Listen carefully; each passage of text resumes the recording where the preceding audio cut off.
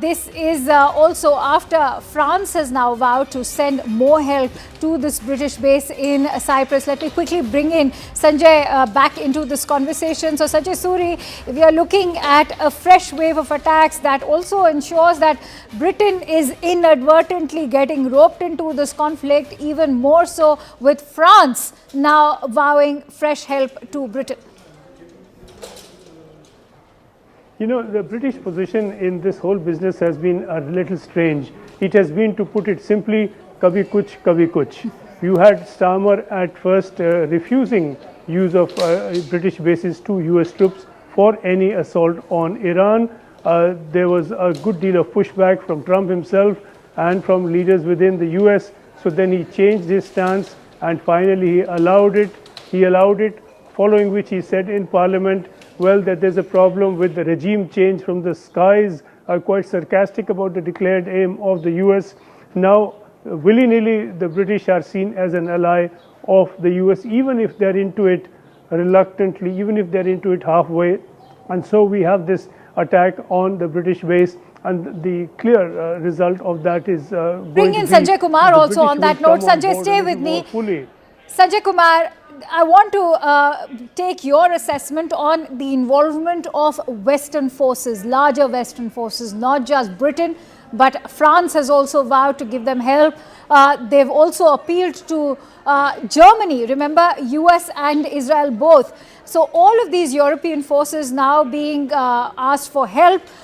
What could their involvement mean? Is this also going to mean that NATO, if there is NATO getting involved, this is inevitably going to lead to further escalation of the overall conflict? So far, NATO's involvement is not indicated. If we look at the statements coming out from Madrid, Madrid has asked closure and shutdown of the bases operated by the Americans. The British has allowed to use their bases, but only for defensive purposes and only for the stated objectives. Regime change is something where UK had its own reservations. If you look at statements coming from European Union as an organization, they are also calling for restraint, and they have not committed any continued conflict support by the European Union forces. So overall, I can see a divided Europe on the American cause or Israeli cause. And we can see further fragmentation and split in times to come. All right. Stay with me, getting in more breaking inputs. In fact, as we said, that there are two parallel wars being fought. One, of course, is the military one. And on the other hand, you have the war of narratives. In fact, Israel's foreign minister has responded sharply to the remarks by Iran's foreign minister Saeed Abbas Araghchi, signaling strong alignment between the United States and Israel amid escalating tensions. In fact, remember, Araghchi had accused the United States of entering a war of choice, that too on behalf of Israel, claiming there was no genuine Iranian threat towards the United States, and he had also criticized the loss of both American and Iranian lives as being for Israel's firsters. He urged the American public to even reclaim accountability. Let's quickly take that forward with Sanjay Suri as well. So Sanjay, there's a war of words over here in terms of who is supposed to bear the responsibility of this, because remember, Iran has accused the United States of fighting this war on behalf of Israel, this when there was no intel suggesting that this was that Iran was in fact planning to attack the United States at all. Well, certainly both the legal and the factual basis of the US involvement in this is very, very doubtful, to say the least. It is being challenged with increasing strength within the US, and the American people, and not just leaders, are beginning to have serious doubts. We've had one survey saying that 60% oppose this war, another survey saying that only 27% support it, few oppose, 27% say that they support it, and the rest either don't know or they oppose it. So this is now an opinion getting quite loaded against this kind of intervention. We've also seen signs that the US and Israel were not necessarily on board simultaneously from the start. We've had word from Washington that there was a preemptive strike from the US because Israel was about to strike, and the US struck in order to save American lives. It means, therefore, it presupposes naturally that Israel was planning to strike on its own. So there is a question of timing. Once they are in it, they are in the war theater, commanders take over and they coordinate to the extent that they can, and they seem to be doing a fairly good job of that. But politically, it is not the case that they were on board at the same time to the same extent from the start. So there is a division there as well, and that well may surface later depending upon the objectives each has and the political and other military capacity that each has to take it very far. Clearly, Israel here is going to take it as far as it can. It wants to see it through to the finish. The Americans really want out. Trump wants out of this very quickly. There's midterm elections looming, and the primaries for that are getting underway today in Texas and North Carolina. That sword is hanging above Trump. He wants a fast finish. That may not happen. All right, but we're getting in more breaking inputs right now. In fact, what we are being told is that there are a series of blasts being reported in Jerusalem as well. Stay with me, Sanjay, and Sanjay Kumar also. Series of blasts now heard in Jerusalem. This after there were explosions reported in Tel Aviv as well. In fact, it's been a series of explosions ever since the conflict erupted on Saturday in Tel Aviv, Western Jerusalem, and now fresh explosions being reported in Jerusalem as well. Quickly taking that with Sanjay as well. Sanjay, what else can you tell us?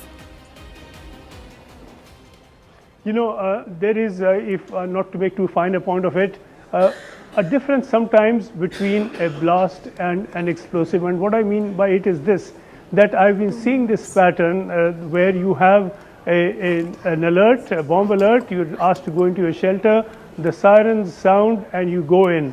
And very soon after that, very often, I've heard a number of loud blasts. And they're quite loud, quite emphatic, and it appears to be air defense interceptors being launched, and that is the sound that we hear often. At times, you do not hear that because there seems to be no immediate need for interception. So whether these are those blasts or these are Iranian missiles that have struck Jerusalem and would have struck in quite a few by way of numbers, going by these initial reports, that is something that will emerge very shortly. But this situation is very, very tense. We've had a bomb alert here in Tel Aviv just a few minutes back. So there is a danger everywhere now. All right, getting in more breaking inputs. This as firefighters are fighting large fires and thick plumes of smoke. This in Beirut's southern suburbs after a fresh wave of Israeli airstrikes in Beirut. Now remember, these airstrikes have been continuing in Beirut since yesterday. Firefighters are already battling the blaze in Beirut after the fresh wave of Israeli airstrikes in Beirut. Now, why is Beirut being targeted? Important to highlight that Lebanon is inadvertently getting involved in this overall conflict. Why so? Because this is also the headquarters of Hezbollah. And right now, we've seen the kind of assistance that Iran is receiving by Hezbollah as well. And so the United States and Israel and these Israeli strikes are also focused on destroying Hezbollah completely. Will they be able to even do so, given that we've seen how terrorism is more about a mindset than just a proxy militia group? Let's quickly take that forward with Sanjay K. Verma, who's also a former diplomat. He's in fact continues to stay with us. Ambassador Verma, how do you put this into perspective now that there is, attacks actually happening in Lebanon as well? Lebanon inadvertently getting involved in this conflict because of Hezbollah. I do not know whether it is inadvertent, because Hezbollah had always been an element in Lebanon. They had always been there. They also command political power in Lebanon. I'll tell you why I say so, because the polity there and the government have actually made it amply clear that they do not wish to be associated with Hezbollah and that civilian lives should be protected even if Hezbollah is being targeted. Completely agree with you. But if you look at the way in which Iran operates or Shia alliance operates, they have got these proxies all over the Middle East. And whenever there is a conflict, all these proxies are activated in low levels or even at a very high alert level. So in this case, we are seeing Hezbollah, but let's not forget that there are other proxies available in the region as well. And if they get activated, then it will be a multiple front conflict opening up. So Israel is doing fine. It's trying to block one of the fronts by bombarding those facilities in Lebanon, which could support an Hezbollah attack on Israel. Sajay, as Ambassador Verma also highlighted that they are blocking one of the fronts. Are there threats from other fronts as well? What happens to Hamas? Is that still a threat at the moment? Well, the two other threats, to add to what Ambassador Verma was saying, clearly are the Houthis, and Houthis do have some capacity.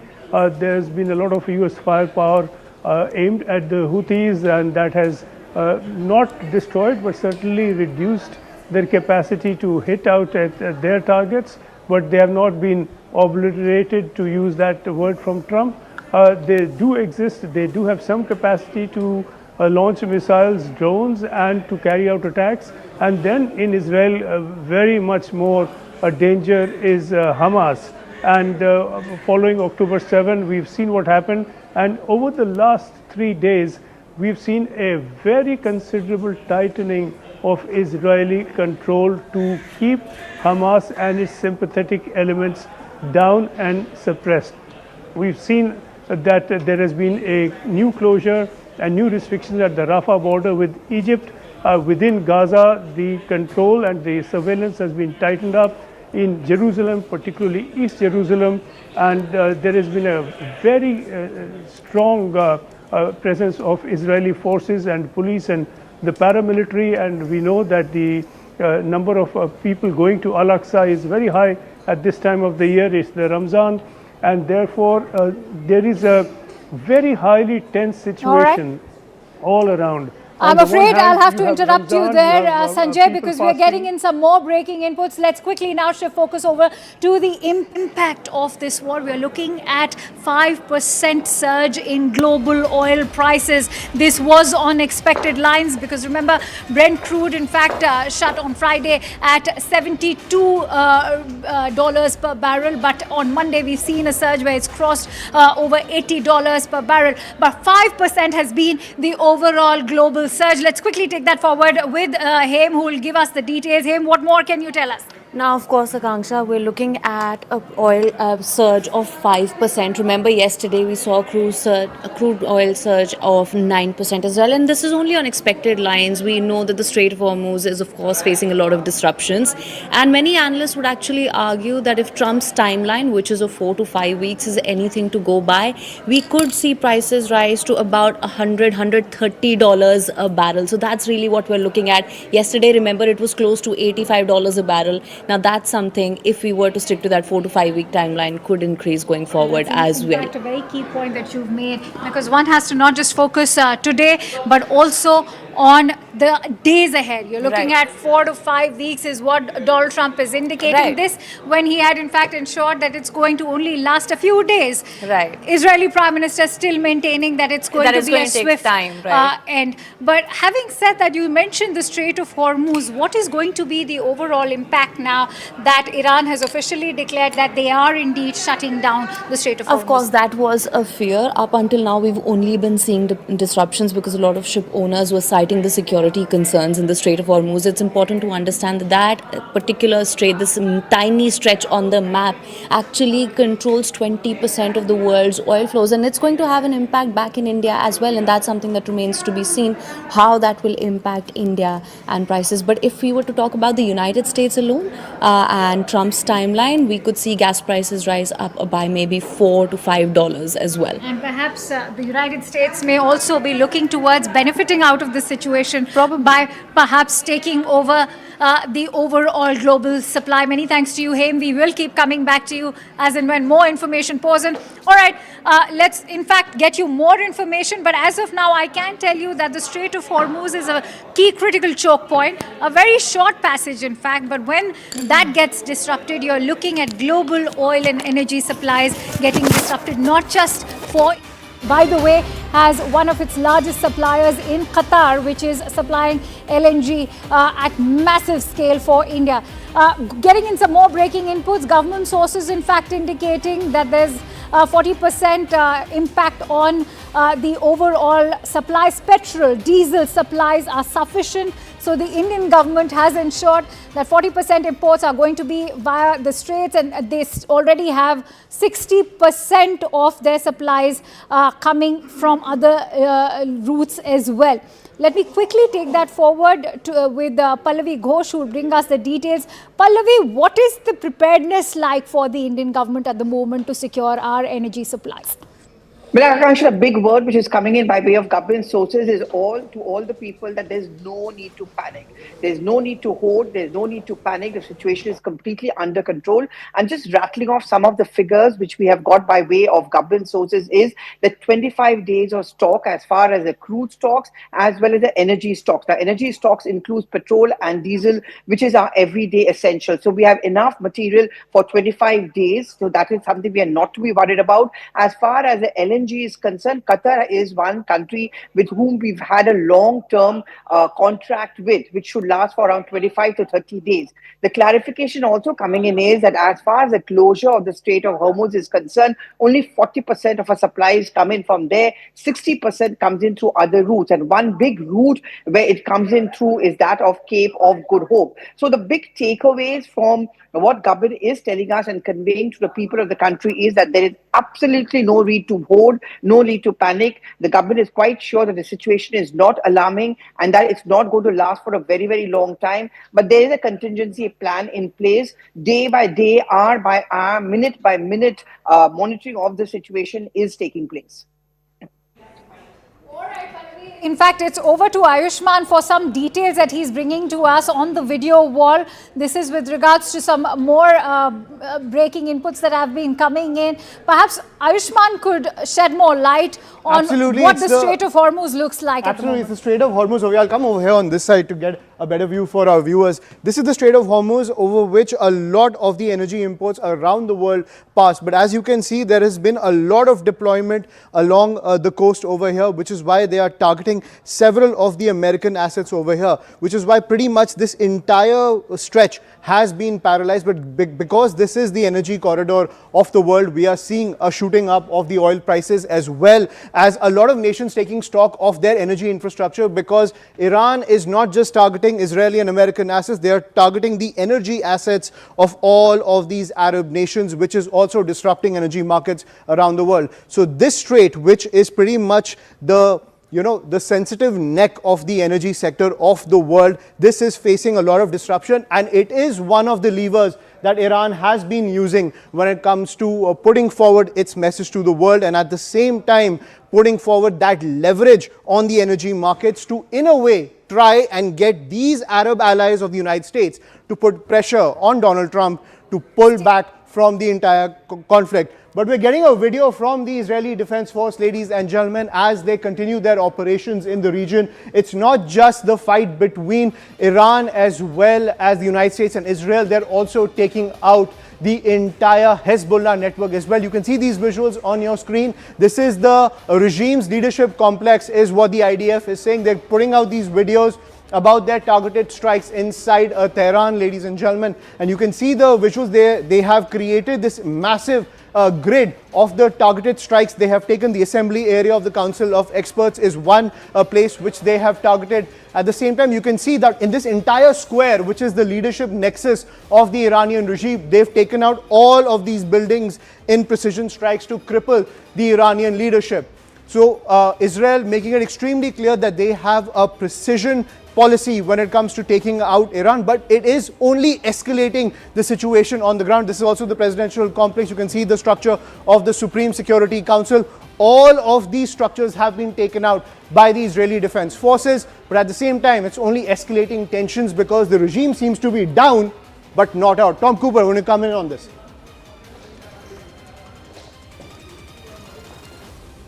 You can see these visuals coming in from the IDF. This entire area is the nerve center pretty much of Tehran. What kind of a message is sent to the entire world by taking these out? But does this only escalate the tensions within Iran? How much is this escalating tensions within Iran? I don't know, but this is actually a strike on Iranian target, on Iranian government, not on military forces. Of course, the national security has its strategic purpose, but it is actually developing politics, for which then the armed forces convert into the military operations. But this is pure attack on actually civilian objects, Iranian government. But can they turn things around? Does this effectively nullify the security leadership, or they're always in control? Taking out these buildings doesn't really do much. It is taking out the buildings. That's it. That's it. The people move out, and that if somebody is still inside, it's tragic, but otherwise it's accomplishing nothing. Right. So even if the IDF takes out these kind of buildings, there is also a network of underground structures that Iran tends to operate, all the details which are coming in. Does that offer an effective command and control for the Iranian regime? They do, depends on the facility in question. But most of such facilities are not in the city.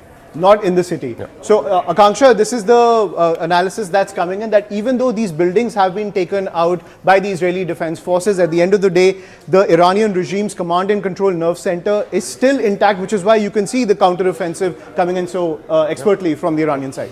Absolutely. I want to bring in Adrian as well. Adrian, would you want to weigh in on now when the conflict is expanding? You're looking at Lebanon, you're looking at Cyprus, new areas which are getting attacked, but more importantly, the conflict moving to the Strait of Hormuz. How does that reshape the overall conflict when you're looking at a key critical choke point like Strait of Hormuz? Because these are not just ordinary vessels. Whatever is left of those vessels, much of the traffic has cleared, but these are vessels loaded with oil supplies. There is two points. If you take it on the military level, because they have an ability to counterattack, the Iranians also holds the advantage of the initiative, and they are forcing their enemies to overextend themselves to defend everywhere. So even if Cyprus was only attacked one time, you already has reactions like, oh, we have to send anti-aircraft missile systems to protect Cyprus too.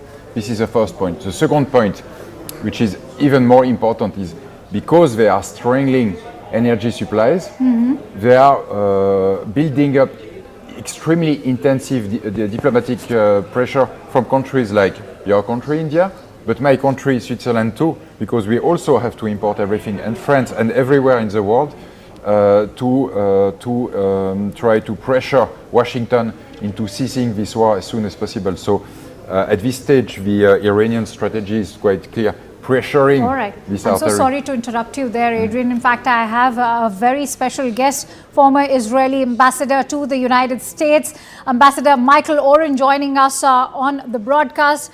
Ambassador, thank you for joining in. First of all, I'd like your thoughts on the expanding nature of this conflict. There are mixed messages coming in from both ends. Initially, Prime Minister Netanyahu has indicated that they are looking at a swift and speedy end to this conflict. On the other hand, you have the US President indicating that this could very much take 4 to 5 weeks. I'd like your thoughts. Well, I think, first of all, it's a pleasure and an honor to be with you. Thank you for having me on. From Israel's perspective, a 4 or 5 week war against a major military adversary such as Iran with Caesar destruction is not a long war. In Middle Eastern terms, it's actually a short war. And so I don't see a contradiction there. A long war would be a war such as the one we're fighting against Hezbollah and Hamas, which has continued since October of 2023. That's a long war. Iran is a country that is geographically bigger than France and Germany combined, with a population of 90 million. It has in its arsenal about 2,000 long-range missiles, each one packing about 1,300 kilograms of TNT. One of them just hit Israel a few minutes ago in the north. These take down not just an apartment building, but take down an entire neighborhood. And so this is a huge adversary. Right. And so 4 to 5 weeks to deal with that threat, to eliminate it, would be, I think, would be modest. Ambassador Oren, would you like to weigh in on the escalatory nature, given that your allies in the Middle East are also getting targeted? For how long will they remain mute spectators to the kind of attacks that are taking place, whether it is UAE, Bahrain, Kuwait, a host of US allies in the Middle East? That's a key question. By shooting missiles at us, Iran doesn't gain anything strategically. It may gain something ideologically. It's fighting. It's killing Jews, firing at the Jewish state. That's very important for their Islamist ideology. But by firing at other countries in the Middle East, whether it's Kuwait or the UAE or even friends of Iran, such as Qatar and Oman, and even Cyprus, which is not even really in the Middle East, but a British base there or an Australian base. It is trying to put pressure on the Trump administration to cease the war. I mean, I think you just had a guest on from Switzerland. I caught the end of the interview, was basically saying that, Switzerland is putting pressure on the United States to end the war, which is precisely what Iran wants to do. Iran also wants to increase the number of American casualties, and that is designed not to put pressure externally on the Trump administration, but to pressurize the administration from American public opinion, which hasn't been very favorable of this war, as you know. Oren, I'm so sorry because I'm running short of time, pardon me for interrupting you, but given the kind of impact we've seen in terms of flight disruptions, in terms of the impact on oil prices, the Strait of Hormuz being shutting down, do you think that there have been calculation errors over here in terms of the strategic calculations that were made by the United States and Israel? No, I don't think it's our miscalculation. I think that this was always expected.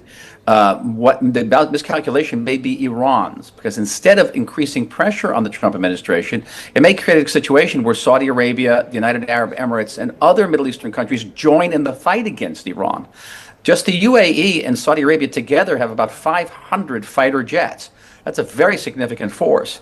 So this may be a huge miscalculation on the part of the Iranians, and it may be a game changer in terms of the war. But was Israel and was the United States expecting such kind of a retaliation to come in from Iran, given that the supreme leader was killed and there was an expectation that it will be the end of the Iranian regime? Well, that's two different questions. I think the expectation was that Iran would fire at other Middle Eastern countries and that Iran would try to close the Straits of Hormuz. First of all, the Iranian regime said it was going to do that and has done that repeatedly in the past. Every time there's been a confrontation between the United States and Iran or Israel and Iran, the Iranians do precisely that. They target other Middle Eastern states and try to close the Straits of Hormuz. Whether there'll be an overthrow of this government, this regime, there'll be a regime change in Iran, is really up to the Iranian people. I think Israel and the United States can create the circumstances in which the Iranian people can once again rise up and hopefully this time succeed in overthrowing that government, but that's not in our hands. So Ambassador Oren, put this into perspective for us. What is endgame Iran over here? Is it regime change? Something that the US President, the US Defense Secretary Pete Hegseth have also denied, or is it the obliteration of the nuclear facilities? What is it that US and Israel are looking at? Well, again, ideally it would be if we had a different government in Iran and we could go back to the relationship we had with Iran before 1979, the Islamic Revolution. Iran was a close friend of the State of Israel and of the United States. We'd love to go back to there again, but that's not in our hands. It's in the hands of the Iranian people. Barring that, Israel certainly wants to eliminate the threat posed by Iran through these huge missiles, these ballistic long-range missiles, certainly eliminate the nuclear threat. And perhaps if we have to go back to a negotiating table, the United States and Iran, to create a situation where Iran can no longer threaten Israel or any of our Middle Eastern neighbors. Marco Rubio, the U.S. Secretary of State, has gone on to comment that this was an attack that U.S. had to carry out because this was for Israel that they did so. How do you respond to the American criticism that's now coming in from the Democrats that why did U.S. have to bear the brunt of this? Well, there's many different criticisms of this war, but let's say this, just from an Israeli perspective. I can't speak for the United States, and I certainly can't speak for my friend Marco Rubio. And that is to say that Israel was going to act. Israel could not remain passive as Iran developed 30,000 of these massive missiles that would have created not just an existential threat to the state of Israel, but created a situation where Iran would have immunity. It would have a missile umbrella under which it could develop its nuclear arsenal and continue to support terror around the world, and we would not be able to respond to it. We'd have these missiles literally pressed to our head. So Israel is going to react sooner or later, irrespective of what the United States did. So, Ambassador Oren, my last question. The Pentagon has reported that they have no intelligence suggesting that Iran indeed would have targeted the United States, and yet the U.S. went ahead with that attack. In fact, the U.S. President making that claim has been completely dismissed. How do you respond to that? Well, I think you look at history, and I'm not going to be a spokesman for the United States. I'm not even an American citizen, even though my accent sounds like it. I understand, but this is a joint strike. It is, dude. Okay, it's fine. And that is the Iranians since 1979 have committed aggression after aggression after aggression against the United States of America, beginning with the taking over of the American embassy in 1979, the killing of hundreds of Americans by the Iranian regime throughout the 1980s, through the Iraq War, the launching of nearly 200 attacks against American bases and other military assets in the Middle East during the last 2.5 years. Attempted terrorist attacks on American soil, including a purported attempted assassination of the President of the United States. And by the way, attempted assassination of me when I was ambassador in Washington. They were going to try to kill me in Washington. This is an extremely dangerous enemy state. And the fact that it has not posed a strategic threat to America right now, you could have used the same example against Nazi Germany in the 1930s and 40s, which never threatened the United States, but certainly had to be destroyed. All right, we leave it at that. Many thanks to you, Ambassador Michael Thank Oren. you. It was a pleasure having you here on CNN News 18. Thank you for your invaluable insights. With that, the CNN team has witnessed an Iranian drone flying overhead at the Iraq-Iran border, and CNN's Clarissa Ward said that the drone was flying from Iran over to Iraq. Let's have a quick look at the CNN report. Earlier today, Becky, that border reopened for the first time since the U.S. and Israel began their bombing campaign. It was only to allow Iranian drivers with Iranian trucks to get back into Iran and Iraqis who were trapped in Iran to get out back home to Iraq. But while we were there, we actually saw a Shahid drone fly directly over us from Iran into Iraq. Check out that moment, please. Are you nervous about going back into Iran now?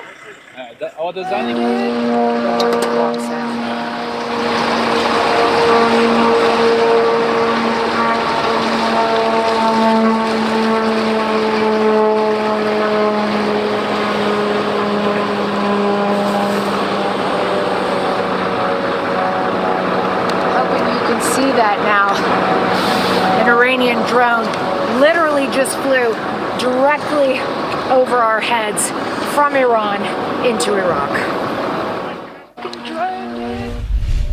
So, Becky, after that drone flew overhead, they did close the border again for a period of time before reopening it. We then heard another drone going over. We don't know exactly where those drones landed, but it speaks to the challenges that people here living in Kurdistan, Iraqi Kurdistan, are facing. Last night, we heard multiple drones. There have been missiles. There have been rockets.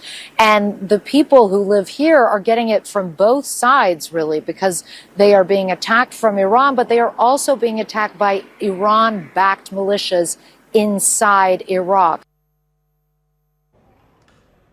And as we cut away from CNN, more breaking news that's coming in. A defiant message coming in from Iran, where the Consul General of Iran has blamed the current Iran-Israel conflict on what he called the greed and the overambition of the United States and Israel, accusing them of trying to undermine Iran's independence and even the partition and the aim to partition the entire country is the pitch that's coming in from the Consul General. He said Iran will defend itself with full force, especially after what he described as paying the highest price with the martyrdom of Ayatollah Khamenei. So that is the entire pitch that's coming in from Iran. You can see that defined message coming in from the Iranian regime that aims to only increase the cost for the United States and Israel. Let's listen in. Today is Sir Mutlaq, the Consulate General. Sorry, I got distracted. You see? Yeah. That is no, that's why. okay. That's okay. That's okay. That's okay.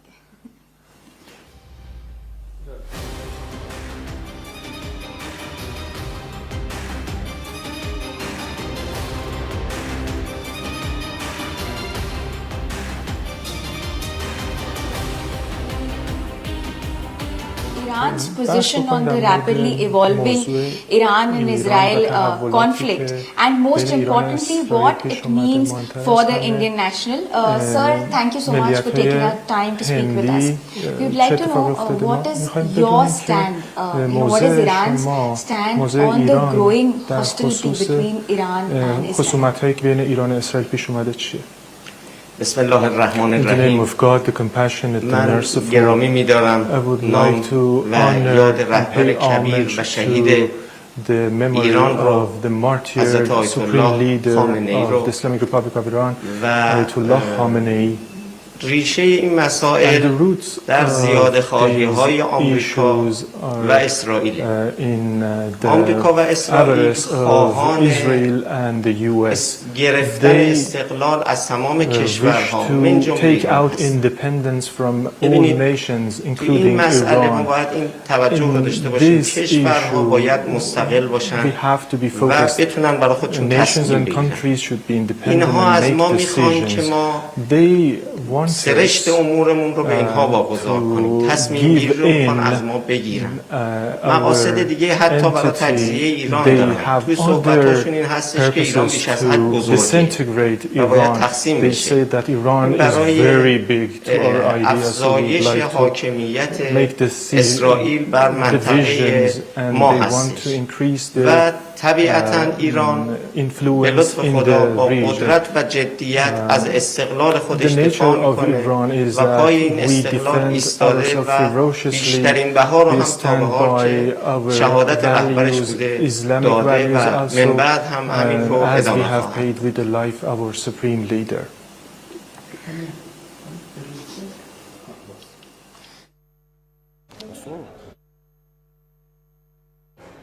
And that is the pitch that's coming in from the Iranian regime as it aims to only escalate the cost for the United States and Israel. We're going to take a quick break now. More news and updates on the other side on the continuing coverage on the war in West Asia.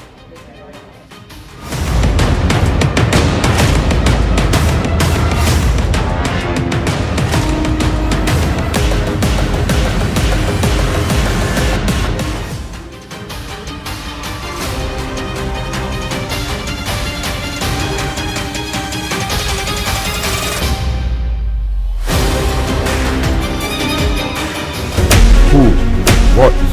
There? Then? Why? You see the bits, I see the whole. To know the inside story on Iran, get with me inside the bunker.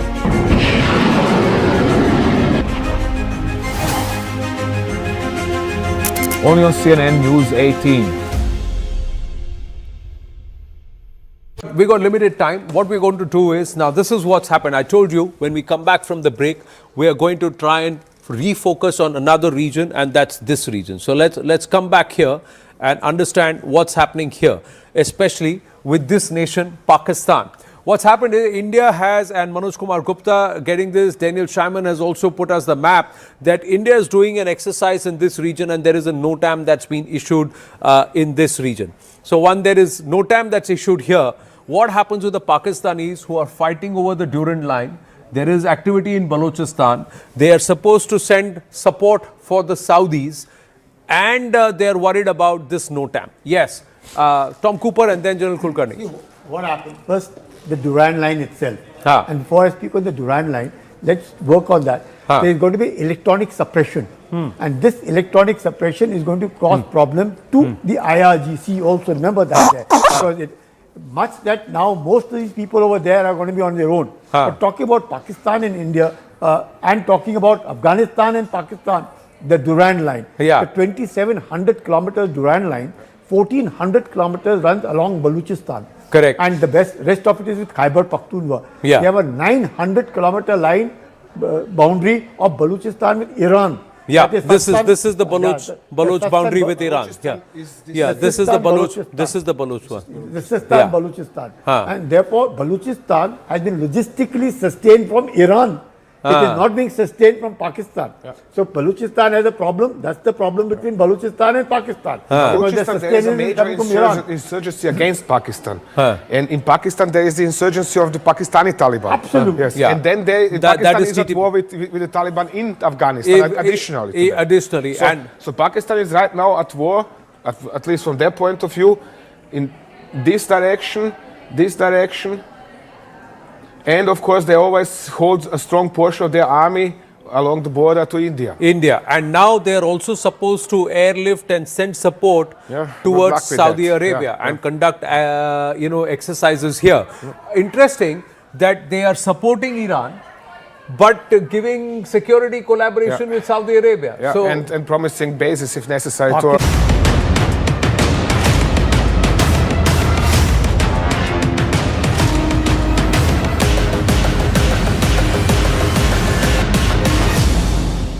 And more breaking news that's coming in from the war zone. What we are learning is that there's been a massive explosion at the Ras Al Khaimah port in the Sultanate of Oman, targeting the Fujairah oil field in the United Arab Emirates.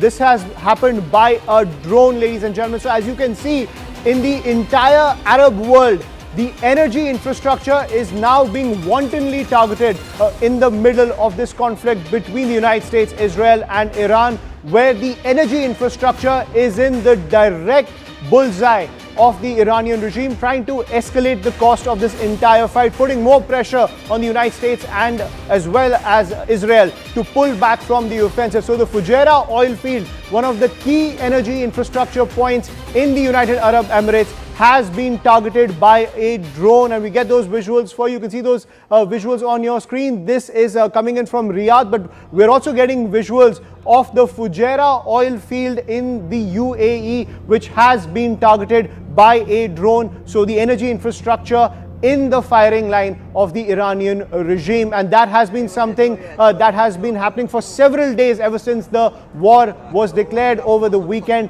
where the energy infrastructure of all these Arab nations are now under attack from the Iranian regime. You can see those visuals on your screen. These are from the Fujairah oil field. You can see the drone just zooming in.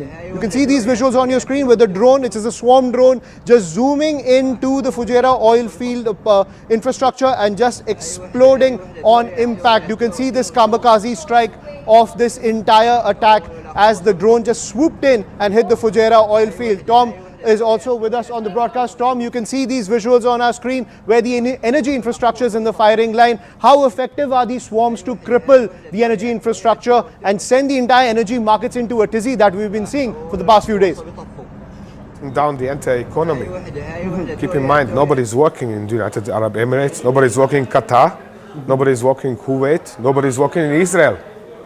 So they are shutting down the entire economies. They say, we don't care. Help yourself if you can. And this is, whether this is one hit or 15 hits, eventually doesn't matter. The shutdown is complete. That is what matters. Right, and at the end of the day, whenever these kind of attacks take place, it has a reverberating effect on the entire energy market, because everyone wants to secure their supply. Even a hint of these kind of insecurities coming into the energy market, it just shoots up prices. This will pinch Americans at the end of the day. And at the same time, it's increasing the prestige of the Iranian regime at home, because they can show pictures. Look, the super trooper, whatever equipped United Arab Emirates armed forces cannot prevent our UAVs from striking their oil fields. Right. Boom. And Tom, when it comes to these capabilities to launching these UAVs, Yes. despite the fact that so many strikes have taken place inside Iran, how do they maintain the capability of launching these strikes? Very easily. I said 3.5 tons truck. You have them so many on the streets of New Delhi. These are small trucks. They put 6 boxes, each with one UAV inside, and they're launching them with catapults. Right. So the UAV is airborne in a matter of seconds, and that's it. The truck moves away. We have seen earlier videos where the people are then running away from the truck. Yes, sure, they have completed their duty. UAVs are out. Now they can go wherever they want, you know. And the Israelis or the Americans are free to strike an empty truck.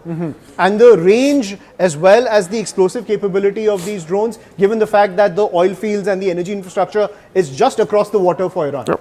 Very easy to strike. They know where these oil fields are, so they can strike them from multiple directions, therefore taking local defenses by surprise. Because these defenses, they are, you know, sometimes to the left, to the right, and so on and so on. Yeah, absolutely. Question is whether they are expecting an attack from this direction or not right in that moment. So it's an easy job for the Iranians. It's not something that is making me happy. I'm simply explaining from the Iranian point of view. Right. And it's not hurting them. The Americans and Israelis can then destroy this launcher, but UAVs are away, and the economy of the United Arab Emirates is down. That is what matters. So just one truck, and the 6 entire UAVs. world for that matter, yeah. Yeah, but, exactly. but at the same time, do you see these tactics coming in from the Iranian regime as a major miscalculation from the United States and Israel, that when it comes to raising the stakes with Iran, protecting these oil fields was essential at the end of the day, but they've been unable to do that? It is a massive strategic mistake. They have expected actually they are going to bomb for 2-3 days. I said 3-day special military operation. They're going to bomb for 2 or 3 days. Iranians are going to raise. The regime is going to be weakened through the bombardment, and everything is going to be fine. Milk and honey are going to flow. Absolutely. Akanksha, so that is the pitch that's coming in, that despite the fact that Iran has been pretty much crippled, its military has been hit. And I think we need to also touch upon how critical is the fact that they are targeting these oil refineries. Yesterday it was Aramco. Aramco first issued a statement saying that their oil production is not going to get impacted, but it doesn't seem like it, because you're looking at all of these OPEC plus nations now being targeted, whether it is UAE, whether it is Saudi. We've seen how there is a targeting of these oil refineries, and if Donald Trump is anything to go by, for how long can they have a shutdown if this war, as he's indicated, is even going to last 4 to 5 weeks? Right, and Pete Hegseth pretty much in his press conference said that it's a stupid question to ask how long this war will be. Also not ruling out the fact that there could be boots on the ground. In your opinion, is boots on the ground something that America could be forced to kind of go for? They might be forced to think about it, but I don't see how shall they organize this. Because except they deploy their troops, for example, in Iraq or in Pakistan, they have nothing, no ways to run an invasion of Iran. Because if you take a look at the map, excuse me. Yes, take a look. Iran is largely landlocked country, except in the Persian Gulf and Gulf of Oman.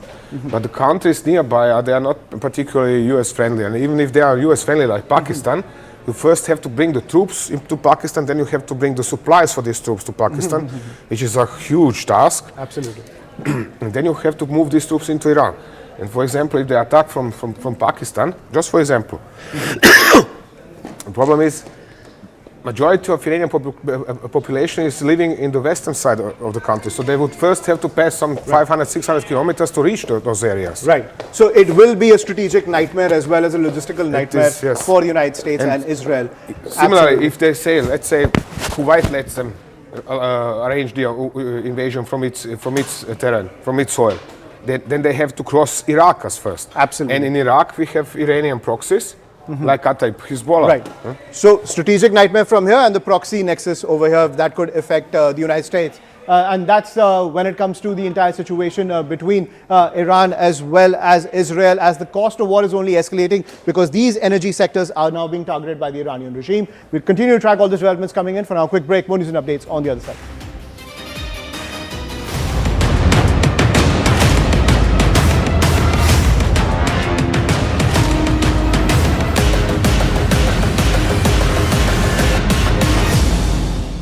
we got limited time. What we're going to do is, now this is what's happened. I told you when we come back from the break, we are going to try and refocus on another region, and that's this region. So let's come back here and understand what's happening here, especially with this nation, Pakistan.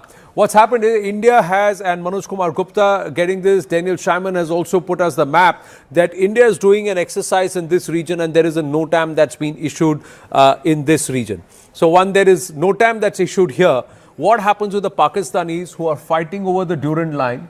There is activity in Balochistan. They are supposed to send support for the Saudis, and they are worried about this NOTAM. Yes, Tom Cooper and then General Kulkarni.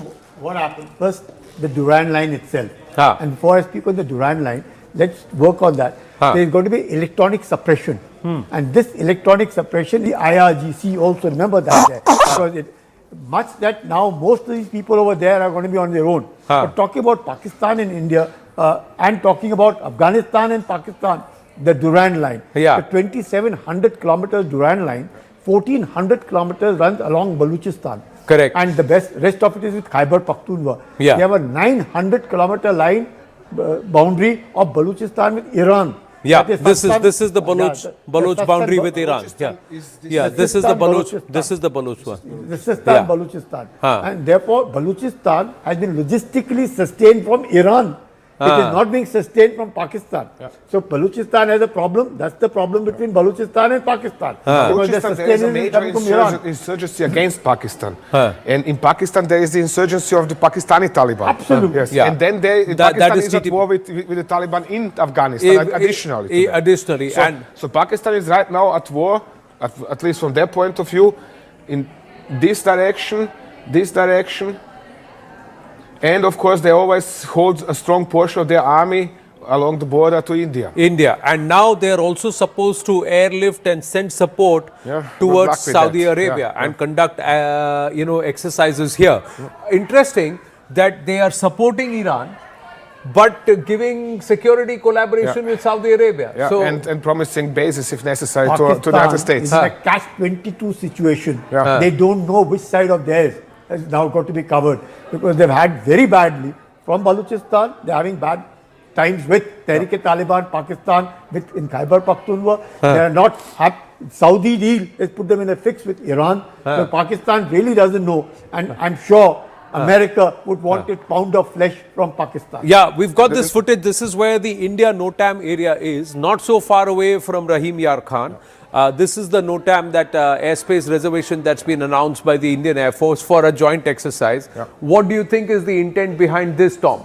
Well, to run an exercise. And Pakistan, just to remind them that India is still here. It's as simple as that. Nobody wants to provoke. I mean, I know the Indian government, how it operates, or at least understand it. I do not say that I know it in person or something. But I understand the way it operates. And in this situation, it just remains Islamabad.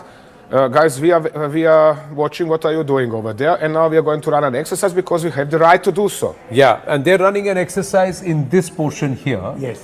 In this portion, that's where the exercise is. The Pakistanis, meanwhile, are conducting sorties and exercises here. Yeah. They are getting active in this region. Yeah. So they are conducting activity in this region. They are stretched here, they're stretched here, they're stretched here, they're stretched all over the place. There is also internal strife that is happening with the Shia population. What do you think is going to be the impact of this conflict on this nation and this region? Do you think there is going to be trouble in Balochistan? The Baloch are going to get... explain this way. Let me start with the start in Pakistan. Pakistan is broke. Bankrupt. Okay, and this is not since yesterday, but for some 50 years, sir? Yes. At least. Okay. What was it? 24 IMF programs in Pakistan and something like that. Okay. Now, the newest invention, so to say, in Pakistan was to prompt the Chinese to invest and borrow $120 billion to Pakistan.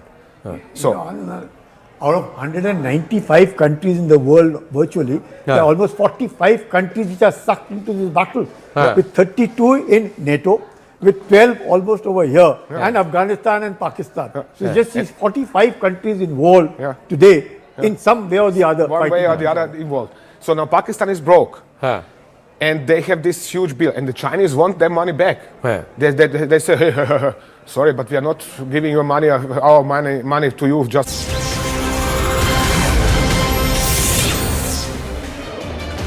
Good evening and a warm welcome. You're watching CNN News 18 with me, Griya Atul. With me right here in the News 18, CNN News 18 studio is also my colleague Poonam, and we are tracking every development when it's to do with the fury in the Gulf that continues.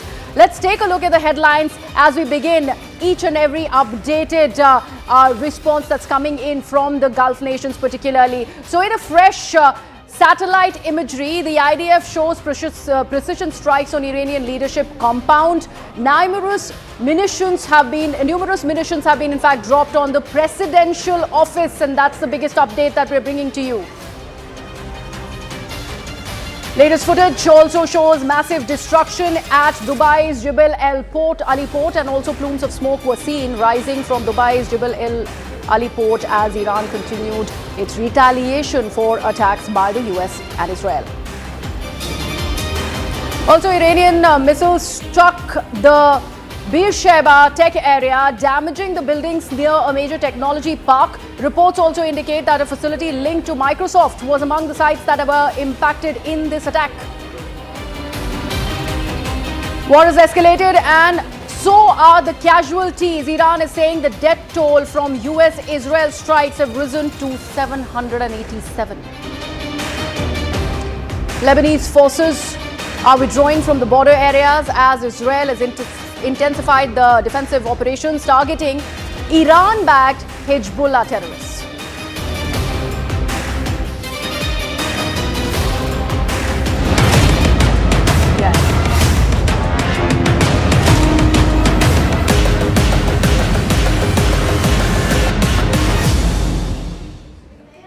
You're watching our non-stop coverage here on CNN News 18 as the West Asia conflict enters a dangerous new phase. It's day 4 and there is no let-up as far as the Iran versus US-Israel fight is concerned. There are major claims that are being traded across both sides, across land and sea. Iran has now shut down the Strait of Hormuz. It's the channel for 20 to 30% of global oil supply. Gulf countries are going to feel the heat. The rest of the world is going to feel the heat because the price of crude oil is going to go up, eventually have a domino effect for the rest of the world as well. The United States and its assets and its embassies are feeling the heat across that West Asia region. In fact, the US Embassy in Jerusalem has told its citizens that it is not in a position to assist with evacuations. They've in fact left their citizens to fend themselves there, urging them to make their own arrangements. This is a war that Donald Trump started but has no respite or has no backup plan to ensure that his citizens are back safe in the United States.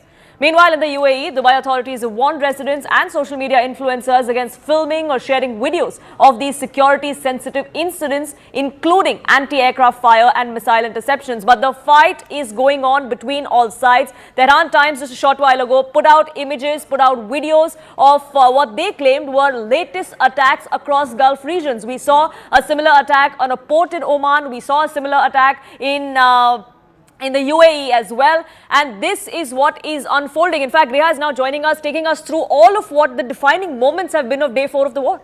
Absolutely, and Poonam, we have the video wall right here behind me. In fact, we are just going to be putting out these visuals of every kind of escalation that we have managed to in fact capture. And this is the latest piece of breaking news that we are getting. US Embassy in Riyadh has been hit by 2 Iranian drones. That's something was a big development that happened that came in early in the morning. And now, in fact, we are on camera getting you these visuals of the area surrounding the US Embassy in the diplomatic quarter in Riyadh in Saudi Arabia after it was targeted by the 2 Iranian drones. If we play that out once again, you see March 3rd, and this is the visuals from the embassy in Riyadh, and this is right after the strike. Remember, the official response that's coming in from Saudi Arabia is that this is a minor damage that has in fact this drone strike has resulted in, and this is what we are in fact seeing. So Poonam, these visuals, as we in fact put these out for the viewers, if you can just come along here and see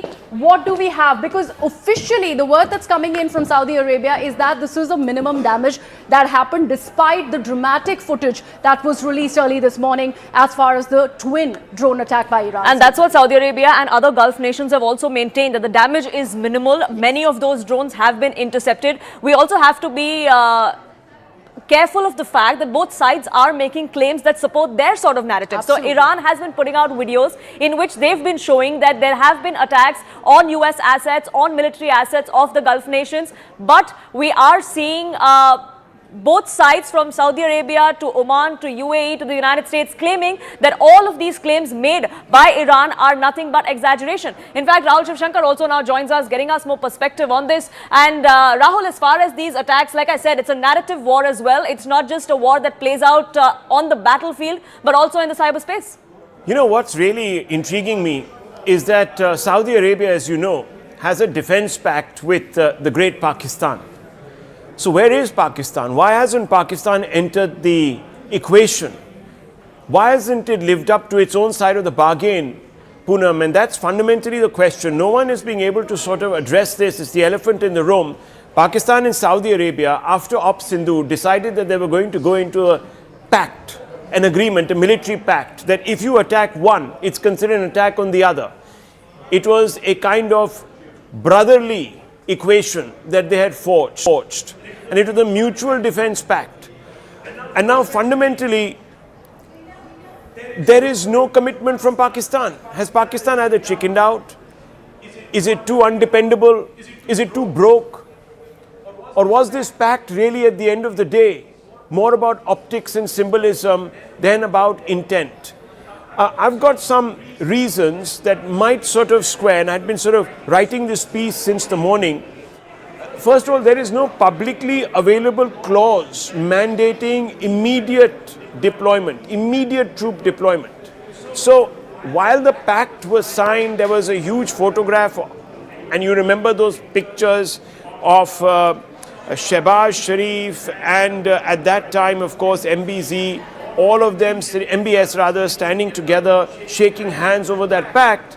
Nothing much has come out of it. You also had, of course, General Munir talking to his counterpart, and then it was signed very theatrically, and those pictures were then broadcast all over the world. And many people, including many here in India, were sort of a little worried about this pact, but it's going nowhere.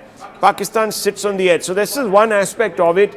Precedent, of course, matters. In 2015, I remember, and this is something that I've dug out, Pakistan's parliament voted against, in fact, joining the Saudi-led Yemen campaign. So that was also very interesting. The Pakistanis obviously have equations on both sides. So they have equations with the Saudis, but they also have equations with the Iranians. And they don't want to sort of at any level pick a side here. Remember, Pakistan has also been saying that it's very, very wary about allowing overflight rights or airspace, or giving its airspace to the US war effort. And just like the United States is upset with the UK for not providing Diego Garcia, we are hearing that there are a number of voices from within the US establishment upset with Pakistan for not giving overflight rights to US aircraft to go and attack, as you know, eastern Iran. It's one area where there hasn't been much targeting, and a lot of forces of the Iranians have moved to eastern Iran because they see that there is a little area for them there to seek refuge. So this is really fundamental. It's a great question, and on the back of this, a lot of this has come out. Of course, that attack on the Ras Al Khaimah port, that's a big one in Oman, because once again, it is a tactical strike, Poonam. And those are the pictures that we're seeing on our screens. That is a tactical strike. Already oil has gone up by 5%. Yesterday there was another spurt in oil prices. The Iranians are thinking that, look, they can actually punish the war effort. They can escalate costs here using low technology drones and targeting all this oil infrastructure. Back to you. Right, absolutely. Rahul, thank you so much for putting things into perspective. And we were just discussing, Poonam, this entire fog of war and how the narratives that are coming in from each side will be catering to their respective domestic audience. So the version has also come in from Pakistan as well on a possibility that they will be sending out their military assets to Saudi Arabia. But this Saudi Arabia question remains, because the one important aspect is that, which nobody seems to be discussing about, are US really being coerced into this war, not just by Israel, but also Saudi Arabia. And now there is an attack that is coming in by Iranians on Oman. Poonam, this piece of breaking news. That and more information that's now trickling in as far as the war in Gulf goes on. In fact, now we're learning is that US has issued a security alert for Oman. There are issues of shelter in place order that has now been made for all Americans. Remember, there was a time when the United States, at least as far as Israel was concerned, had left its citizens to fend for themselves. They said we could not assist you in repatriating you back to the United States. You're on your own. Now, as far as Oman is concerned, at least there's some sort of respite, Griha, in the sense that at least here, they haven't said that we won't do anything for you when you're out there for yourself. Absolutely, and this is an important piece of development, even as we are talking about oil refinery that is possibly being hit, and this was a major update that even Rahul Shivshankar was speaking about. We are talking about shelter in place for the US citizens particularly, as this shelter in place order has come in by America, as US has issued this security alert for Oman, and all of this after this spate of attacks that have happened in Oman. We are now getting some more updates, in fact, on this very input that we are putting out for our viewers. We are also learning of alarm sirens, and this is the next piece of breaking news that we'd like to put out for our viewers. Alarm sirens blaring in the Jordanian capital, Amman. Another important piece of update, the Gulf continues to, in fact, ring. And Rahul, this is an important update that we have, in fact, broken for our viewers. Sirens there in Amman. Rahul. Yes, very interesting. Now, look at this. Every country that has a US base or that has allowed its land to be used for the use of US forces is being targeted one by one. So, Iran is not withdrawing. It is actually widening the theater of this operation. How is it that the Iranians are being able to sort of carve out these passageways? We're going to try and, of course, go across to Tom Cooper in just a little while. But fundamentally, if you really look at the map, and let's pull out the map, I think it's right on your left. In fact, and if you could just go up to that map, Poonam, and have a look at it. It's just to your left, actually. We can look at where Jordan is. And it's very, very interesting because you see that there's a swath of land and it forms a corridor. And in that corridor, what exactly is happening is that you have a large number of Iranian missiles that go across. So if you just look at that, let's just talk about that. Poonam, if you just point out to our viewers where Jordan is, and you'll get a sense really. That's Jordan. This is Jordan. This is where Israel is. This is where the Iranian missiles have also been attacking. Beersheba was one of those places where it hit yesterday. This is Amman, where sirens are now sounding. This is that particular area. This is that stretch of land that you were speaking of, Rahul. Yeah, so if you look at that on the map, and if you could just point out Jordan for our viewers, it abuts Israel. There is Syria, there is Iraq. Now, all of these territories, viewers, are really not territories where the US has bases. So you actually have quite a passage for Iranian missiles to come through, unless, of course, they're intercepted. That's one of the reasons why the Israelis are also trying to move into Lebanon so that they can establish a front line before these missiles come and hit Israel. They want to intercept them on soil that is not Israeli soil, because as you know, even debris can cause damage. So the geography there is very, very important. That's a passageway. The Iranians are getting into that passageway. They're targeting a number of these countries. They're going to escalate the costs for these countries. The hope is that these countries begin to fray, at least their nerves fray. The leadership begins to wonder. You damage their reputations for being safe havens, stable. Now, the Jordanian kingdom is a very stable place, actually. And it is one of those cities, Amman, which is a capital that is ruled by a prince and a king who are very, very close to the Americans and have been traditionally close to the Americans. So the idea is, here you create a little bit of unease, you make them feel the pressure, investor confidence is shaken, business activity stalls, costs begin to rise, and then you have an issue where these Gulf countries then begin protesting and the coalition gets fractured. So that's the idea. Right, absolutely. So from Jordan to Oman, everything seems to be blaring up as far as these sirens also go.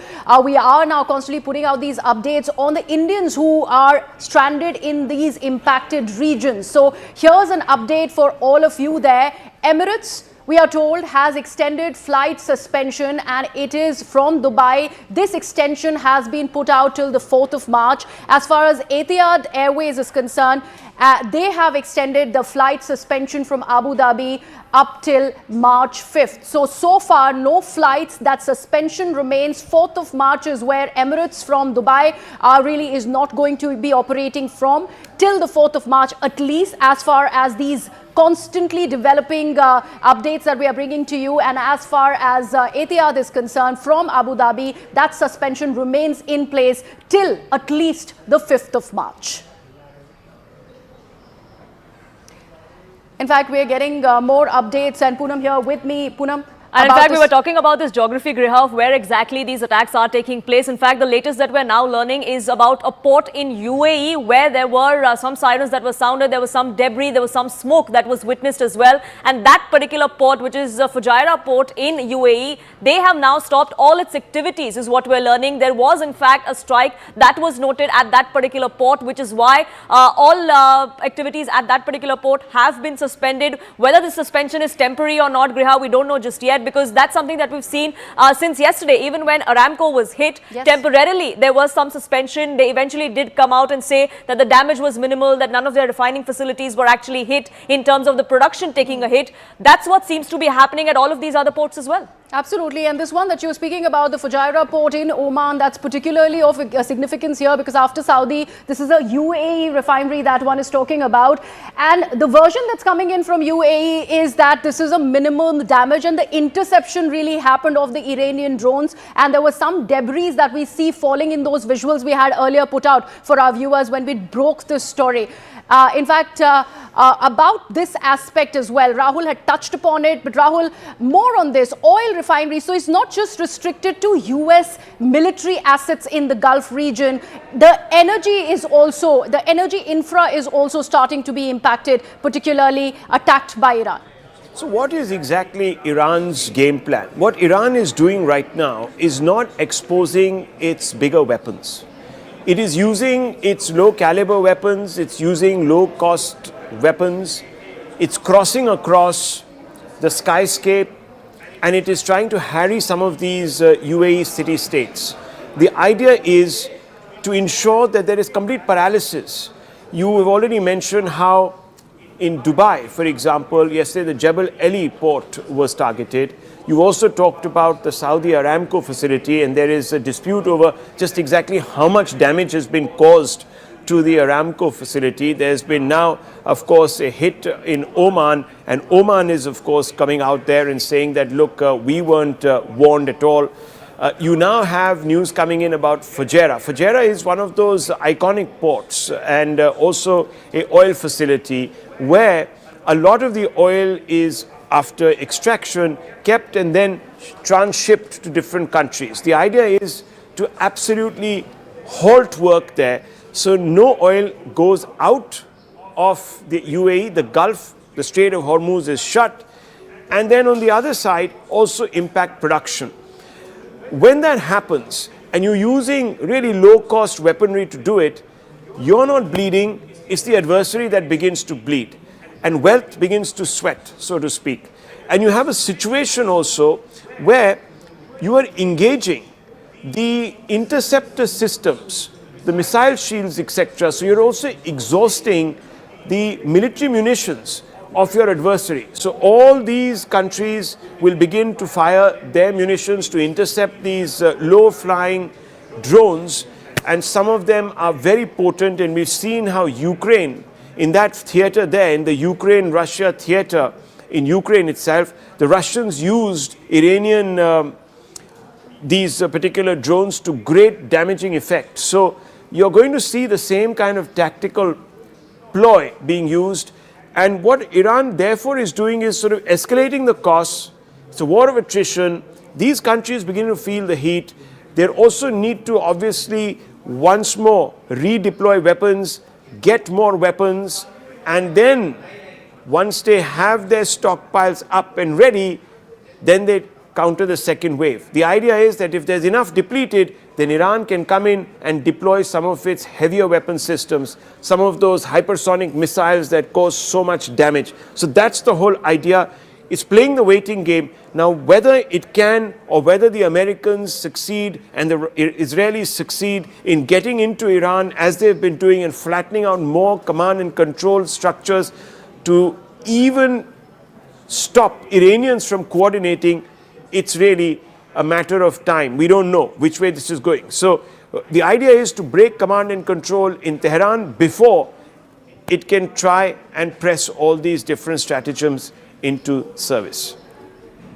But it looks like there is no let-up as far as the fighting is continuing on the ground. And the latest that we are gathering is that there is a direct attack, or at least there is an attempted attack in Israel. Alarm sirens are sounding in Jerusalem and surrounding areas due to missile launches from Iran. If I could just give you a sense of where exactly this is transpiring. This is Jerusalem. This is where those sirens are currently being sounded. This was Amman in Jordan, where just a short while ago we were seeing sirens. We were hearing sirens being sounded there as well.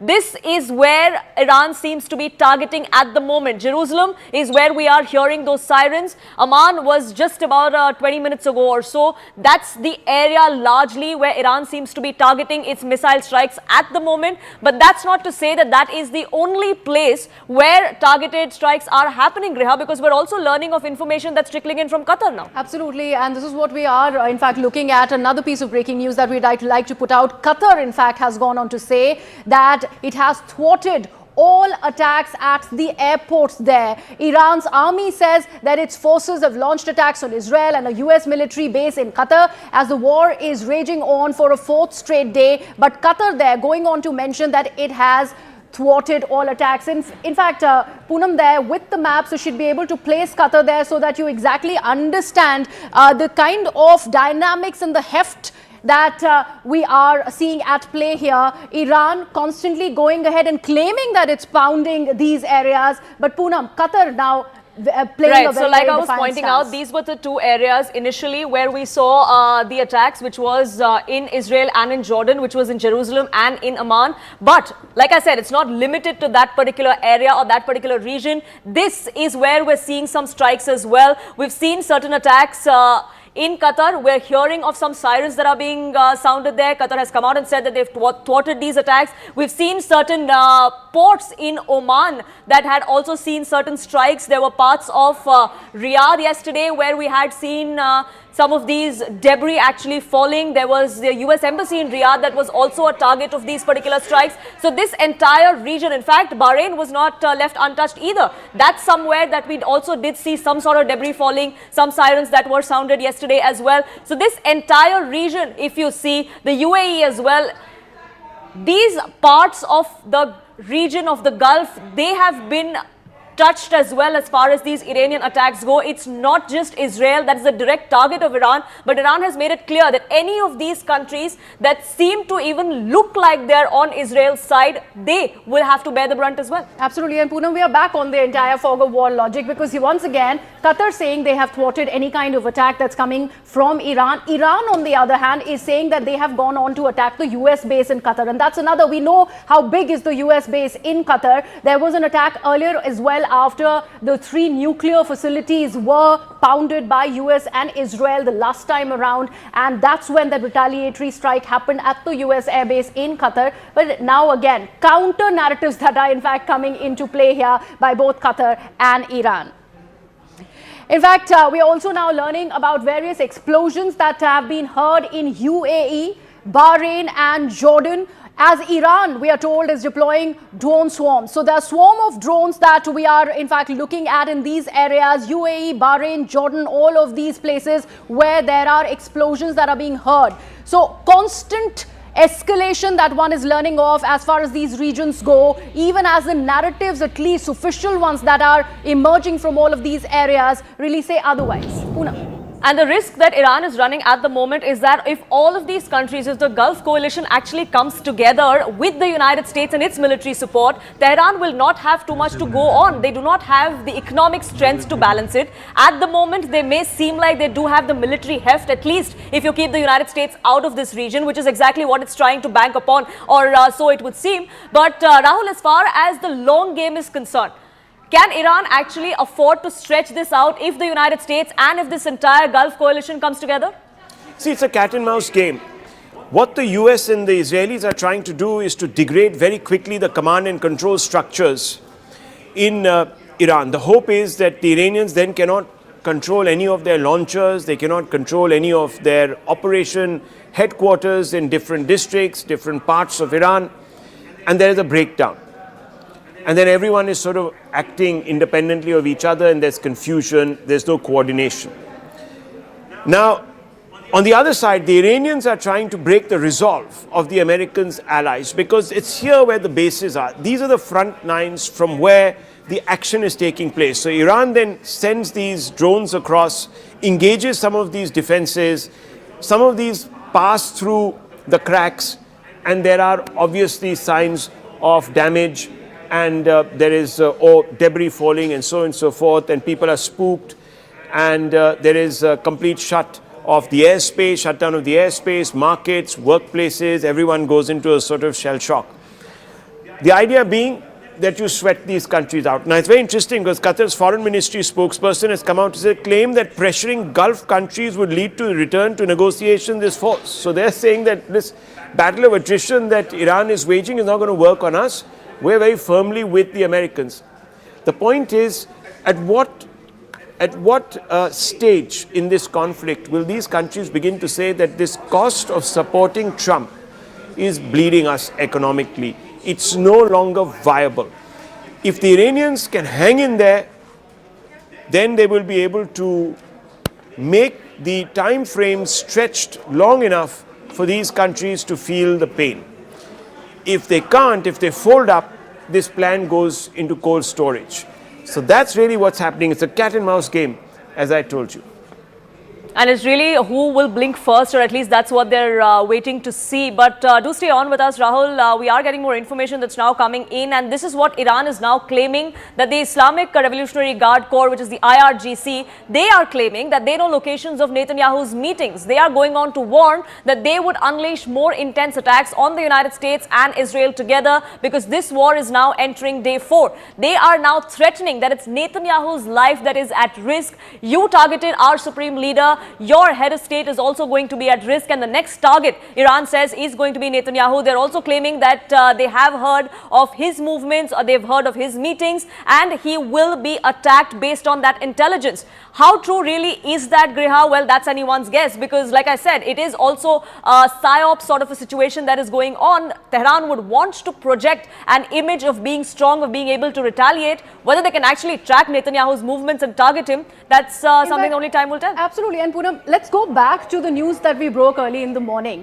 where we learnt of how Ali Khamenei was eliminated. It was about traffic cameras and AI usage by Israel. The data that was with them for years on end, they used that to track the, in fact, movement. And now we are seeing a counter narrative pretty much on similar lines that is coming in from, in fact, Iran. And the earlier statement, in fact, Rahul, I'd want you to weigh on this. The earlier statement where Iran, in fact, spoke about how they have access and any kind of radar target as far as Netanyahu's office is concerned, that was dissed completely by Israel, saying that it's fake news.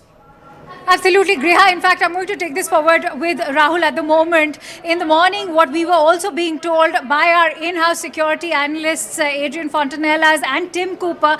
In fact, Tom Cooper was also going on to indicate that there is much intelligence sharing happening between Iran and China, which is the interesting aspect, Rahul, we are looking at, because there's a lot of chatter about the Israeli intelligence sharing with the United States. But how do you weigh in on Iran receiving these intel inputs from China? Well, this is very interesting, and thanks for bringing this in, because what we've been seeing over the last few years is the Chinese have developed technologies that allow it to actually look very closely at geographies from space. So they've got a whole array of these spy satellites, and the resolutions are better, if not better, at least as good as those that the US have. So this is a big change in the global sort of balance of power when it comes to espionage. And in fact, when you're talking about espionage, just today we've received inputs from Manoj Gupta, who's also gone on to talk about how technology sharing has happened between Iran and China. But the question also is, where is China on the battlefield? Well, China won't be on the battlefield because most of its munitions are basically designed to protect its own its own geography. So they haven't thought of anything that can project beyond their geography. Yes, they have missiles and so on and so forth, but it is not really a country that has either engaged itself military campaigns overseas. It has always sold arms and provided logistical support, intelligence and so on and so forth. But you haven't really seen, like the Americans have done, or even the British have done, boots on the ground in foreign territories. So that has never happened. So this is a leap too far for China. China can provide weapon systems, and if you really look at the map of Iran, and we're going to try and get Poonam to look at the map of Iran, if Poonam can help us with that map of Iran, it will be cool, because you see to the east of Iran, you see that there is a contiguous border, albeit through parts of the Pamir Knot, where in fact you have ingress into China. So if ever the Chinese want to supply Tehran weapons, they can bring them through that land corridor. And do you see this as a tit for tat? Because till yesterday there was a lot of misinformation doing the rounds about Netanyahu's location. First they said he's in Greece, then Berlin, and then he finally made that appearance in Beersheba, where he openly admitted that he was very much in his country and he was not really running off anywhere. So now the Iranians coming out with this information that they know where he is also trying to tell him that we've got eyes on him. This is psyops. But on that note, suspenseful note, we're just going to take a very short break. We'll be right back and pick up the thread of that conversation with Poonam and the rest of the team.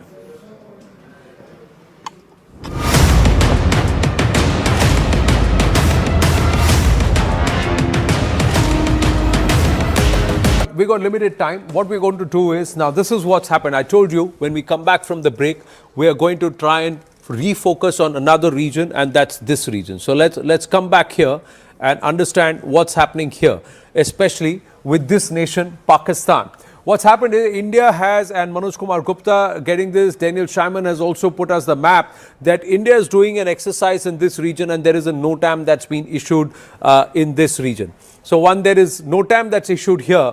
What happens with the Pakistanis who are fighting over the Durand line? There is activity in Balochistan. They are supposed to send support for the Saudis, and they are worried about this NOTAM. Yes, Tom Cooper and then General Kulkarni.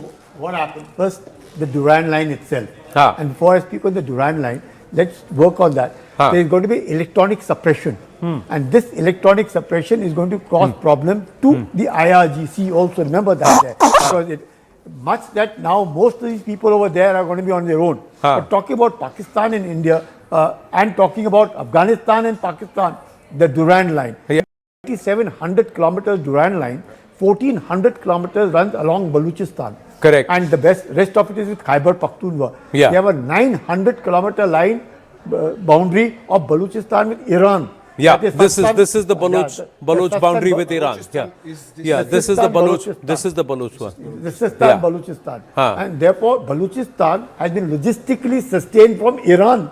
It is not being sustained from Pakistan. So Balochistan has a problem. That's the problem between Balochistan and Pakistan. Balochistan, there is a major insurgency against Pakistan. And in Pakistan, there is the insurgency of the Pakistani Taliban. Absolutely. Yes. And then Pakistan is at war with the Taliban in Afghanistan, additionally. So Pakistan is right now at war, at least from their point of view, in this direction, and of course, they always hold a strong portion of their army along the border to India. And now they are also supposed to airlift and send support towards Saudi Arabia and conduct, exercises here.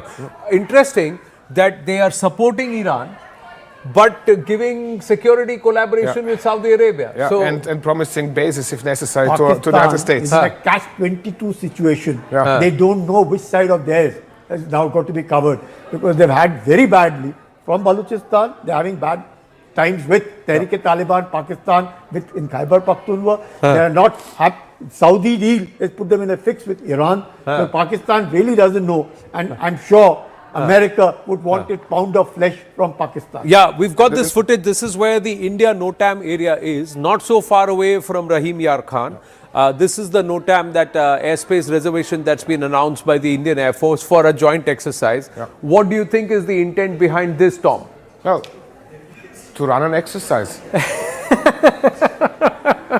Yeah, but and Pakistan, just to remind them that India is still here. It's as simple as that. Nobody wants to provoke. I mean, I know the Indian government how it operates, or at least understand it. I do not say that I know it in person or something, but I understand the way it operates. And in this situation, it just remains Islamabad. Guys, we are watching what are you doing over there, and now we are going to run an exercise because we have the right to do so. Yeah, and they're running an exercise in this portion here. Yes. In this portion, that's where the exercise is. The Pakistanis, meanwhile, are conducting sorties and exercises here. Yeah. They are getting active in this region. Sorry. Yeah. So they are conducting activity in this region. They are stretched here, they're stretched here, they're stretched here, they're stretched all over the place. There is also internal strife that is happening with the Shia population. What do you think is going to be the impact of this conflict on this nation and this region? Do you think there is going to be trouble in Balochistan? The Baloch are going to get... Explain this way.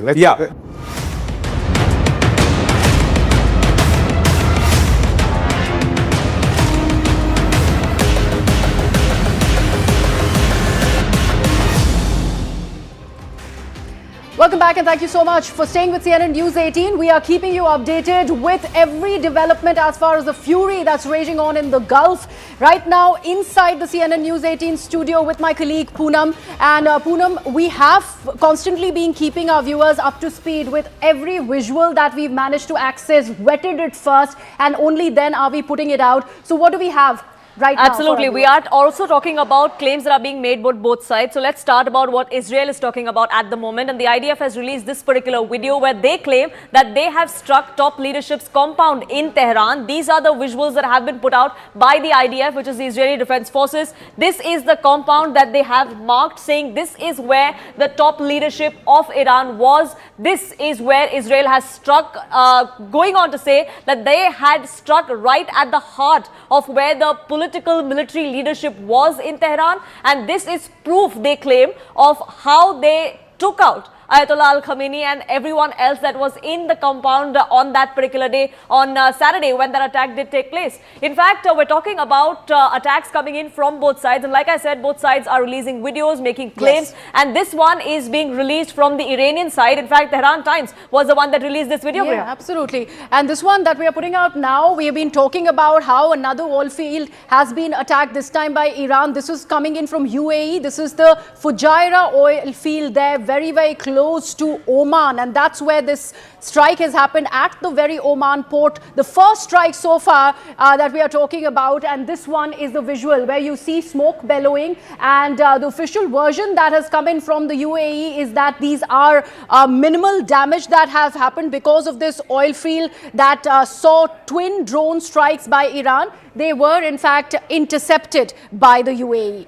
And we're talking about multiple countries in the Gulf region that are at the target. And this one is coming in from Saudi Arabia. In fact, the capital in Riyadh, where the US embassy was attacked. This was where, Griha, we saw yesterday that there was some drones that had struck that particular US embassy compound. There was minimal damage, is the confirmation that came in both from Riyadh and from the United States. But the fact is that US embassies across this particular region are at the receiving end of Iranian strikes. Right, absolutely. Another set of visuals that we will put out for our viewers. But right now we are getting some breaking news on the broadcast. We are in fact learning, and this is coming in from the Foreign Ministry in Qatar, that Iran's action will not go unanswered. This is a major assertion that has come in from Qatar Foreign Ministry. They are saying that Iran's action will be responded to equally and with opposing force. They also claim that they have sufficient stockpiles of interceptors to deal with the ongoing threat. So this is a big assertion there, Poonam, that's coming in, particularly from Qatar Foreign Ministry,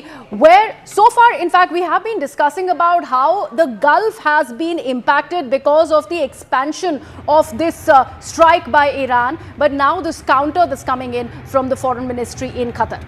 And that's what the Gulf nations have been warning Iran against as well, that we right now are taking a cautious approach. That's what Saudi Arabia had also come out and said. But if you provoke us, then there will be retaliation. That's something that Qatar also now seems to be talking about. In fact, we have more information that's now coming in from Lebanon, where also we did see some sort of proxy war that was unleashed by the Iranian side. What we are now understanding is that at least 30,000 people have been displaced due to the escalation of these hostilities. This is just the beginning, Griha, isn't it? Because we are going to be seeing these numbers only climb from here on. Absolutely, and we would want an assessment from Rahul also, who continues to be with us here on the broadcast, because Rahul, as far as the casualty is concerned, which during a war like this can be termed as collateral, but it is the human cost of war that we cannot really look away from.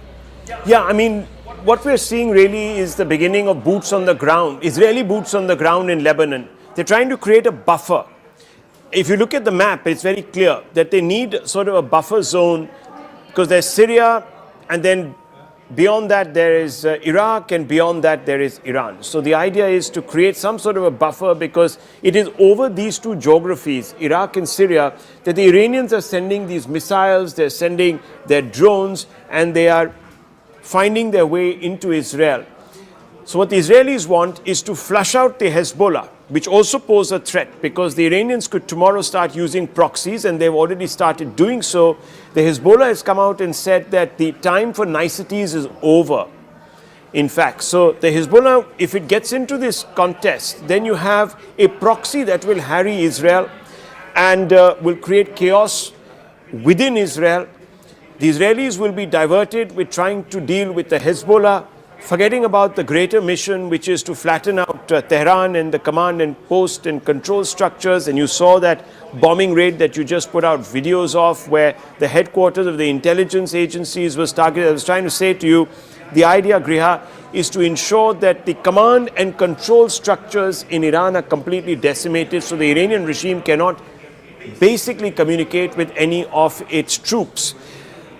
To achieve all of that, and to ensure that that remains the undiverted aspect of the plan as far as Israel is concerned, they've gone into Lebanon. And they've asked Lebanese to vacate their villages. So 30,000 people have been displaced overnight, because the Israelis have walked in and said, we're going to create a cordon sanitaire for ourselves, leave, and we're also going to go after Hezbollah. So that's really what's happening here.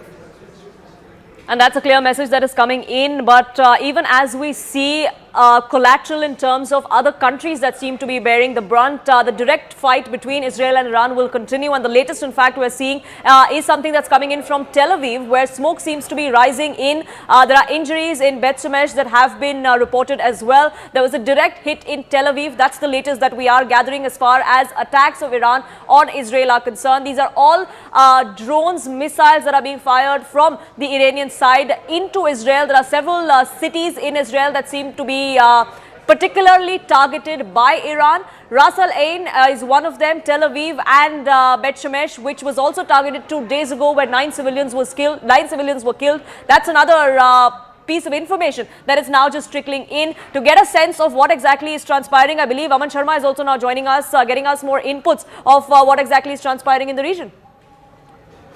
Well, Poonam, what we have right now is a detailed statement being issued by India, the Ministry of External Affairs issuing a detailed statement on the conflict that is happening.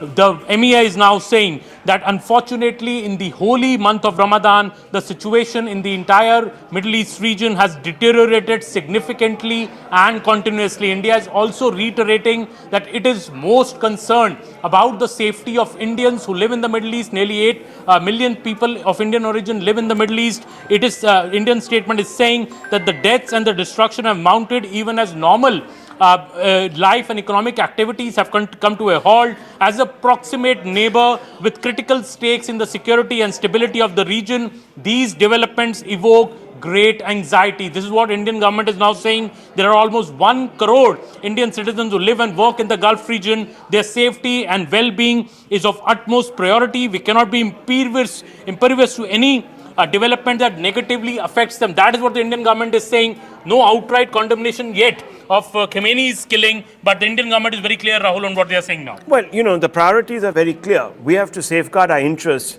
The Khamenei matter, I think, has been left aside, and we've already sort of spoken and expressed our deep concern. But the point is, from oil to remittances, India is exposed. And I had put out some facts a little while back, and I'm going to read some of them to you. India imports 90% of its crude oil, as we know. So we are also highly sensitive to West Asian disruptions because, as you know, from West Asia, 51% of the supply comes in. Russia has the next 20%. Strait of Hormuz is now choked, so we're fearing that we're going to have problems on that front. LNG, as you know, is not coming out of one of the biggest LNG producers in the world. Interestingly, Rahul, they mentioned that in the statement as well. India is saying that our trade and energy supply chains also traverse this geography. Any major disruption has serious consequences for the Indian economy. As a country whose nationals are prominent in the global workforce, India is also firmly opposed to attacks on merchant shipping. So India is clearly saying its economy could have serious consequences if the Straits of Hormuz remains blocked. Absolutely, because look, right now we are pulling ahead. As you know, the GDP numbers were released just about 3 or 4 days ago. And you saw that the projections for the next year have also been increased. I know this is a new series, but nonetheless, we are looking at an upside. And suddenly you have this disruptive war, which is going to throw all those calculations once again out of the window. Then there is the question that you were talking about, which is the remittance economy, which is from the diaspora. What are we talking about? 1 crore Indians that live and work in GCC countries, in which UAE alone is 43 lakhs. So 43 lakhs, which is 39% of the population, 4 out of 10 are living in just the UAE. And if you break it down beyond that, Saudi Arabia is 2.7 million, so 27 lakhs. Kuwait is 1 million, that's 10 lakhs. Qatar is just under that, that's about 8 lakhs. And where are these sectors that they're employed in? These are construction, hospitality, healthcare, services. And all of these, by the way, are locked down in the UAE because of these drone attacks that have come through. So it's also India that is going to start facing the problem. And then, of course, there is the trade and business link that is also referred to in this statement. Absolutely. I think the Indian government, by its statement, is making it very clear that India does not want any impact on its economy. It wants Indian citizens to be safe, and that is why it's reiterating. $57 billion of our exports go to the GCC. And we are talking about perishable goods. A lot of our food, etc., goes there, and that becomes problematic. When you really look at it from that perspective, our entire focus right now is to boost our exports and find markets for our exports. That's why we've just signed, as you know, a trade agreement with a couple of Gulf countries also. And the Prime Minister is working with the government to try and forge other agreements with other countries. We've just had the Canadians here, and the Canadians have said by the year end we're going to have a free trade agreement. We've had it with the UK and the EU. So we are moving quickly. We're also negotiating with the United States, but look at this. Clearly, and that is why India is again reiterating its call for dialogue and diplomacy. The MES statement saying we raise our voice clearly in the favor of an early end to the conflict. Many lives have been regrettably lost, and we express our grief in that regard. So I think the MES statement clearly putting the record straight on what really India's priorities are. And in the morning we saw Sonia Gandhi write a piece, asking India why it was not, condemning Khamenei's death. But I think Indian government has made its priorities very clear through this long and detailed statement. She said silence was abdication. Without actually in any way taking position, I just want to state some facts before I bring in both Griha and Poonam. The facts are that even the UPA in its time did not take a position, for example, when Gaddafi was ousted by, again, a regime change operation. Or when Saddam Hussein was assassinated. Saddam Hussein was assassinated, hung actually. He was captured and then hung. Or even when you've had regime change in other quarters of the world. So there is a little bit of hypocrisy there, and clearly it's born out of a sense of political compulsion.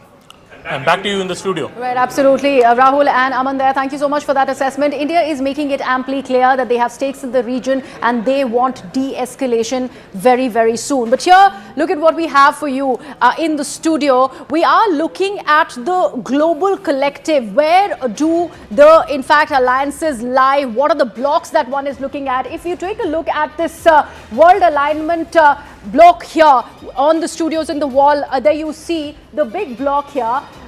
which is of course led by the United States of America, that also goes on to include Israel, the UK of course, and also France, Bahrain, Saudi Arabia, Qatar, basically all the Gulf nations. They go on to form this one bloc that comes under West, and there is an anti-West bloc clearly with Iran, Russia and China, and that's why this entire Strait of Hormuz that also Rahul was referring to, and how India's strategic interests and also the energy flow that in fact happens from the Strait of Hormuz has been blocked. The other countries, their vessels have been blocked, but there are two countries, their vessels are being allowed to pass, and that strategically is also China. Russia to an extent doesn't cross the Strait of Hormuz that much, but China has been granted that leverage even as Iran goes on to announce that blockade in the Strait of Hormuz. So this is what we are talking about, Bloc 1, which is a Western bloc, which is where you see, of course, the global powers like US, UK, France,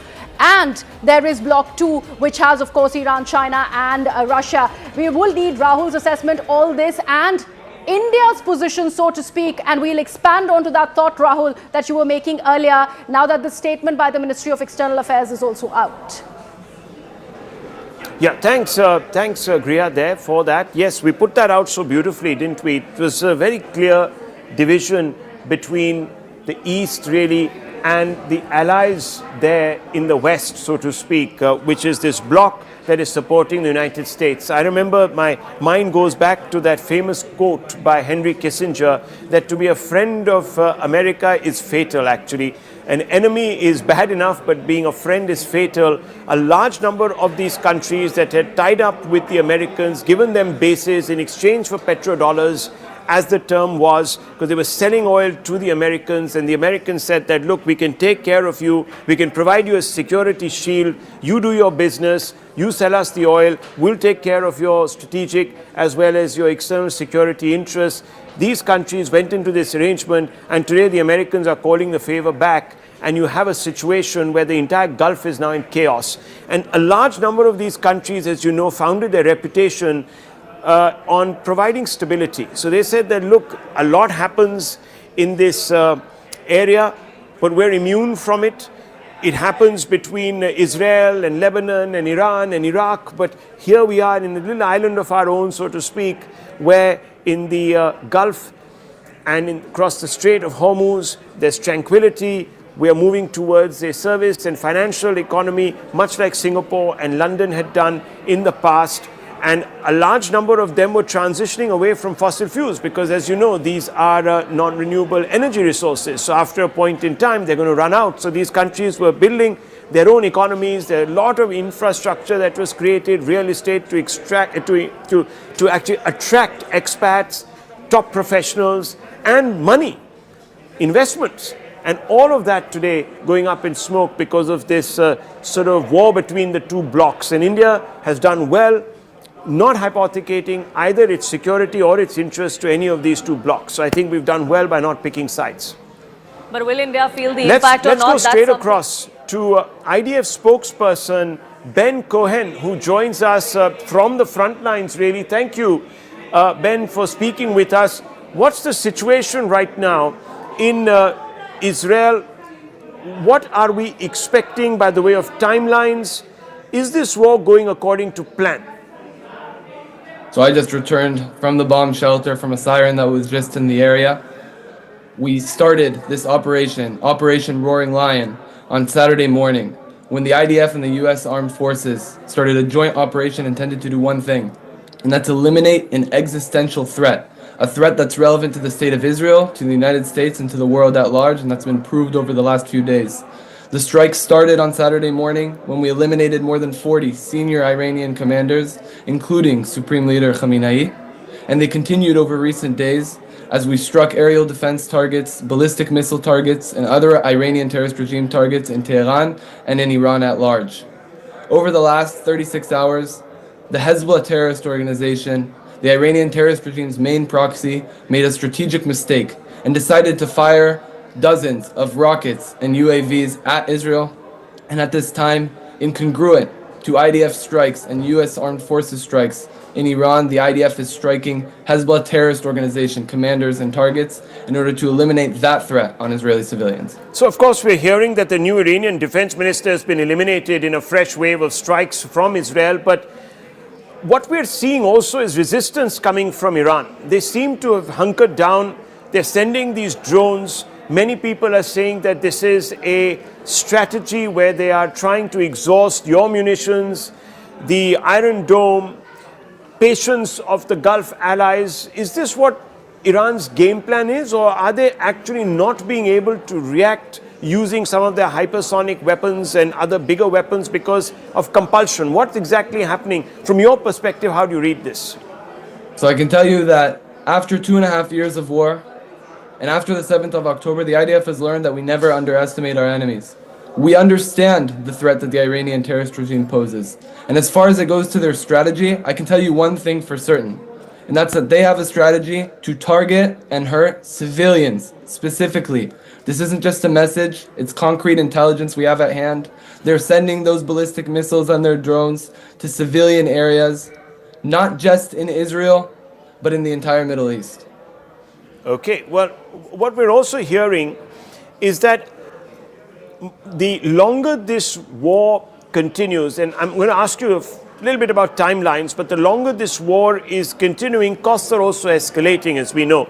Right now, I'm hearing that oil is up by about 8 to 10%, silver is up by 11%, the Strait of Hormuz is completely blocked. The new Iranian defense minister, of course, has been eliminated, and I just discussed that with you, and you're doing a fantastic job of trying to eliminate the top leadership. But is that really having an effect? Can bombs substitute for a ground invasion and affect regime change? So one is that question, and the longer we obviously stay in this war, there are these knock-on effects. So how do you react to that? So we operate in accordance to clear military objectives. And that military objective is to eliminate that existential threat, those ballistic missiles, the launchers, the infrastructure, to eliminate the ability of the Iranian terrorist regime to operate their proxies on our borders, as we see with Hezbollah, and to eliminate the ability of the Iranian terrorist regime to pose a military threat upon Israel and the Middle East. And we will continue to do that for as long as the political echelon asks of us. We have many targets at hand. We continue to strike all the time, and we'll do that for as long as need be. But I want to make clear our target is to eliminate that military threat, and the IDF, in contrast to the Iranian terror regime, strikes military targets. There are some experts who say that your stockpiles will fast deplete, and you will then have to sort of recalibrate. Is there a danger of that? The IDF has been at war for 2.5 years on more than 7 fronts. We've been prepared to operate on all of those fronts, and we've been able to continuously protect ourselves on all of those fronts. We have the capacity and the ability to keep operating for as long as we'll need to, even in multiple fronts at once, in order to protect Israeli civilians. Can you explain the reason behind crossing the border once again into Lebanon and launching what some people are saying is a ground offensive? What's the idea behind that? Of course. So on October 8th, when Hezbollah made the decision to start firing indiscriminately rockets and UAVs at Israeli civilians, Israel made a choice to evacuate tens of thousands of civilians from their homes in northern Israel. After October 7th, we understand that we can't allow for a reality where terrorist organizations on our borders move our civilians away. For that reason, overnight IDF troops situated themselves in an enhanced forward defensive posture. And I want to emphasize, this isn't a ground invasion. We have IDF troops on the northern side of the border with Lebanon in order to protect ourselves from Hezbollah, because we understand that there are civilians in the north, and we need our IDF troops to be able to protect them from the terrorists who can get in their way. Explain to us a little bit about the strategy that has been employed, because what we're seeing is that there is a constant barrage of missiles that are coming out of Iran or drones that are coming out and somehow making it across the Strait of Hormuz or the Gulf and landing in the UAE and other geographies. How is that happening if you have aerial domination?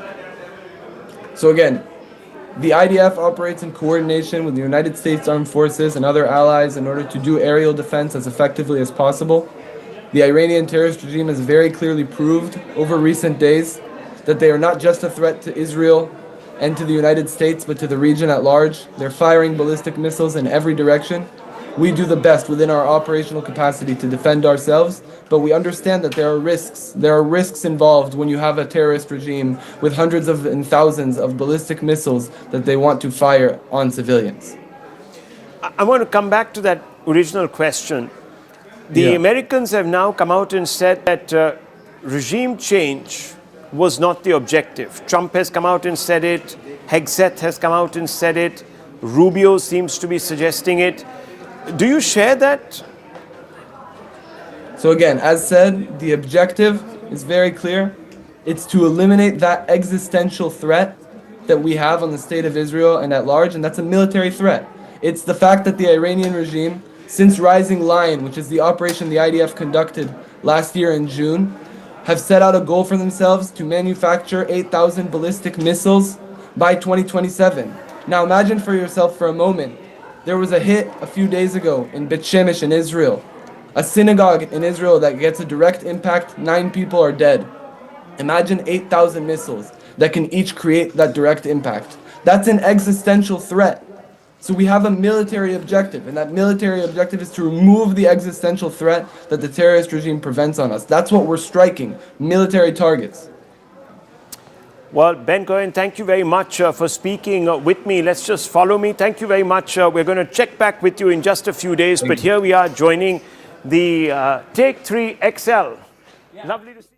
Well, interesting conversation. Let's just pick it up from there itself. What Lieutenant Ben Cohen actually had to say, that it was after Roaring Lion, last year, the 12-day war, that it was not in Israel that they said death to Iran.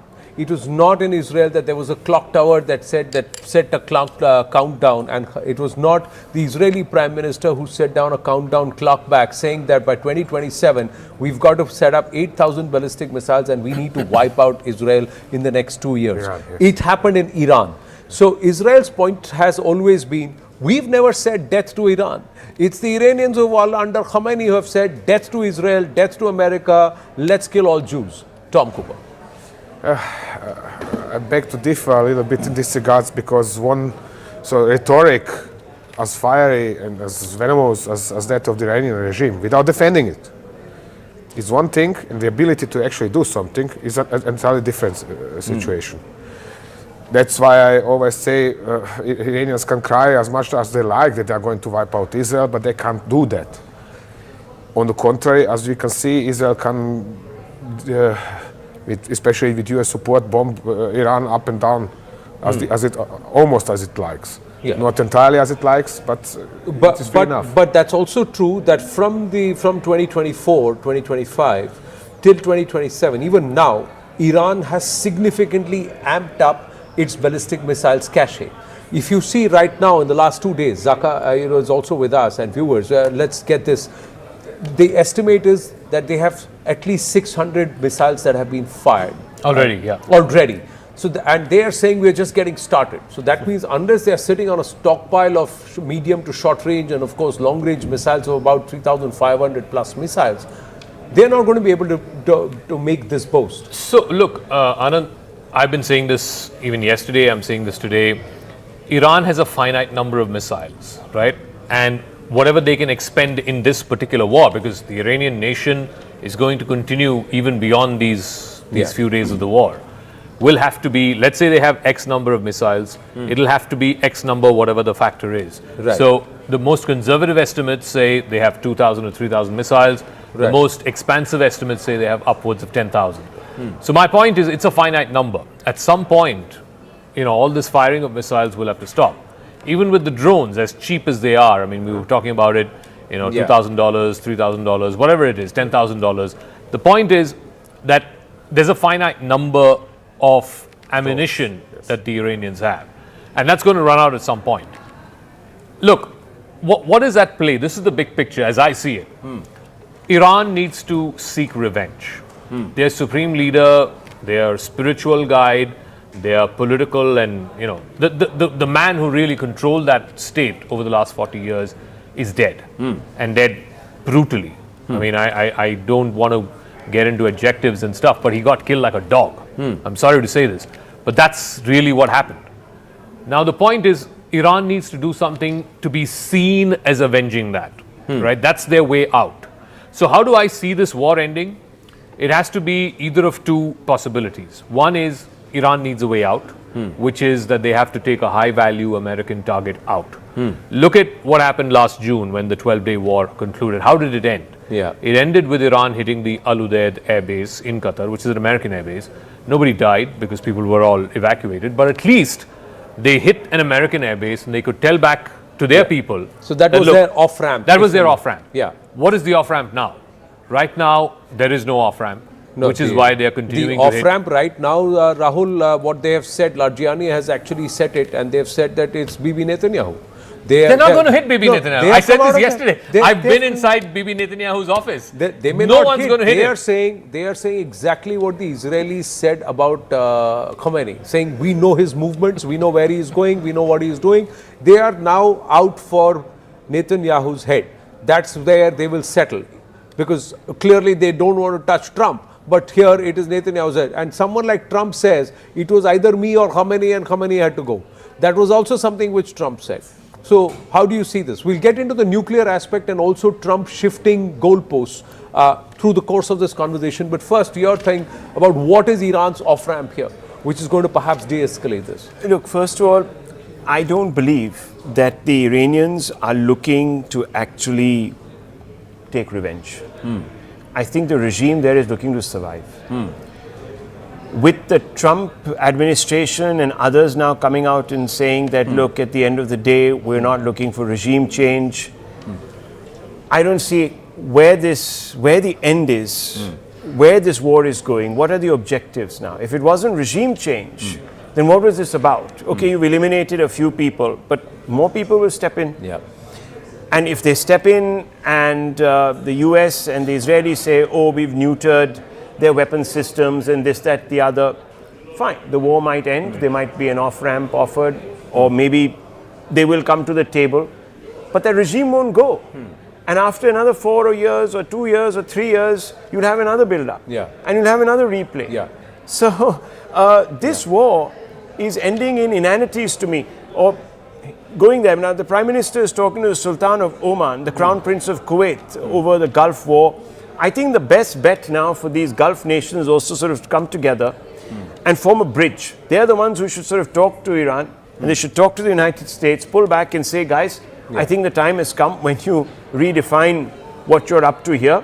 Come to the table, let's start the negotiations. They can't become part of the problem because they're clearly bleeding, and we've got a situation where the MEA has mentioned that we're worried now about the so-called oil shock hitting us. Right. Agree? Disagree? Tom Cooper? I agree, disagree.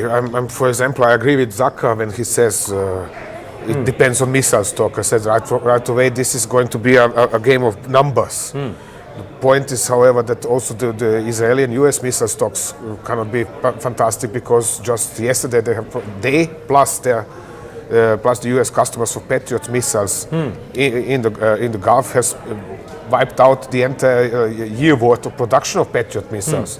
Just yesterday, this is something like 600 missiles. They are gone. They are spent, and between others, in order to shut down 3 US aircraft. So I don't see where should this go. It is the same story with all wars Israel has initiated already since 1956.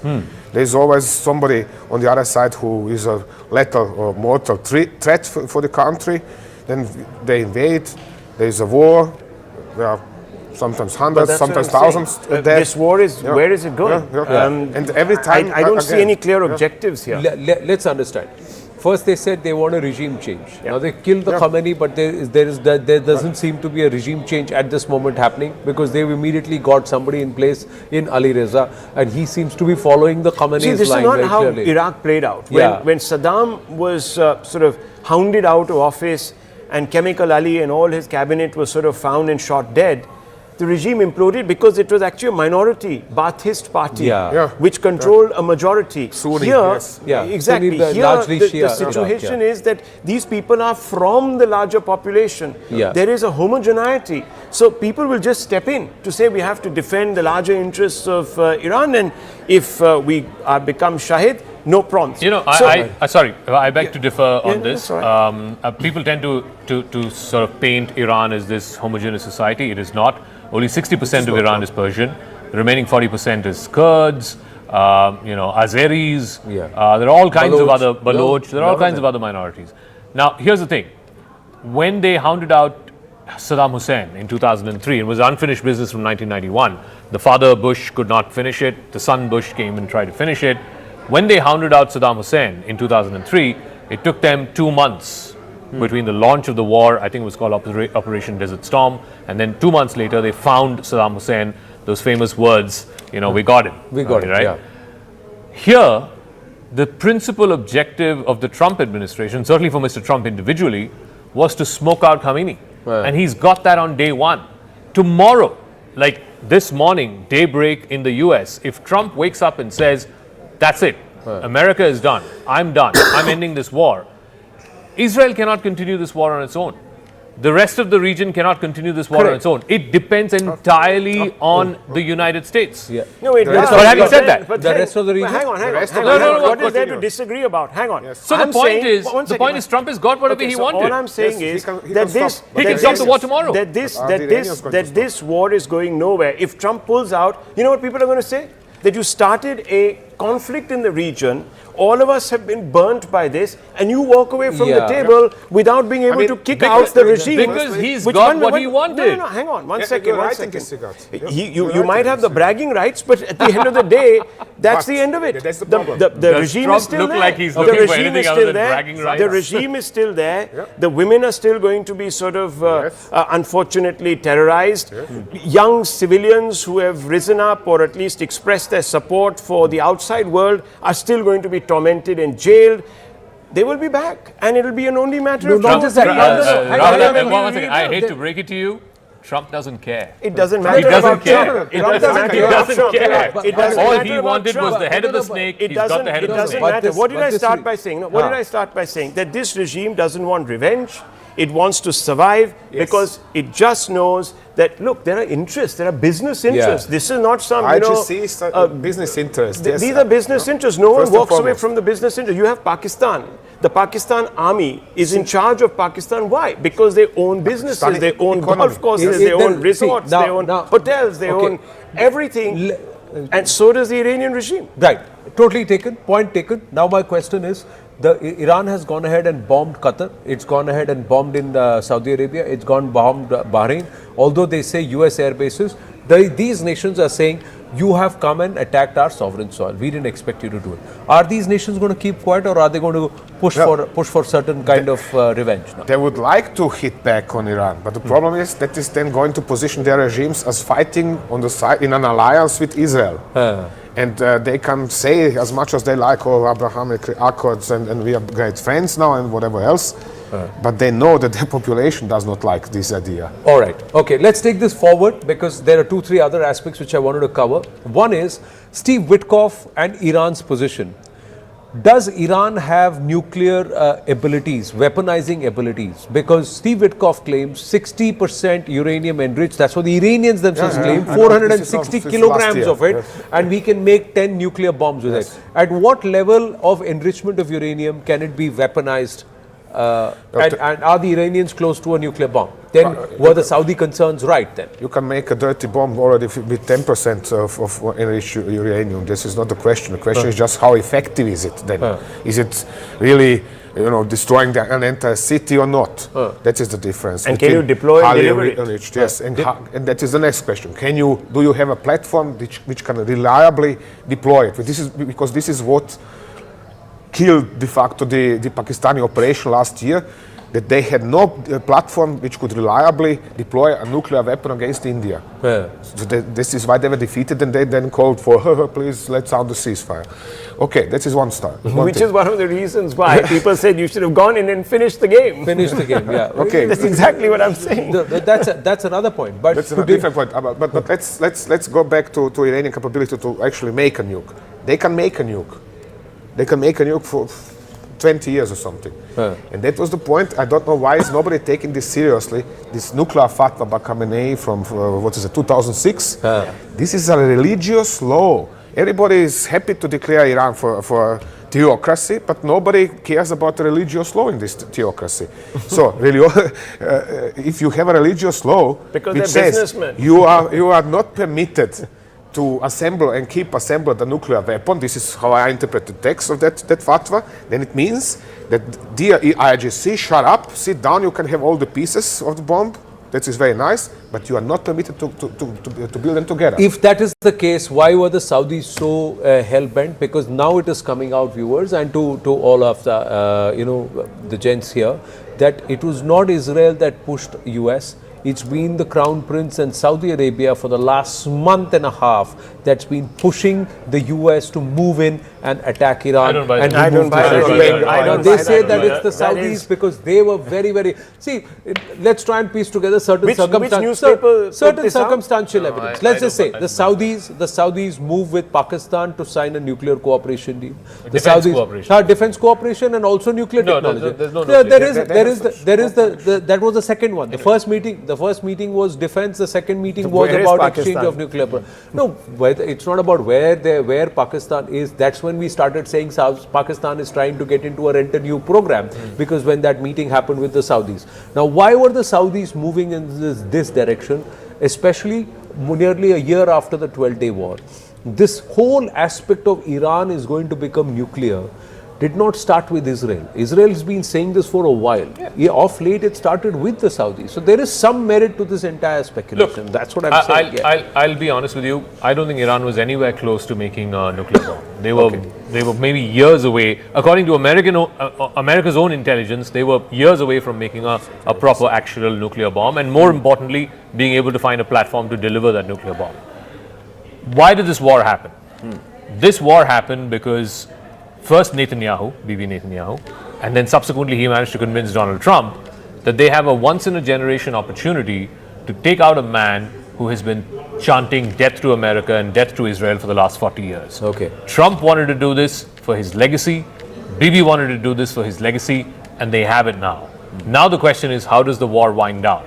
There's only one or two ways in which the war winds down. One is either Iran gets an off-ramp, they get a high-value American target, they either hit the aircraft carrier, I don't know how they'll do that, or they hit a commander who's overseeing the operations, whatever it is. They need a high-value target to take down and then show to their people that Khamenei's death has been avenged. Or the second way in which this can be done is if the Trump administration finds a candidate who is pliable enough, who says, okay, I'm going to put an end to this, like the Delcy Rodriguez of Iran. Right. What did they do in Venezuela? Again, it's apples and oranges, but at the end of the day, they shifted one guy out. They removed one guy, found the second in command and said, you take charge and we've got a deal. What did Trump do with the Houthis? People tend to forget this. He started this whole bombing campaign of the Houthis right after he came to office. He did that for about a month and then he realized he's not going to be able to stop the Houthis or at least decapitate them in a way that they stop attacking ships on the Red Sea. What did he do? He cut a deal with the Houthis. A man who can cut a deal with the Houthis surely can cut a deal with the Iranians. That's what Trump will do. Somewhere they don't seem to be wanting to cut a deal now. Now the Iranians don't want to cut a deal. Why do you think Trump has shifted the goalpost? I'll tell you why the Iranians they could be opportunistic. And make the pretense of wanting to come to the table to give themselves some breathing room. But fundamentally, they won't compromise with the US because this is not a legitimate regime.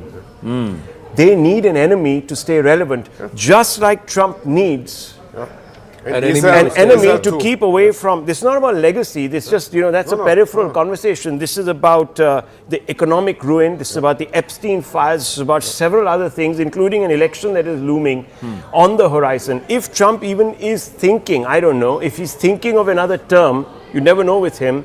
He needs at least something to go back to his party to say, look, here I'm still sellable. On the other side, you have Bibi Netanyahu, who's facing elections in another 6-8 months or 6 months. Yeah, and he's been quite under the pump by my dear friend, not under the pump. Not only his approval ratings are by his socks. And not only that, but he's also going to be prosecuted because he was supposed not to get re-elected or get involved in politics. Whose shoulders does he stand on? The Zionists, a hard right.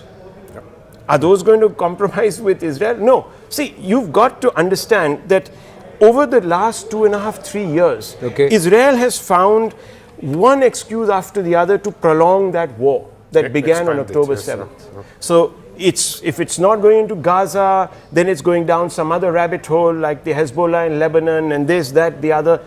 Then it was Iran, then back again.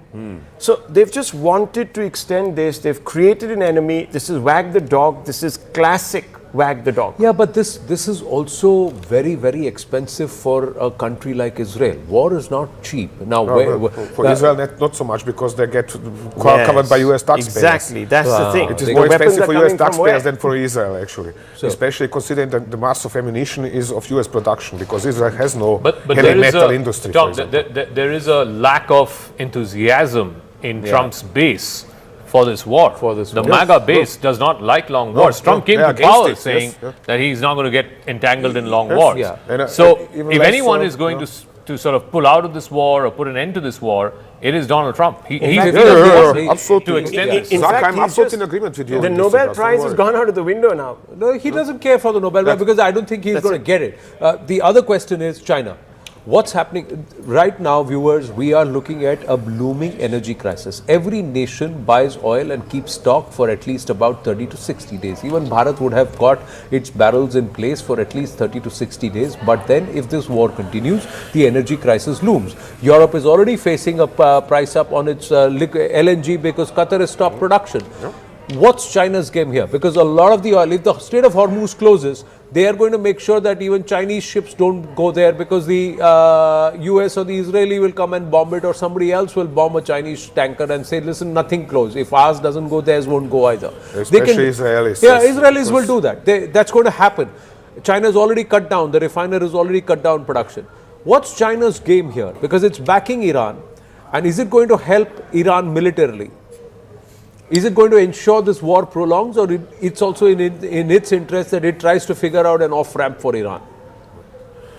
It's a good question. I would say that they are certainly going to continue doing like if they are doing nothing and just monitoring while doing the usual plausible deniability, which is, for example, supplying surface-to-air missiles to Iran via Afghanistan down to Zahedan or to Mashhad or to whatever the cities are in eastern Iran. Right.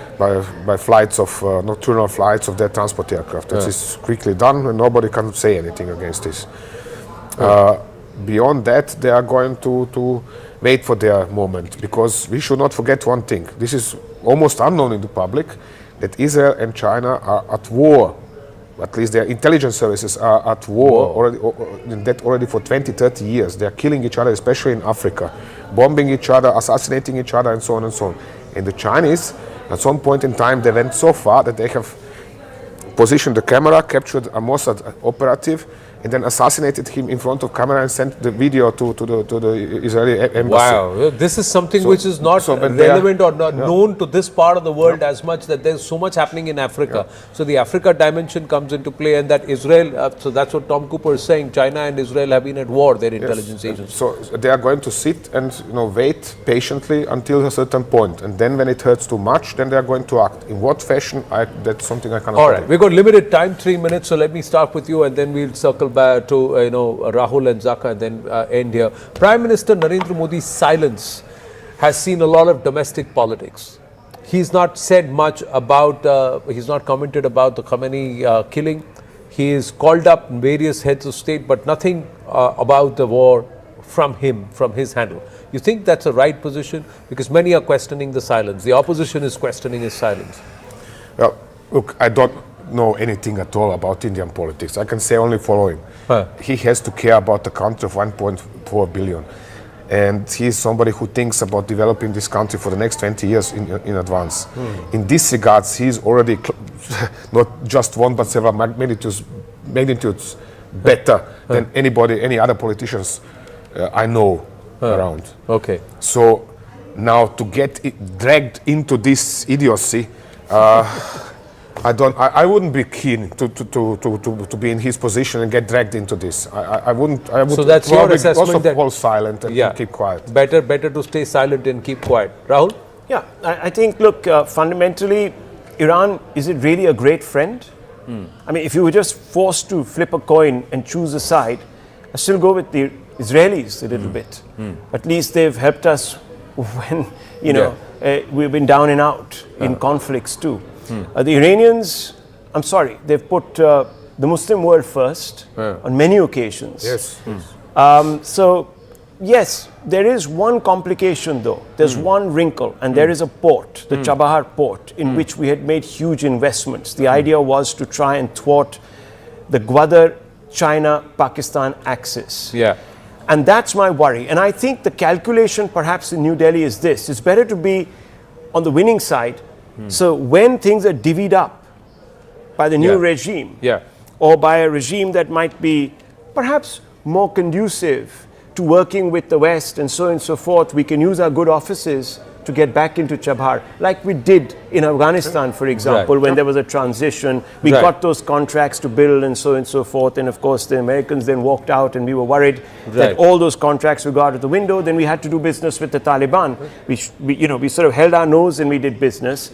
I think the Indians are sort of seeing this perhaps as another way of getting back into the equation by just keeping out of it and letting somebody else come in.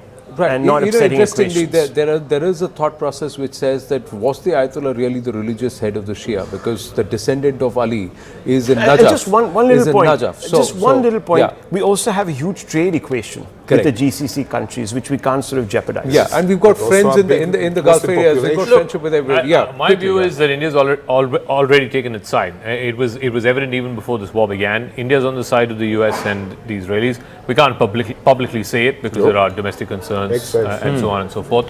But I think India is very clear. I don't think it's a coincidence that the Prime Minister was in Israel 48 hours before this campaign began. I think that was... But there's no truth to all this doing the rounds that it's the Prime Minister who went and gave Ayatollah's coordinates to the Israelis. Sorry. Who said that? No, it's all doing the rounds on really? social media. Wow. Okay. There is a big press conference going on. So as we call this a wrap, let's quickly go across to that. Which ensures continuity and sustainability of interception in all types of weapons for a long time, and to maintain preparedness and readiness of the sovereignty of UAE. In this media briefing, we will highlight certain topics. The first topic is the latest developments in the field, operational field. The Ministry of Defense dealt with 186 ballistic. We destroyed 172 missiles, 13 of which went into the sea and 1 into the territory. Also, we checked 12 drones and 57 fell down in the territory. Also destroying 8 drones and 8 cruise missiles. There were 68 injuries and some damages which are medium and low. We would like to highlight that the sounds that we hear in different areas in the UAE are the result of interception of ballistic weapons and attacking the drones and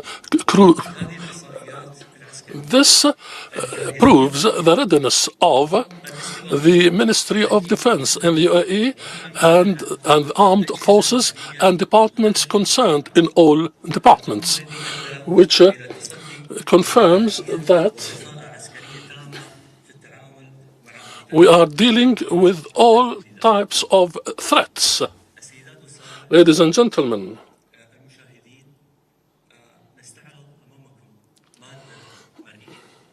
now we will show you some samples of attacking our jet Mirage 2000, attacking the aggression of the Iranian forces. This is a brief of sample of intersection and destroying of the attacks and aggression by the cruisers and jets from Iran.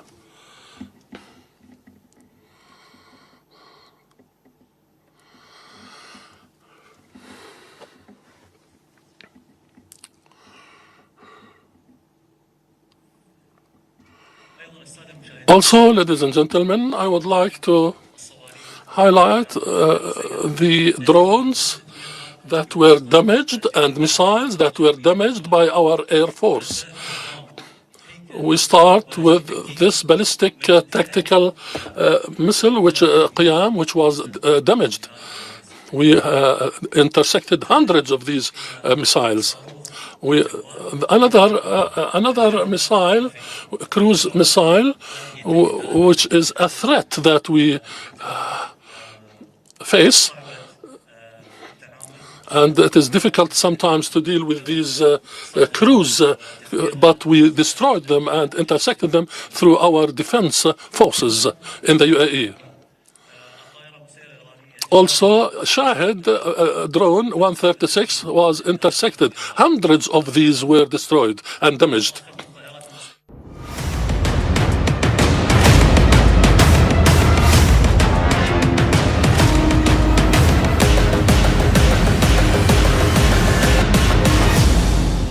We got limited time. What we're going to do is, now this is what's happened. I told you when we come back from the break, we are going to try and refocus on another region, and that's this region. So let's come back here and understand what's happening here, especially with this nation, Pakistan. What's happened is India has, and Manoj Kumar Gupta getting this, Daniel Scheinman has also put us the map, that India is doing an exercise in this region, and there is a NOTAM that's been issued in this region. So there is NOTAM that's issued here. What happens with the Pakistanis who are fighting over the Durand line? There is activity in Balochistan. They are supposed to send support for the Saudis, and they are worried about this NOTAM. Yes, Tom Cooper and then General Kulkarni. What happened? First, the Durand line itself. And before I speak on the Durand line, let's work on that. There is going to be electronic suppression. And this electronic suppression is going to cause problem to the IRGC also. Remember that. Because much that now most of these people over there are going to be on their own. But talking about Pakistan and India and talking about Afghanistan and Pakistan, the Durand line, the 2,700 kilometers Durand line, 1,400 kilometers runs along Balochistan. Correct. And the rest of it is with Khyber Pakhtunkhwa. We have a 900 kilometer line boundary of Balochistan with Iran. Yeah, this is the Baloch boundary with Iran. This is the Baloch one. This is Balochistan. And therefore, Balochistan has been logistically sustained from Iran. It is not being sustained from Pakistan. So Balochistan has a problem. That's the problem between Balochistan and Pakistan. Balochistan, there is a major insurgency against Pakistan. And in Pakistan, there is the insurgency of the Pakistani Taliban. Absolutely. Yes. And then Pakistan is at war with the Taliban in Afghanistan, additionally. So Pakistan is right now at war, at least from their point of view, in this direction,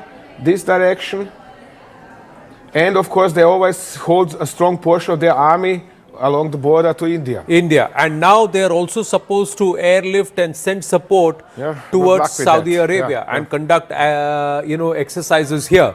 Interesting that they are supporting Iran but giving security collaboration with Saudi Arabia. Yeah, So, and promising bases if necessary to the Pakistan United States. is in a catch-22 situation. Yeah. They don't know which side of theirs has now got to be covered because they've had very badly from Balochistan. They're having bad times with Tehrik-e-Taliban, Pakistan, with in Khyber Pakhtunkhwa. They are not happy. Saudi deal has put them in a fix with Iran. So Pakistan really doesn't know, and I'm sure America would want a pound of flesh from Pakistan. yeah, we've got this footage. This is where the India NOTAM area is, not so far away from Rahim Yar Khan. This is the NOTAM, that airspace reservation that's been announced by the Indian Air Force for a joint exercise. What do you think is the intent behind this, Tom? Well, to run an exercise. Yeah, but and Pakistan, just to remind them that India is still here. It's as simple as that. Nobody wants to provoke. I mean, I know the Indian government how it operates, or at least understand it. I do not say that I know it in person or something, but I understand the way it operates. And in this situation, it just remains Islamabad. Guys, we are watching what are you doing over there, and now we are going to run an exercise because we have the right to do so. yeah, and they're running an exercise in this portion here. Yes. In this portion, that's where the exercise is. The Pakistanis, meanwhile, are conducting sorties and exercises here. Yeah. They are getting active in this region. Sorry. Yeah. So they are conducting activity in this region. They are stretched here, they're stretched here, they're stretched here, they're stretched all over the place. There is also internal strife that is happening with the Shia population. What do you think is going to be the impact of this conflict on this nation and this region? Do you think there is going to be trouble in Balochistan? The Baloch are going to get... Explain this way. Let me start with the...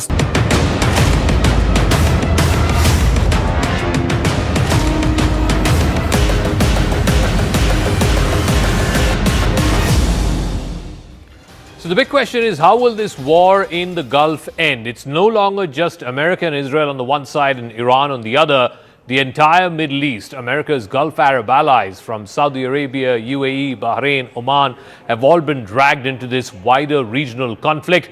How may this possibly move towards some kind of cessation or culmination? I'm now joined by a very special guest. Professor Jeffrey Sachs is a leading economist with the Columbia University. Thank you very much, Professor, for speaking with us.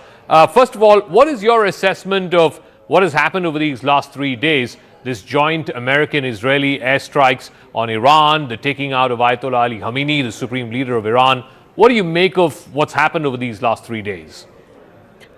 This is a reckless, illegal, and very dangerous action. This is a blatant violation of the UN Charter, and it is leading to regional war, obviously. It has to stop. The way for this fighting to end is for the United States and Israel to leave, because they started this. This is why it happened. There was no motivation for it other than basically the hegemonic aspirations of Israel to control the Middle East and the United States to control the world. And other than that, there was no imminent threat. There was no reason for this. Killing the religious leader as well as the head of state of Iran was a poisonous action. The U.S. and Israel made a terrible mistake, and they have to stop the fighting. President Trump's motivations, I'll get to Israel in 1 second, but President Trump's motivations in this war was to eliminate Ayatollah Ali Khamenei, the supreme leader of Iran.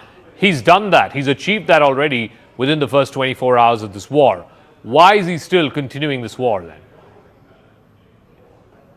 How can a president of the United States have as a goal the murder of the head of state of another country? It's barbaric. If that's his goal, it's barbaric, it's illegal, it's vulgar, it's dangerous. Having said that, the United States should stop any further attacks and just leave. Do you believe that Trump really cares about regime change? I mean, look at what he did in Venezuela. There was no regime change. He replaced one man with a woman. He can do the same thing in Iran. He can't do anything other than commit murder or kidnap presidents, so everything is delusional. You are correct, though. He can just go home, which he should do. Leave the rest of us in peace. This is a move completely against the interests of the United States of America and against the opinion of the American people, who are 3-1, that is 75% to 25% against this action.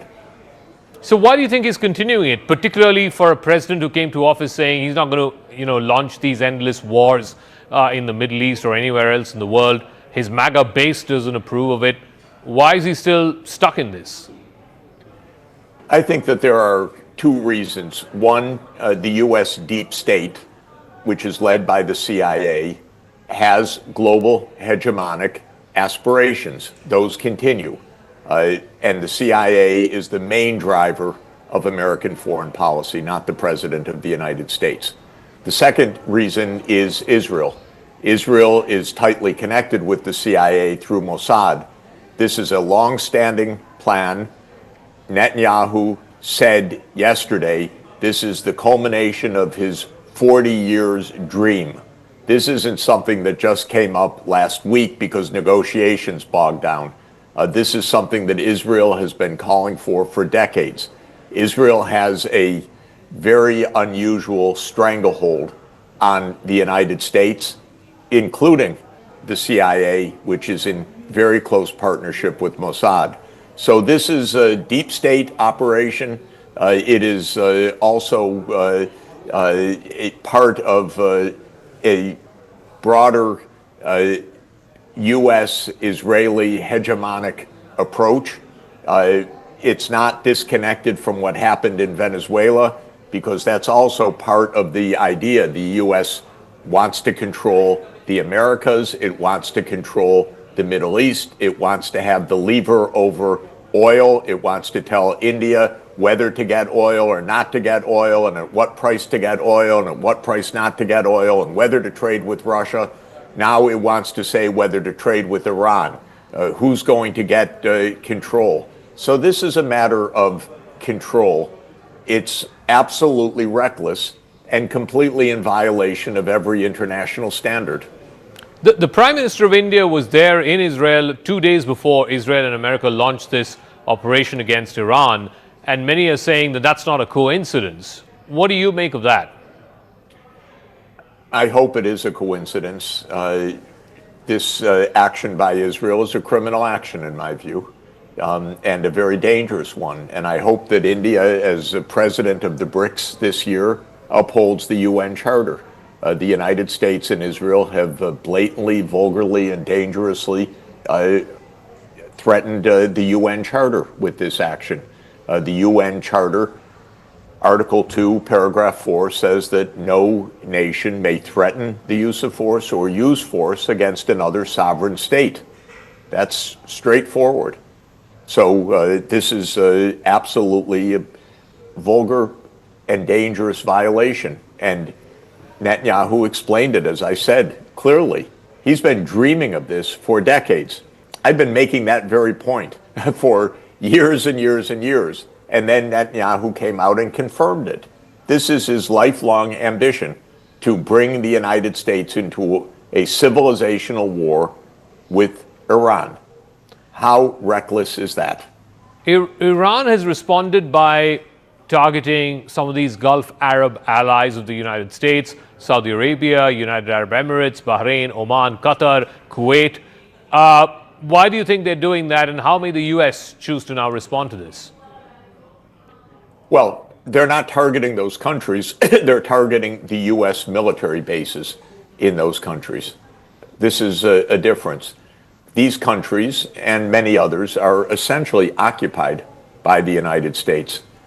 When you have a U.S. military base, you're occupied by the United States. You lose your freedom. You lose your maneuver. You have the CIA hosted in your own country. You're always looking over your own shoulder. What Iran is doing is attacking a network of U.S. military bases along the Persian Gulf. America was the main security guarantor for all of these countries, Saudi Arabia, Kuwait, Bahrain, Oman, Qatar. That security guarantee seems a bit weak now, given what's happened in the last few days. I often quote a famous adage of Henry Kissinger, who said that to be an enemy of the United States is dangerous, but to be a friend is fatal. Countries that rely on the U.S. security guarantee go under, usually by the United States itself, which turns on you. But to be a friend of the United States is absolutely to put yourself in peril. Look at Ukraine. The United States said, we have your back. You will join NATO. And Ukraine is being destroyed because a regime came to power that said, we'll go with the U.S. rather than neutrality. And the consequences are devastating. For these Gulf states, it's a big mistake that they think that their security comes from the United States. Their insecurity comes from the United States. So, finally, Professor Sachs, how do you see this war ending? How do you see this war ending, and by when do you see this war ending?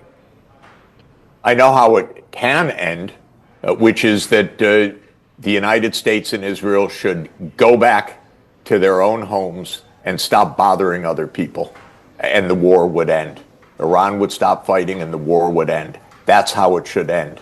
How it will end, I cannot say, obviously, because we're led by irrational and dangerous people in the United States and Israel. So they have lusted for this war against their own publics, against all logic, against all strategic considerations. And these are very dangerous people. And in the United States, we do not have a constitutional order. We do not have Congress that plays a role. This is basically an executive branch decision-making by the CIA and by the White House.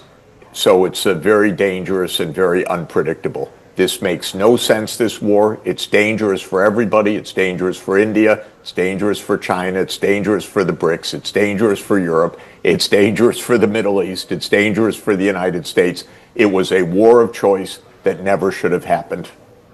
All right, Professor Jeffrey Sachs from the Columbia University, thank you very much for joining us here on CNN Good News. to be with you. Thank you.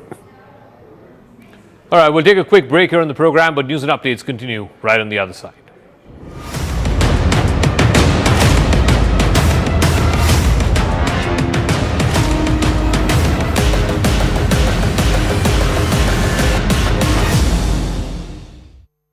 We got limited time. What we're going to do is, now this is what's happened. I told you when we come back from the break, we are going to try and refocus on another region, and that's this region. So let's come back here and understand what's happening here, especially with this nation, Pakistan. What's happened is India has, and Manoj Kumar Gupta getting this, Daniel Scheinman has also put us the map that India is doing an exercise in this region, and there is a NOTAM that's been issued in this region. So one, there is NOTAM that's issued here. What happens with the Pakistanis who are fighting over the Durand line? There is activity in Balochistan. They are supposed to send support for the Saudis, and they are worried about this NOTAM. Yes, Tom Cooper and then General Kulkarni. What happened? First, the Durand line itself. And before I speak on the Durand line, let's work on that. There is going to be electronic suppression. And this electronic suppression is going to cause problem to the IRGC also. Remember that. Because much that now most of these people over there are going to be on their own. But talking about Pakistan and India and talking about Afghanistan and Pakistan, the Durand line, the 2,700 kilometers Durand line, 1,400 kilometers runs along Balochistan. Correct. And the rest of it is with Khyber Pakhtunkhwa. We have a 900 kilometer line boundary of Balochistan with Iran. Yeah, this is the Baloch boundary with Iran. This is the Baloch one. This is Balochistan. And therefore, Balochistan has been logistically sustained from Iran. It is not being sustained from Pakistan. So Balochistan has a problem. That's the problem between Balochistan and Pakistan. Balochistan, there is a major insurgency against Pakistan. And in Pakistan, there is the insurgency of the Pakistani Taliban. Absolutely. Yes. And then Pakistan is at war with the Taliban in Afghanistan, additionally. So Pakistan is right now at war, at least from their point of view, in this direction. And of course, they always hold a strong portion of their army along the border to India. And now they are also supposed to airlift and send support towards Saudi Arabia and conduct, exercises here.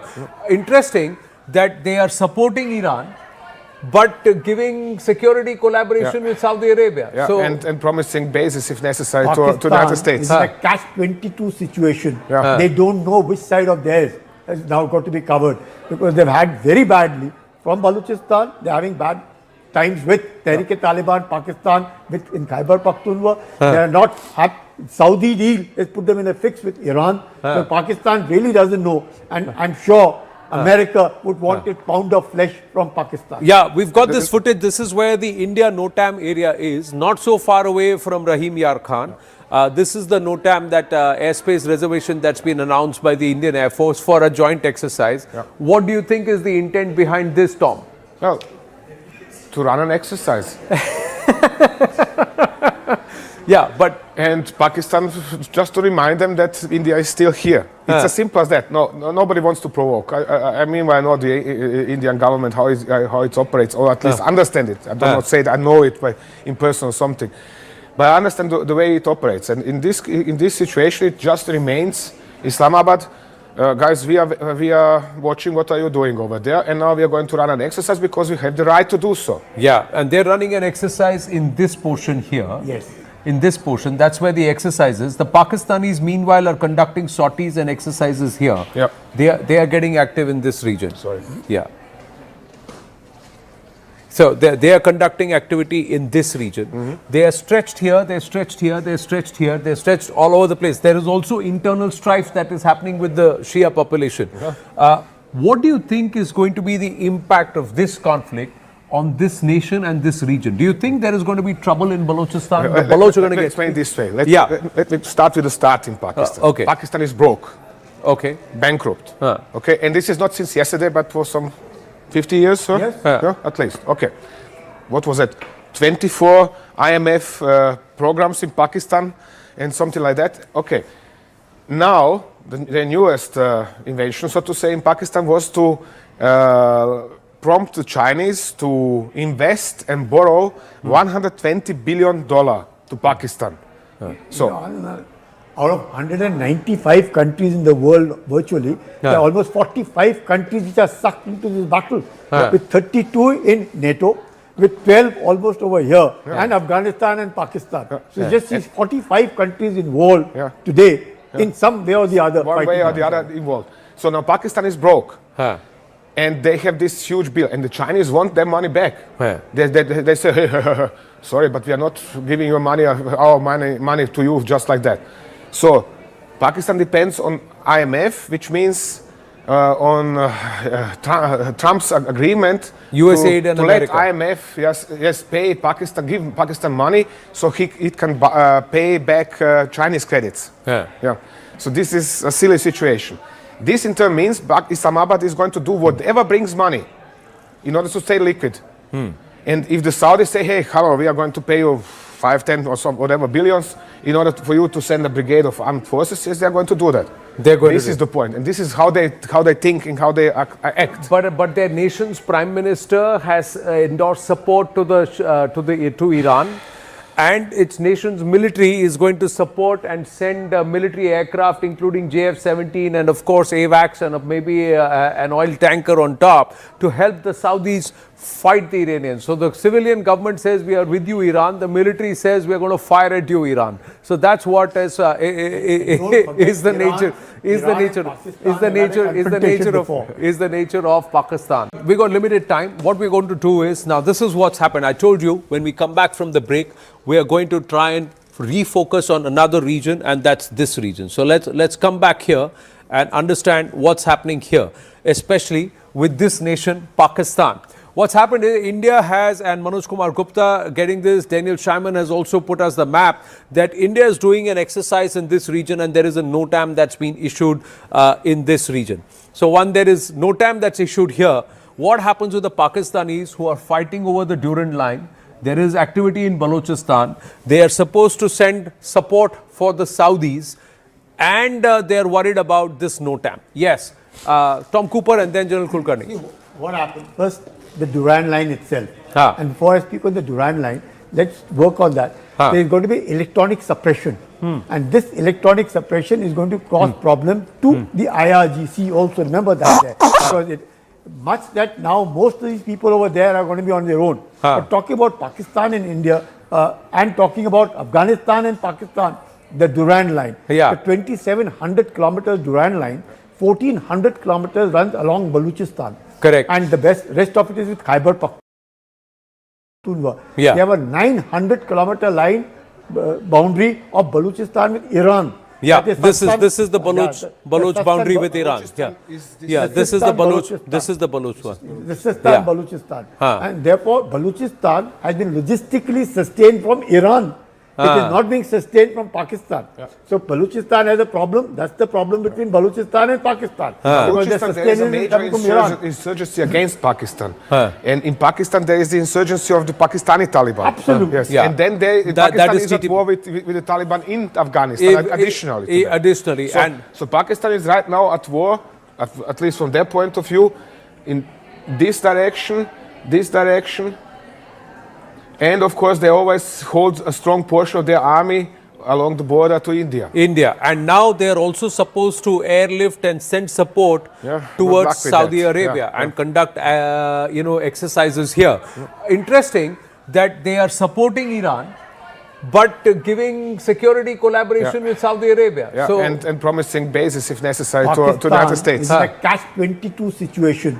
They don't know which side of theirs has now got to be covered because they've had very badly from Balochistan. They're having bad times with Tehrik-e-Taliban, Pakistan, in Khyber Pakhtunkhwa. They are not happy. Saudi deal has put them in a fix with Iran. So Pakistan really doesn't know, and I'm sure America would want a pound of flesh from Pakistan. Yeah, we've got this footage. This is where the India NOTAM area is, not so far away from Rahim Yar Khan. This is the NOTAM, that airspace reservation that's been announced by the Indian Air Force for. बाहर निकल के प्रकृति का धन्यवाद देते हैं, यही बस्तर की खासियत है। इंद्रावती की नदी पर ये एशिया का सबसे बड़ा वाटरफॉल इस वक्त आप देख रहे हैं, जिसे हिंदुस्तान का नायग्रा फॉल कहा जाता है। इंद्रावती और बस्तर, इन दोनों के बीच में एक बहुत मजबूत संबंध है। ये नाड़ी है बस्तर की, ये जीने की, रहने की, यहाँ पर जंगलों की, यही तो जान है। यही है परंपरा, संस्कृति और बस्तर की जड़ें।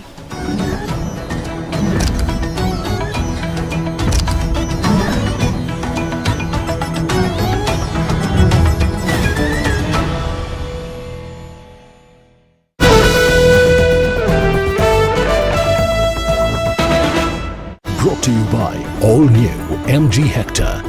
Air India Premium Economy, the premium you deserve. PNB MetLife Life Insurance, always ready for life.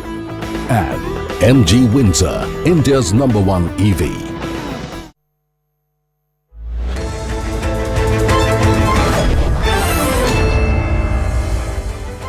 Welcome everyone. Thanks a lot for staying with us. You're watching Plain Speak with me, Shivani Gupta. Let's bring you a quick look at the top 6 developments coming in at 6 p.m. In a fresh satellite imagery, the IDF shows precision strikes on Iranian leadership compound. Numerous munitions dropped on the presidential office. Latest footage shows destruction to Dubai's Jebel Ali port. Plumes of smoke were seen rising from the port as Iran continued its retaliation. Iranian missiles struck the Beersheba tech area, damaging buildings near a major technological park. Reports indicate that a facility linked to Microsoft was amongst the sites impacted. War escalates and so does the casualty number. Iran says death toll from US-Israel strikes rises to 787. India expresses grave concerns over the West Asia war, says 1 crore Indians work in the Gulf and security and stability of the region impacts Indian economy. Oil Ministry says it will source petroleum products through non-Strait of Hormuz routes. Qatar and UAE lash out at Iran over the continuous missile strikes on civilian areas and critical oil infra projects. UAE reiterates it is fully prepared for war and it can fend off aerial threats for an extended period.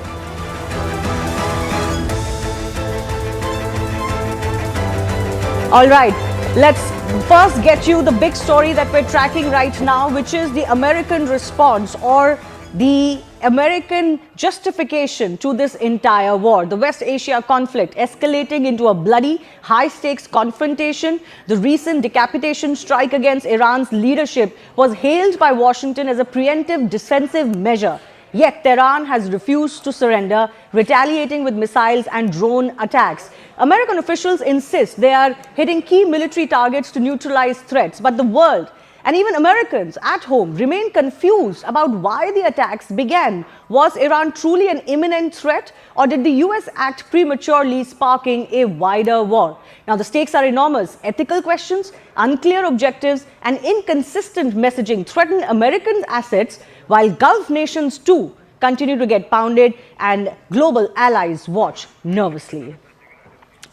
We will, of course, get you exactly what is the frame of mind as far as these Gulf countries are concerned, because all of them have come under attack now and are under continuous attacks. Even today, through the afternoon, we've heard of more and more key installations, even a tech park, for example, coming under attack under these strikes.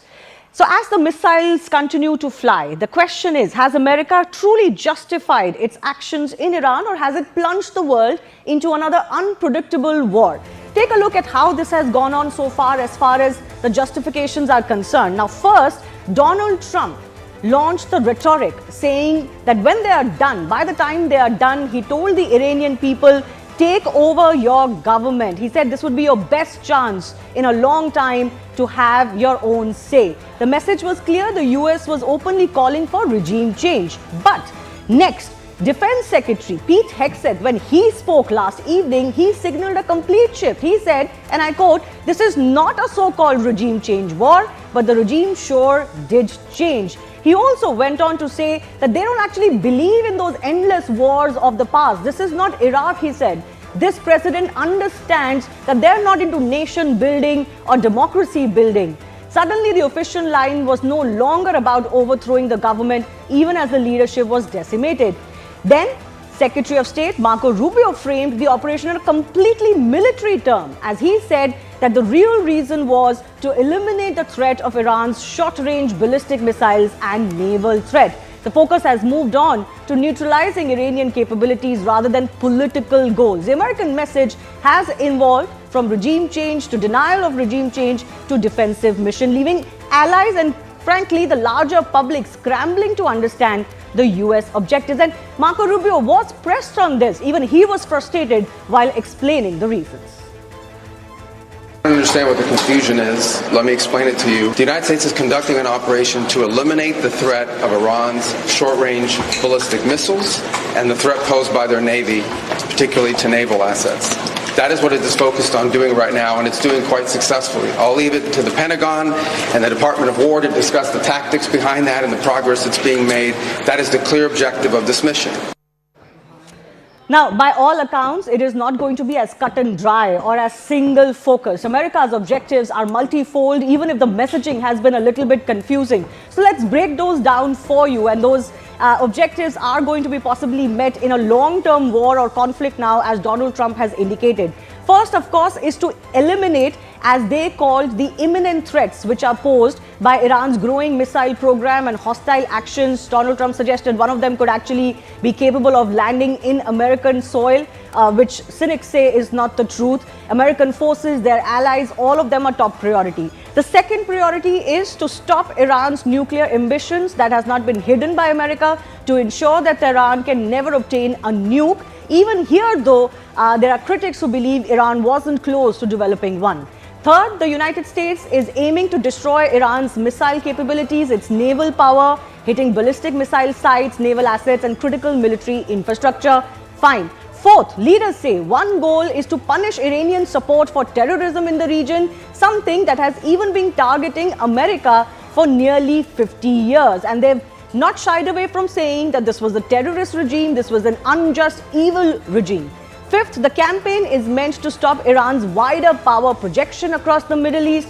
limiting its influence and ability to destabilize neighboring states. And finally, the operation is a means of supporting the destruction of key Iranian leadership that can't be ruled out. And of course, that is something that they had started off with, giving that hope to the Iranian public. Donald Trump said, I promised help to the Iranians and I have delivered on that. With so many aims on the table though, the debate is whether these objectives can be achieved without a prolonged regional conflict, which everyone would want to avoid. But the big question is also this today. Was America pushed into the military action and abandoned the talks that they were holding only because Israel pushed them? Well, US Secretary of State Marco Rubio's statement certainly seemed to suggest that, and Iran has latched onto it. So take a look at what Marco Rubio said. He said, we knew that if Iran was to be attacked even by someone else, he's talking about Israel here, they would immediately come after us, and we were not going to sit here and absorb a blow before we responded. So he basically suggested Israel gave us no choice. They were going to attack.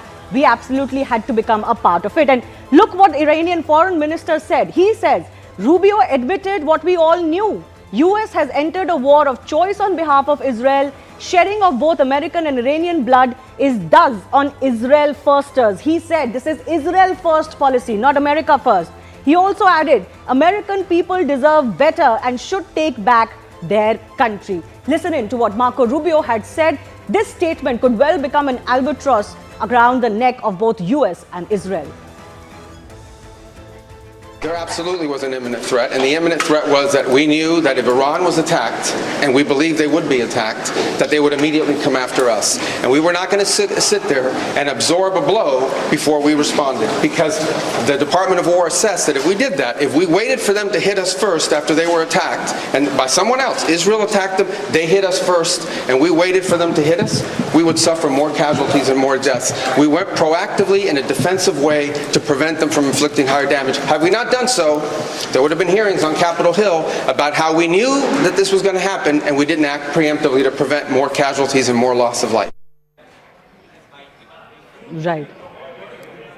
We're also, of course, getting more breaking updates that the Prime Minister has now spoken to one more Gulf country, Kuwait's leadership, after all of these attacks that have been continuing. So he's, remember, spoken to UAE and other countries in the last 2 days. He has now spoken to the Premier in Kuwait as well. This is the big update that we're getting right now. We'll get you details as we get it as well. So he has spoken to the Amir of Qatar, and there have been earlier talks with the other leaders as well. Remember, Prime Minister Narendra Modi has been consistently condemning the retaliatory strikes by Iran on these Gulf countries, particularly targets which are civilian in nature or key infrastructure. And that has not gone down well either with the Gulf countries or with their allies. And India has definitely stood with its Gulf country allies in this hour, condemning the unplanned attacks from Iran, not just against US bases alone, but also attacking civilian infrastructure, those living in residential buildings, hotel buildings, airports, while people were there inside airports, etc. I am also joined by Sanjay K. Verma, former Indian diplomat, joining us. Sir, for your first comments on the Prime Minister speaking to so many leadership of the Gulf countries, one more Gulf country that he has spoken to today, clearly setting out an agenda as far as India is concerned. Prime Minister Modi has one thing on his mind, and that is the safety of India's citizens spread all over the Middle East. And that is why he is connecting with all the leaders in the Middle East to seek their assurances that Indians will be safeguarded. Second point, which is extremely important, is when it comes to a regime change, which you mentioned a little early, regime change doesn't mean just taking out a leader. That regime has been there for last 40 years plus. And therefore, the entire structure of the government is the regime. I don't think that objective has been reached. And just knocking out the supreme leader of Iran does not really mean changing the regime. Just hold your thought there. I'm going to come back to you, sir, on your thoughts on the messaging that we've been seeing from America and how other countries would be perceiving it, including their domestic audiences and opposition to Donald Trump in America. I want to go across to my colleague Akansha also, who's joining us. Akansha, give us the latest on the conversation that the Prime Minister has had. Right. So it's very important to highlight that while Prime Minister Modi has spoken to the Amir of Qatar, Sheikh Tamim bin Hamad Al Thani, he's not just condemned the attacks on Qatar, but he's also thanked the Amir for his support and care of the Indian community in Qatar. Now, there's in fact a significant Indian diaspora over there, and Qatar happens to be one of those liberal, moderate Islamic nations, not just apart from being a US ally. The fact of the matter is that of late in the last decade, ever since Prime Minister Modi came to power, we've seen that there's been an increase and ramping up in the overall bilateral trade relationship between Qatar and India. In fact, there are several economies that are now closing down to expatriates, and apart from the fact that when the H-1B visa crackdown started happening, people were inadvertently looking towards the Middle East, and Qatar was one viable option. So that apart, let's talk about the oil trade. Qatar happens to be one of our largest LNG suppliers, and that in itself is a growing worry given that the Strait of Hormuz has been locked down by Iran. So it's important that India stands in solidarity with one of its key bilateral trading partners. India has in fact been very supportive of all of these US allies, given that India's stance on terrorism has been amply clear that any form of terror or any form of violence or violent retaliatory measures will not be supported by India, and Prime Minister Modi has always urged for dialogue and diplomacy to take place, as has been the statement of the ME as well. Yes, and as it is not lost on anyone, we've got a large population of Indians working and living in these countries. So in the last 48 hours, the Prime Minister has spoken to leaders of UAE, Israel, Saudi Arabia, Jordan, Bahrain, Oman, Kuwait and Qatar. 8 countries in total, 7 of them being these Middle Eastern countries, of course barring Israel, that the PM was also visiting just before this attack began. Sanjay K. Verma, former diplomat, continues to be with us. Sir, I'm coming back to you. Now I want to focus a little bit more on the American messaging, from freeing the Iranian people, from the regime change, from the slaying of Ali Khamenei. Now they're kind of trying to justify their decapitation strikes, which were the first strikes, as a more larger military objective. How do you read into their messaging, and is the world buying it? I don't think the world is buying their messaging. It's highly fragmented, highly discoherent. And the reason is basically that probably the reasoning and logics were not put in place before they went into this war. And therefore the messaging is also coming out as something which is incoherent. But there again, if the key objectives were to be achieved in a couple of days' time, that was the initial messaging. Why is it taking so long? And which means it was not only the narrative which was miscommunicated or misconstrued, but it was also the strategy which had to be reconsidered as something which was amiss. And you know, Marco Rubio's statement, which I also read out a short while ago, where he said, we knew that if Iran was to be attacked, even if by someone else, we'd have to be a part to it. And that simply points to Israel. Is this something that is going to mount some internal questions against the Donald Trump administration, given that, you know, you have to give very clear reasons as to why you are invading or attacking a country? If imminent threat was the reason, Iran now says, this suggests there was no imminent threat to America from Iran. See, US being a beacon of democracy, as they always call themselves, the entire thing is anti-US constitution as well. The strike should have had gotten the nod from the Congress. They had not got that. So therefore, even from the US legal point of view or constitutional point of view, the strike was missing a few legalistic points. When you come outside the US, you look at Europe. Europe is no more buying what US is saying as the narrative. Spain had asked their bases, US bases to be shut down and leave Spain. If you look at UK, the way in which it has offered its use of its bases, that is also quite discordant with the relationship that the UK always had with the US as the ally.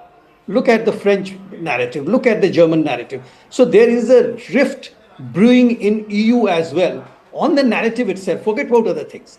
The legality can be questioned by the jurists, whether international or domestic.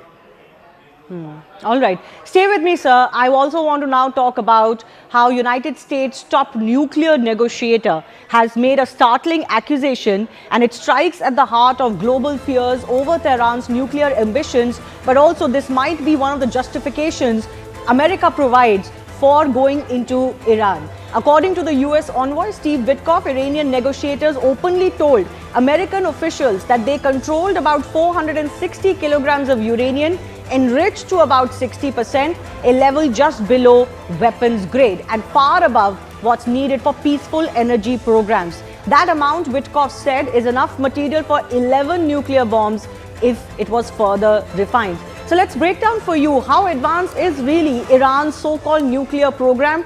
Remember, these are based on various estimates or reports. Nobody really knows or has an exact idea. Iran currently allegedly holds approximately 441 kilograms of uranium enriched to 60%.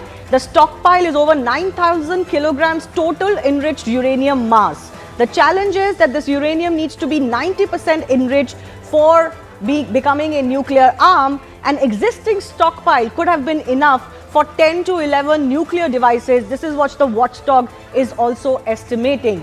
Sanjay sir, I'm coming back to you. Do you think this would provide enough succor to those who may be looking for the legitimate reasons as to why US went into Iran? And could these estimates be correct? Estimates seem to be correct, but the problem is that if the negotiations break down, do the countries go on war? And that is the main pillar of the entire narrative. So that means that if India and China is conducting a negotiation doesn't succeed, does it mean that we start inflicting harm on each other? So it's a larger global sense which we need to get out of it. From the data and details which have come out, I don't think this was good enough a reason for launching an attack and putting the entire world into darkness. I also want to shift our attention now to the other big update, and which is that Iran has announced that it has shut down the Strait of Hormuz and warned that any vessel attempting to pass could be targeted and set on fire. Remember, this is a very important stretch between these Gulf countries and Iran, with Dubai at its closest tip, which is home to about 20 to 25% of all global oil trade, passing through this very narrow and shallow stretch called the Strait of Hormuz. This remains one of the world's most critical oil choke points, with global economies relying heavily on this. Before we talk more about this, let's also bring you another update that we're tracking. Donald Trump has released another statement. He has gone on to say on Iran, air defense, air force, navy, leadership is gone. They want to talk. I said, too late. This is the message that is coming in from the American president now. Just a day or two ago, he had said, I want them on the negotiating table and I'll be happy to negotiate. Iran said, we don't want any negotiations with Washington anymore.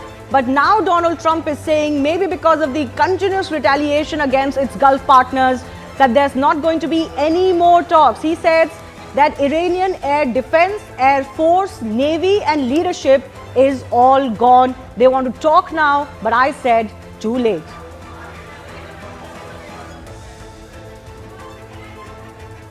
We'll also get you more as far as this latest statement is concerned. Is this closing the doors? Is it shutting the door on any negotiations with Iran anymore? Remember, Donald Trump and Benjamin Netanyahu have already warned that they are not going to stop. They have talked about a weeks-long action, and they're saying that because of Iranian response, they're going to now double the impact of their original strikes. Both Donald Trump and Benjamin Netanyahu have warned that they're going to hit Iran so badly that it would be worse than what it was earlier. We'll get you more updates on this as Donald Trump is releasing one more statement as far as the strikes on Iran are concerned. He says the Iranian air defense, the air force, navy and leadership is all gone. So what does it mean for Iran, even though it continues to mount those attacks? Remember, the Iranian military or Iranian representatives have already said that their military is working independently, all units are working independently. They will do what they deem fit because, of course, the top leadership is gone. The primary attacks were already done. The secondary and the tertiary attacks will also follow, is something that both Donald Trump and Benjamin Netanyahu have already warned about. Let's go across to Rahul Shivshankar joining us from our newsroom. Rahul, big statement coming in from Donald Trump once again.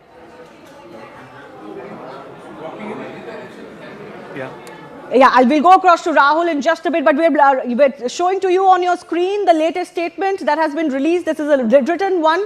Of course, in the past, he has not only released written statements, but also, structured bites that he has released earlier. Rahul is back with us. Rahul, if you can hear me, big statement coming in from Donald Trump. Yeah, very big statement. Look, many people were thinking that the fact that he had assassinated or decapitated the Iranian regime and the 50 leaders, that would be sufficient for Donald Trump to come out and claim victory and call an end to this campaign and say that, look, I've achieved what I wanted to, and tell the American people that he had done what no other American president had done since 1979, though they had tried. But that is an option that he has foreclosed by suggesting that he's not in any mood to negotiate with the Iranian regime. And this is exactly what I was saying. If this war is to have any meaning or any real end to it, there has to be regime change. So once again, you're seeing a sort of flip-flop, because Trump first said that I'm not interested in regime change. Then he went on to say this is about regime change. Then he says I'm a man of peace. Then he goes and carries out a preemptive strike, which is actually a euphemism for a decapitation strike. Then he says, well, we're not interested in regime change. We have achieved the objectives that we set out to, which is decapitated Iran's leadership, hopefully brought up a new crop of leaders which would be less radical, more open, more amenable to working with the West, and obviously declaring their nuclear program open for public scrutiny or for UN scrutiny and so on and so forth. But here, once again, he's done a U-turn of sorts by saying, well, we aren't done. We're going to go the whole hog. Obviously, this would include regime change. We won't stop Iran attacks. And this is also a message that will sort of send a bit of a chill down the spine of some of the others in the Gulf, the allies that have played host to American bases, because they will come out and say that, look, we are getting mashed here between your war with Iran and our interests. And I think a large number of balls are now up in the air, really, because the Iranians will have to factor this in. If the Americans are in it for the long haul, if Trump has refused negotiations, that means he's looking at a military endgame.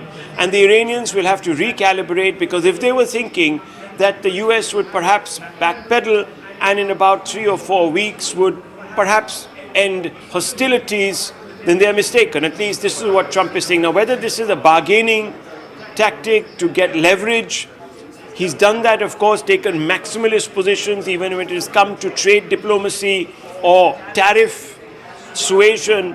So we don't quite know what Trump's idea is, but there's been a lot of chatter amongst the experts and geostrategists that they're not seeing what the end game is without putting boots on the ground in Iran.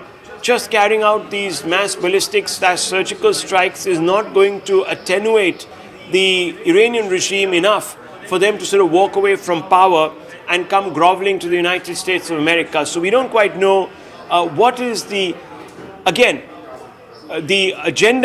that is driving Trump, but quite clearly, at least as of now, this forecloses the possibility of this war ending anytime soon. Right. Rahul, thank you for joining us and putting this into perspective. Certainly these questions are mounting now. What was the objective to begin with, and how soon can America and Israel achieve those objectives? Because as I turn to our next big talking point, this is a global economy issue now. As we've been telling you, the Strait of Hormuz has been blocked by Iran because of this war. Was it necessary to begin with and to thrust the entire global economy into uncertainty? The big question right now on everybody's mind is, what is the alternative to the Strait of Hormuz? So let me just bring to you, the Gulf region has some limited backup routes to keep oil flowing. Let's take you through those alternatives to the Strait of Hormuz. First up is the Saudi Arabia's east-west pipeline.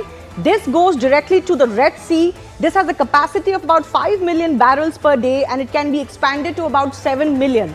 So let me just point this out to you on the map. This is the Strait of Hormuz, which is now blocked. This is Saudi Arabia, and on the other border of Saudi Arabia is the Red Sea. Now here is their port of Yanbu, which is also capable of sending out oil barrels to the rest of the world, although its capacity is only about 5 million per day barrels versus 20 million per day of the Strait of Hormuz. So this is one of those routes that can be employed. Of course, it's not going to be able to take it over completely. As far as this route is concerned, why is this important? Because it completely bypasses the Strait of Hormuz. You don't really need to go to that side, and you're not affected as far as this blockade is concerned. Let's also move forward as far as the other options are concerned. So like I said, moves the crude from eastern oil fields to the Red Sea, and it bypasses the Hormuz entirely. But there is another option, again a limited option, and wouldn't quite fulfill the requirement completely, which is the UAE's Abu Dhabi crude oil pipeline. This goes through the Gulf of Oman.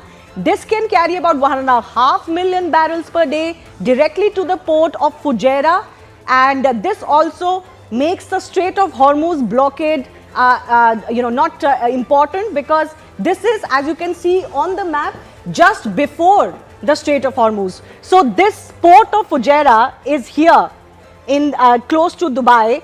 This is before the narrowest point of the Strait of Hormuz. So even if this is blocked and nothing can go in and out to the Persian Gulf, here in the Gulf of Oman, from here at least, the ships and vessels can travel. And again, this is not going to completely replace the Strait of Hormuz, but this lies ahead of the Hormuz, enabling uninterrupted exports even during a blockade. So this is the alternative route that countries will possibly be looking at right now. We don't quite know what are the preparations that have been made as far as this is concerned. Moving on, an important aspect of the action in Iran and elimination of Ayatollah Khamenei is how the women of Iran feel and have reacted. Let's get you some of those reactions from around the world. Iranian women's national football team made headlines after what came across like a refusal to sing the national anthem during their Asian Cup opener against South Korea, a gesture that went viral very quickly, viewed as a mark of quiet defiance against a regime that particularly suppressed women. Beyond the field, women across the Iranian diaspora have also, of course, shown their shock. We're getting some more breaking updates now coming in. Iran has now said that it is ready for negotiations, but there will be no compromise on dignity. So there seem to be some developments happening very, very quickly. Just a short while ago, we had Donald Trump saying they asked for talks. I said it is too late.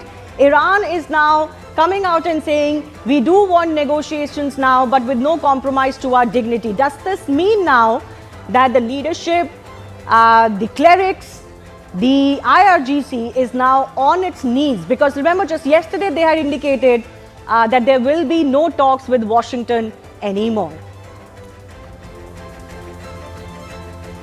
So the big update that's coming in right now, back to back, is that while Donald Trump is playing hardball now, saying there's going to be no more talks with Iran, their air defense and their air power, their naval power, their ground support, everything is gone, their leadership is gone. Iran is now saying that they're ready for talks, but will US now negotiate with them anymore? Has Iran lost the chance that it had maybe till yesterday evening to do these negotiations is the big question. They're saying they don't want any compromise on their dignity, but they're now onto the table after rejecting any possibility of negotiations with America just yesterday. Akansha is joining us with more on this. Akansha, this is a flip-flop on all sides.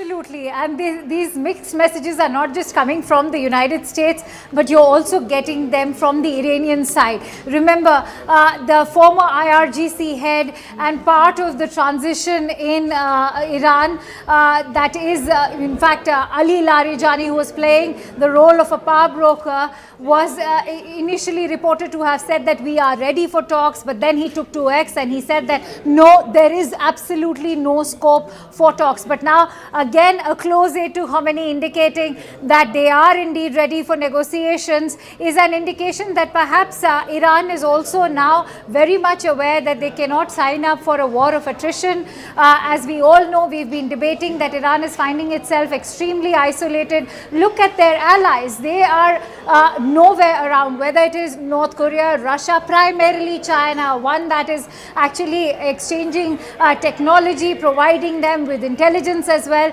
has in fact completely backed off in terms of providing them with any assistance, and that's a classic China playbook. But that aside, initially there were indications coming from the United States also that there could be a scope for negotiations.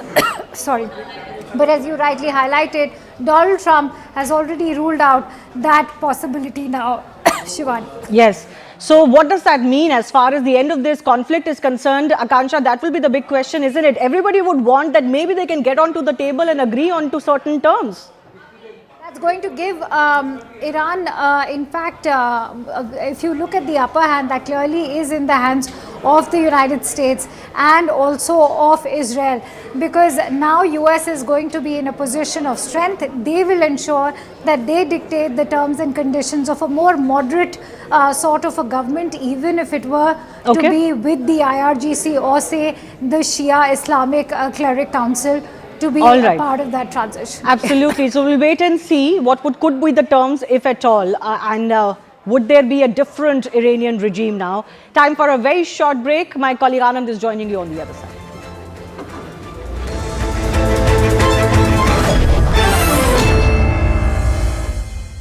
IDF spokesperson Ben Cohen, who joins us from the front lines, really. Thank you, Ben, for speaking with us. What's the situation right now in Israel? What are we expecting by the way of timelines? Is this war going according to plan? So I just returned from the bomb shelter from a siren that was just in the area.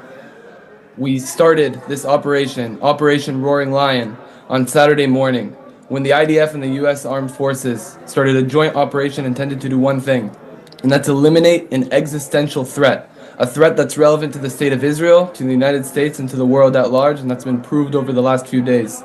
The strike started on Saturday morning when we eliminated more than 40 senior Iranian commanders, including Supreme Leader Khamenei, and they continued over recent days as we struck aerial defense targets, ballistic missile targets, and other Iranian terrorist regime targets in Tehran and in Iran at large.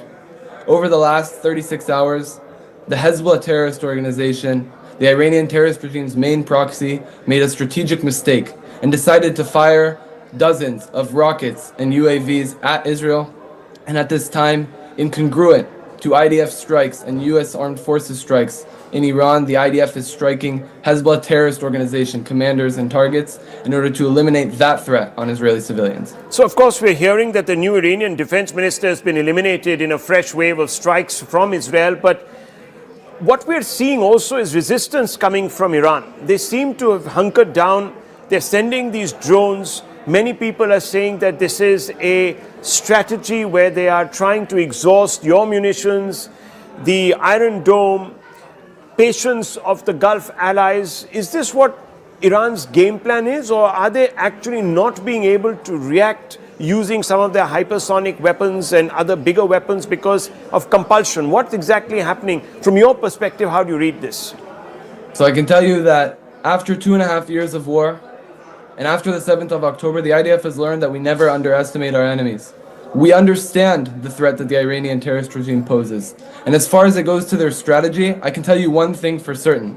and that's that they have a strategy to target and hurt civilians specifically. This isn't just a message, it's concrete intelligence we have at hand.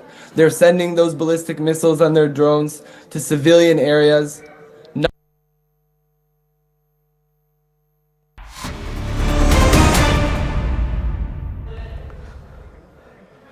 Welcome to a very, very special edition of Inside the Bunker, and it's the offensive from both sides that continues to escalate, with the IDF releasing latest satellite imagery of its precision strikes on the Iranian leadership compound. Now the conflict has entered a dangerous new phase, with Iran shutting down the Strait of Hormuz, which is a channel for 20 to 30% of global oil supply. Meanwhile, the US and Iran too continue to mount the offensive against each other across land and sea. Now, in this very special edition of Inside the Bunker with the one and only Tom Cooper, what we are going to do is deep dive into the kind of tech and weaponry that's being used by both sides. We'll focus on the Iranian side today, or the Israeli side today. But first up, have a look at these pictures. Now, if you see these pictures, what are these pictures? These pictures seem to be like airplanes that have been kept outside the Mehrabad airbase in Iran. But Tom, what are they actually? Well, that is one of the funniest stories of this war. Actually, already the last war in June. They look like F-4 Phantoms. And one has to admit they are perfectly camouflaged as well. That means yellow color, brown color, green color. Perfectly positioned. From the air, from the satellite, these aircraft look, even from the UAV, these aircraft look exactly like original aircraft. Fact is, actually, these are wooden decoys. And this entire facility serves no other purpose but manufacturing such wooden decoys. And if you check up there on top, you see here? Yes. That's an F5 decoy. Okay. Yes. So these decoys are then towed to Iranian air bases, positioned in specific positions, in selected positions. Right. And the Israelis are left to discover them, to find them, and to target them. Right. To waste their ammunition and time and so on. Right. So this is, as you can see, these are 2, 4, 6, 8, 10, 11. Entire squadron worth under apostrophes of F-4s. Yeah. Which are existent for no other purposes but to fool the Israelis. Fool the Israelis. Yes. And do the Israelis get fooled? Yes, they do. I can even show you a specific example if you show me the Google Earth map again. Right. Last year we have seen Israelis striking 2 F-14s at Mehrabad Air Base, not far away from where this workshop is. Okay. So they have destroyed one F-14 and we're very happy about this. Right. We'll try and pull that up in a bit. We don't have it at the moment. We don't have the map there.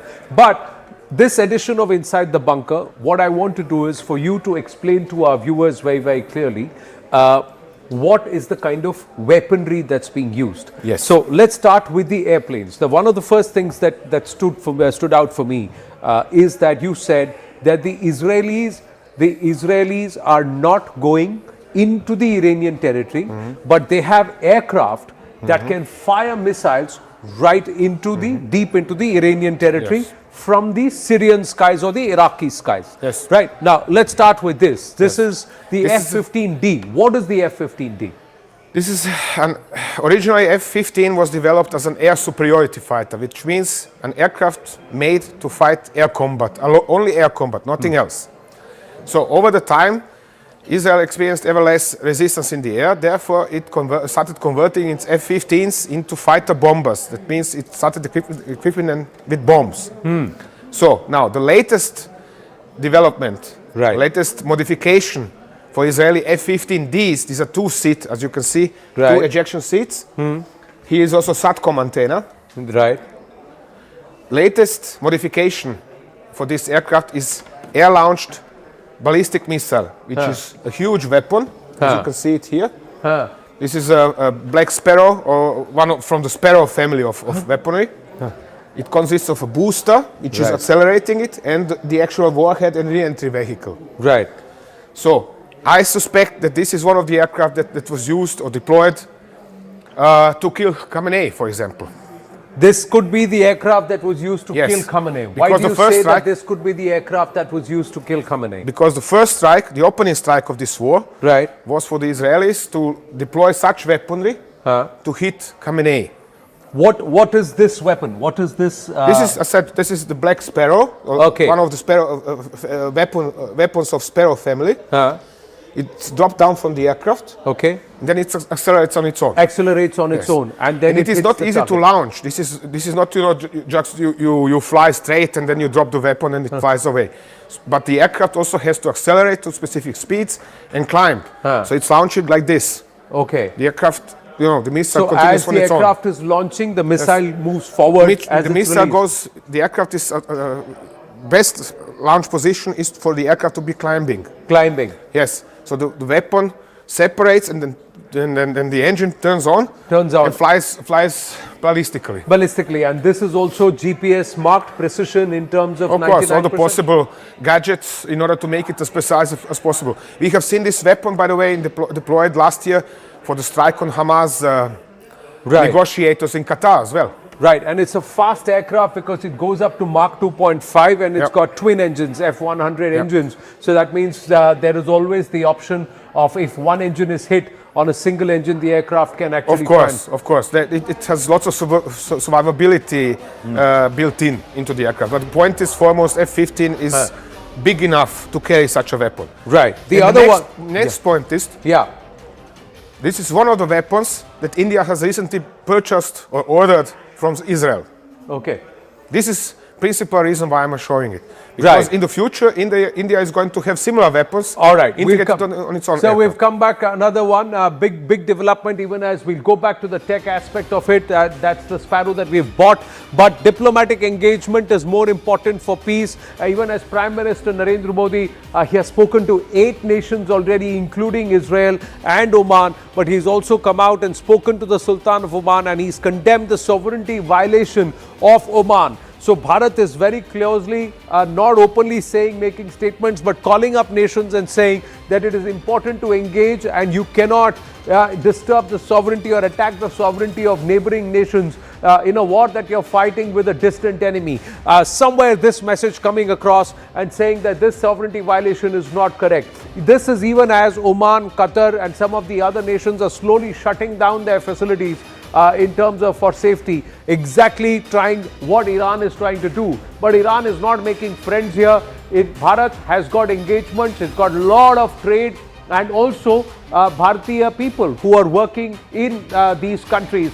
And that's why not just ensuring the safety, but also calling and saying we respect your sovereignty, and anybody disturbing or impinging on this sovereignty is not right. And it obviously will not create a place for dialogue. Let's go back now. After that update, let's quickly go back to the other conversation that we were having. The F-15D and the Black Sparrow from the Sparrow family. This is a warhead or weapon head that we have tried to now acquire, and this will be fixed on our Rafale or the Sukhois? Probably on Rafale. On the Rafale. And it is already in service in India. It is already in service. On Mirage 2000s. On the Mirage 2000s. It's called Spice. This is the Spice. Okay, so this is the Spice, and that was the one that was used in the Balakot operation, for example. Yes. This is also already one of the weapons already in service in India. Python. Python, yes, that's the Python. Python or Spider when launched from the ground. Python or the Spider. Let's look at the next aircraft, the F-16C, air-to-air, air-to-ground missions. Speed is about Mach 2, F-110 or F-100 engine. engine. And yes, and one of the most produced 4th-gen fighters. Yes. So the Israelis are also pressing this. What's unique about this? Well, unique is this versatility. This is an older variant, arguably, but you can always add more advanced weapons on it. And again, if you launch Spice from a shallow climb at full acceleration, it flies very, very far away, up to 200 kilometers away. Now, it also seems to be able to carry more payload. Is that true? Because it's a single-engine aircraft? Well, carry more payload. This is relative. Generally, they're loading them just with 2 Spices. Okay. It's only for operations over shorter range that they are loading them with 4 Spices. 4 Spices, but it's a single-seater. Single-seater. So there aren't 3 there because that was a trainer aircraft, and it's not even a 2-seater, so it's a single pilot. It's just a single-seater. So this will be a smaller and lighter aircraft? Smaller and lighter, yes. Much smaller than F-15. Roughly 50% smaller. Yeah. But very nimble. This is comparable. Actually, Rafale is superior to F-16. Rafale Rafale is superior to Yes. F-16. Another one which is a tried and tested and which actually works for us viewers is the Sukhoi Mk-30I. Now this is also part of the Israeli Air Force. Somewhere the Russians seem... Indian Air Force. This is also part, this is the Indian Air Force. Yes. This is one of the latest sub-variants of Su-30 MKI. Okay. Again, Mark II, is it similar to the F-16D? Yes, yes. It's just bigger. It's just bigger. And more powerful in regards of engines than the F-15D in particular. Also two-seater. You don't see the second seat because it's under the cockpit. Under the cockpit, okay. And this is now the latest sub-variant, recognizable as such, but two antennas here and here, which are enabling it to be linked to the ground stations, to the entire integrated air defense system of India, and to transfer the video feed from the ground up to into the cockpit of the aircraft. It means but whatever the ground station knows, the crew knows it as well. I have shown it here. This is a color profile I drew with my hand. Yeah.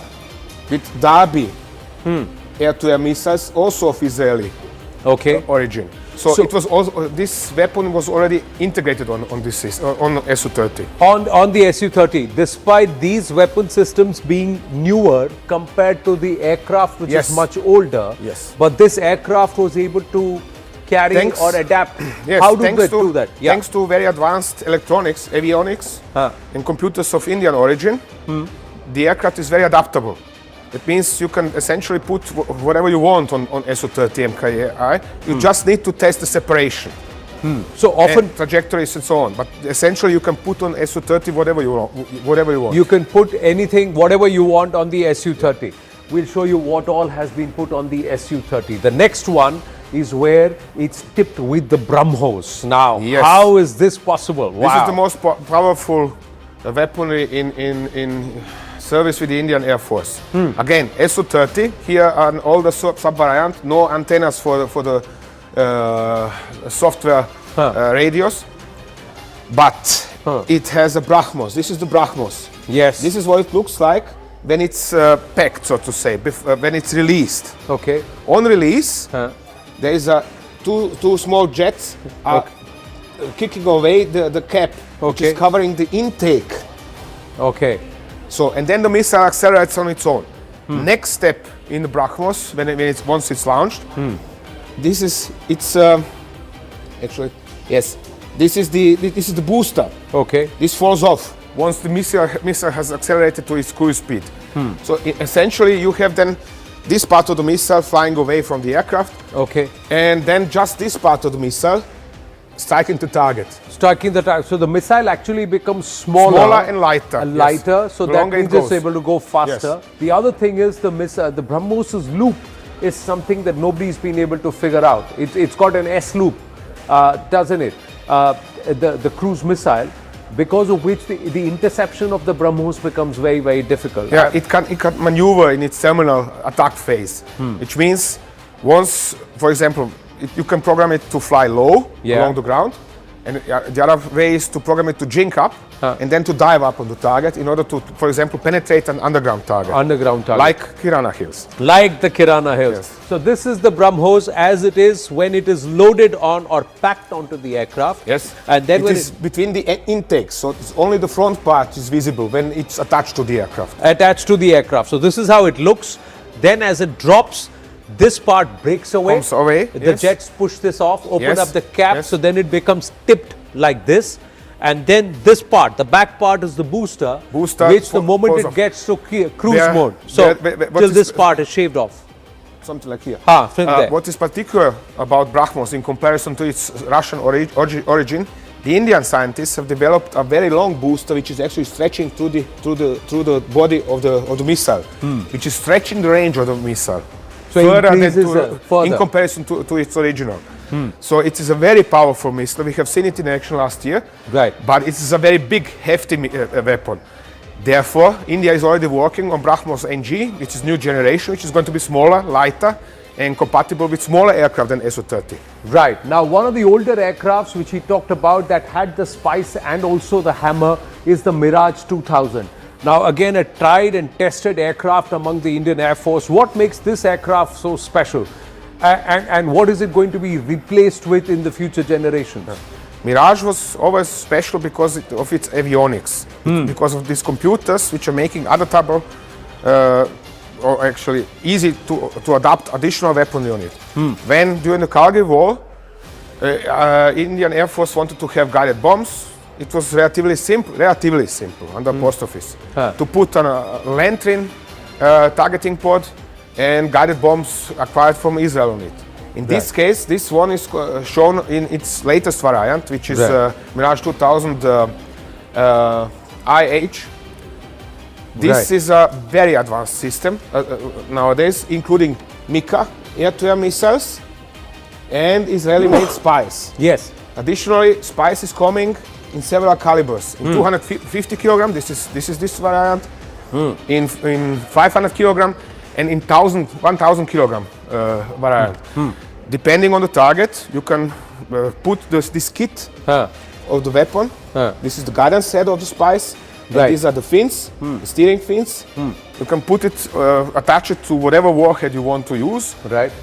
And therefore it spies 500, 1000 and 2000. 1000 and 2000. Yes. There's one thing which we skipped, but because we want to bring the focus back on to the Iran-Israel-US conflict right now is the F-16I. The Israeli Air Force is also pressing this into service. And it's been customized for the Israeli Air Force. This is a customized variant just for the Israeli Air Force. Sure, from it the Lockheed Martin has developed different other sub-variants for different other air forces, but this is the heavily customized variant for Israeli Air Force with extra large fuel tanks in order to reach Iran. Right. And then it has, for example, is compatible with such weaponry like Delilah. Okay, this is Delilah. Yes, this is Delilah. This is a turbojet powered mini cruise missile. Okay. With a range of some 200 kilometers. Here it is under the aircraft. Okay. Delilah needs for its deployment this big guidance pod. It means the weapon system officer in the rear seat is constantly in contact, so to say, with the weapon. Additionally, it carries lantern or lightning pod. This is this dark pod under the intake. And so it's a very advanced aircraft. And it's a two-seater. It's a two-seater. Okay. Pilot is in front, weapon system officer in the rear. And what is also typically for Israel, you can see this little red, white, green. Yes. This is so-called kill marking. In this case, for Hezbollah UAV shot down several years ago. Right. What is also a little bit different between Israeli and Indian Air Force are these Gaudi unit insignia. Right. You can instantly recognize every single Israeli unit by the markings it's applying on its fins. Right. So that's the marking for the Israeli air. This is for the 201 squadron, also called nicknamed the Wolf Squadron. Now this, what you said is again interesting. This is a kill marking. Yes. So kill marking means that this aircraft and the pilot has shot down something. So it could be a Hezbollah target or something else, but it has shot down. So this has got kills. So that's how the potency of the pilot and the aircraft or the legend builds amongst the Air Force. Exactly, yes. There are also such kill markings for strikes on Iranian reactors, on Iraqi reactors, on Syrian reactor and so on. They are applying them depending on what Right. Now, out of the Israeli weapon systems and the guided missiles, which do you think was India now trying to acquire? You said Spice and Hammer are already there. Yes. Are we looking at trying to get the Delilah also? I'm not sure about Delilah, but certainly ROX or Air Laura. I think this is on the other artwork of the F-16I, if you have copied it. Okay. Do we have the other F-16D? Was it on the F-16D? F-16I. F-16I. F-16I, we've just got this one. Okay. Never mind, this is the F-15, but it is essentially it's such a weapon. Okay. Air Laura is just even heftier and looks a little bit different in front. Okay. Air Laura or ROX. They all have two names, one for export, one for Israeli service. Right. It's essentially, India is purchasing exactly this kind of weapons as well. Right. And what's more, on this aircraft, behind the missile, you can see this jammer pod, electronic warfare pod. Yes. This is something, for example, Tejas is already carrying. Tejas is already carrying this jammer. It's already in service in India. Right. So this is also a point, What does this jammer actually do? Quickly, we're running out of time. It is emitting electronic emissions which are jamming any kind of approaching radar-guided missiles. It's Okay. hiding the aircraft behind some sort of a electronic cloud, making it invisible for enemy missiles. Any of the missiles and the radar to follow. So it's like a frequency shield that's being built around the aircraft, and Tejas has that. So this was all about the aircrafts that the Israelis are now pressing into service, and also how it is marrying into the Indian Air Force. But this is just the beginning. What about the drones? What about the UAVs? Who's got the better tech and who's got the kamikaze? All of that here on Inside the Bunker with Tom Cooper very soon. Stay with us.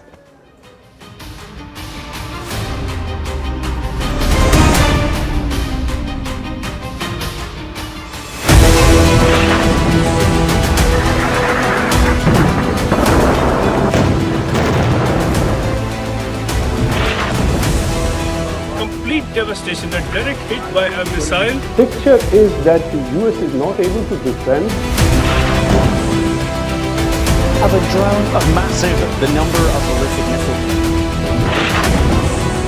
Where is it that Iran is actually placing its resources right now? Tabriz, Sanandaj, Kermanshah, and this is now what they are doing since yesterday. They are conducting more or less an organized.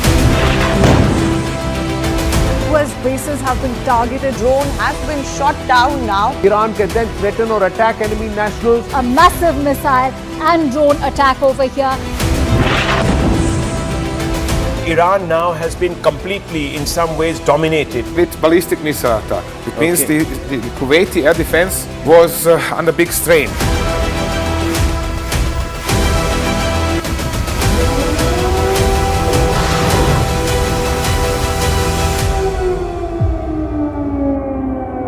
IDF spokesperson Ben Cohen, who joins us from the front lines, really. Thank you, Ben, for speaking with us. What's the situation right now in Israel? What are we expecting by the way of timelines? Is this war going according to plan? So I just returned from the bomb shelter from a siren that was just in the area. We started this Operation Roaring Lion, on Saturday morning, when the IDF and the US Armed Forces started a joint operation intended to do one thing, and that's eliminate an existential threat. A threat that's relevant to the state of Israel, to the United States, and to the world at large, and that's been proved over the last few days. The strike started on Saturday morning when we eliminated more than 40 senior Iranian commanders, including Supreme Leader Khamenei, and they continued over recent days as we struck aerial defense targets, ballistic missile targets, and other Iranian terrorist regime targets in Tehran and in Iran at large.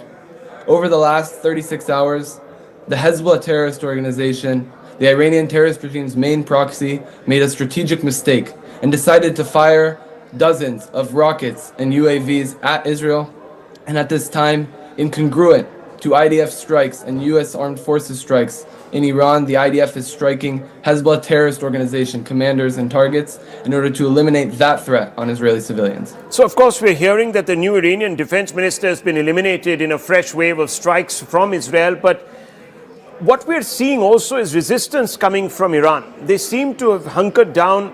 They're sending these drones. Many people are saying that this is a strategy where they are trying to exhaust your munitions, the Iron Dome, patience of the Gulf allies. Is this what Iran's game plan is, or are they actually not being able to react using some of their hypersonic weapons and other bigger weapons because of compulsion? What's exactly happening? From your perspective, how do you read this?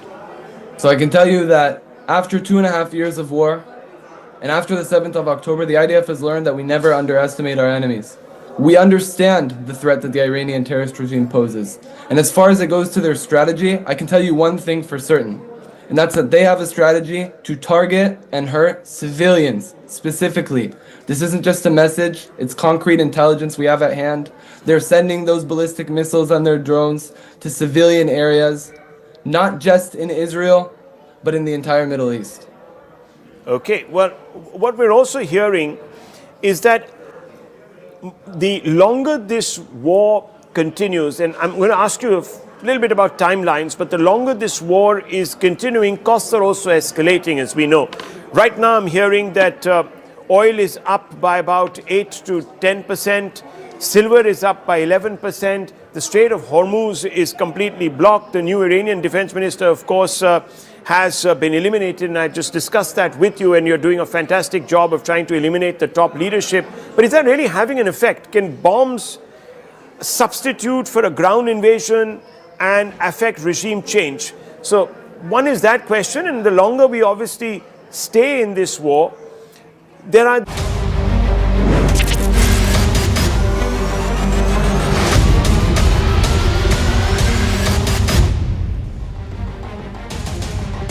Namaste, Jai Hind, and welcome to this edition of The Right Stand. I'm Anand Narsimhan. The Middle East is now, viewers, engulfed in a full-scale regional war that has rapidly expanded beyond its initial fronts, drawing in major states and also non-state actors in a volatile conflict. The current crisis erupted when Israel and the United States launched coordinated airstrikes deep into Iran, including targeted attacks on key leadership and military infrastructure, killing Iran's supreme leader, Ayatollah Ali Khamenei, and other senior figures. Now, in retaliation, Iran has fired ballistic missiles and armed drones not only at Israel but also at US forces and US bases in several of the Gulf nations in that region, including strikes that hit parts of the United Arab Emirates, causing casualties and infrastructure damage and prompting widespread air defense responses across Dubai, the country of Qatar, the nation of Kuwait, Bahrain, and also Saudi Arabia. At the same time, Iran-aligned militia and proxies have also entered the conflict. Hezbollah in Lebanon launched rockets and drones at northern Israel, ending a fragile ceasefire and quickly drawing devastating Israeli airstrikes on Beirut and southern Lebanon.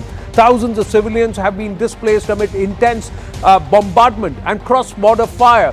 The violence is now spread across at least 9 countries in the Middle East, affecting major cities from Tehran to Beirut, Dubai to Doha, and shaking civilian life far beyond traditional battle lines. In Erbil in Iraq, you've had another militia front propped up by the Iranians attacking US security forces and their residential accommodation premises and services. Now, here's the latest from the war zone. First up, Donald Trump has said it's too late for Iran to negotiate.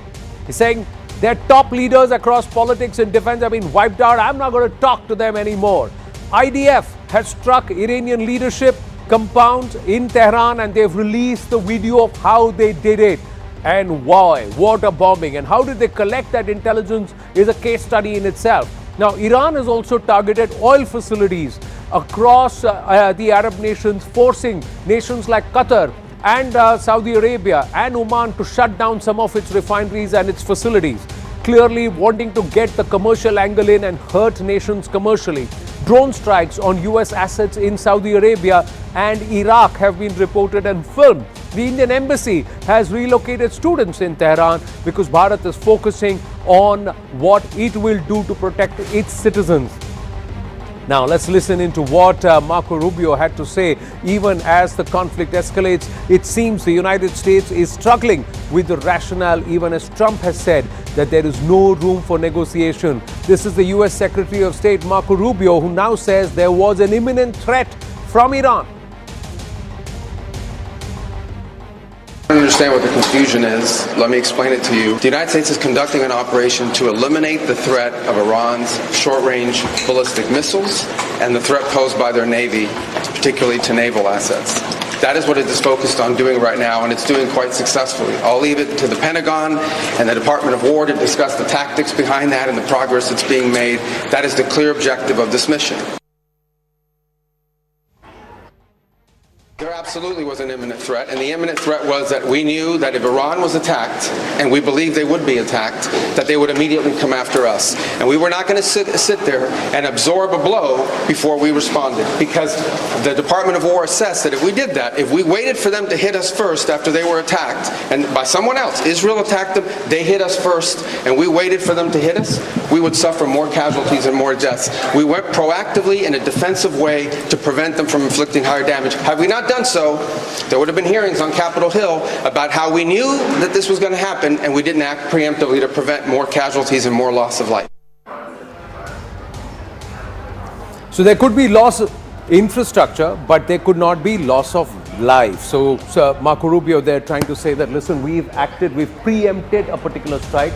Similarly, like what the IDF has always said, listen, they had already made plans. They had already made plans to try and a call for the death of Israel, and they were going to get ready 8,000 ballistic missiles by 2027 and wipe out Israel once and for all. And that's the reason why we needed to act first. That's what the Israelis have always maintained. Now, somewhere from the Americans, the same tone that our strikes were preemptive. But have they been shifting goalposts? And has Iran's low-cost, high-impact war strategy and their very clear focus taken them by surprise? Now, why? Because Iran's game plan is to raise the cost of conflict for the United States and its allies while being in a heavily disadvantaged position. Iran still has a war strategy in place to try and hit back at the United States militarily. Now, let's try and understand. In the first step, Iran plans to blind US forces by hitting critical radar and command and control modes. And to achieve this, they would employ swarm drones and short-range missiles to hit critical nodes in the US communication systems. Now, what it hopes to achieve is to disable early warning systems of the US forces. In the second step, Iran then plans to deplete US air defense systems by forcing it to use expensive missile batteries to counter its cheap drones. And how it plans to achieve this is by launching waves of inexpensive missiles at American bases and ships, and Iran can then drain the US missile stocks and increase operational costs, weakening the air defense network over a period of time. Step 3, overwhelm the US air defense. Iran then aims to breach the air defense and strike critical targets. And this is how Iran aims to achieve this with larger, high-speed or hypersonic missiles, cruise missiles. Iran then aims to penetrate remaining defenses and hit strategic installations, maximizing the damage. Now, Iran is also striking energy centers, so it is raising the cost of war commercially also. It is also putting pressure on other nations who will suffer because of an energy crunch. So it is actually sending shockwaves through the energy markets. Look at this. Saudi Arabia's Ras Tanura has been shut down. Qatar's Ras Laffan LNG hub, that's also been shut down. Then you have Oman in Duqm, the Duqm port fuel tanks. This one, again, it's been shut down. UAE, the Fujairah oil field was targeted and it's up in smoke, so it had to be temporarily shut down. And most importantly, the Strait of Hormuz, the Iranians are saying, we see any ship, we're going to bomb it.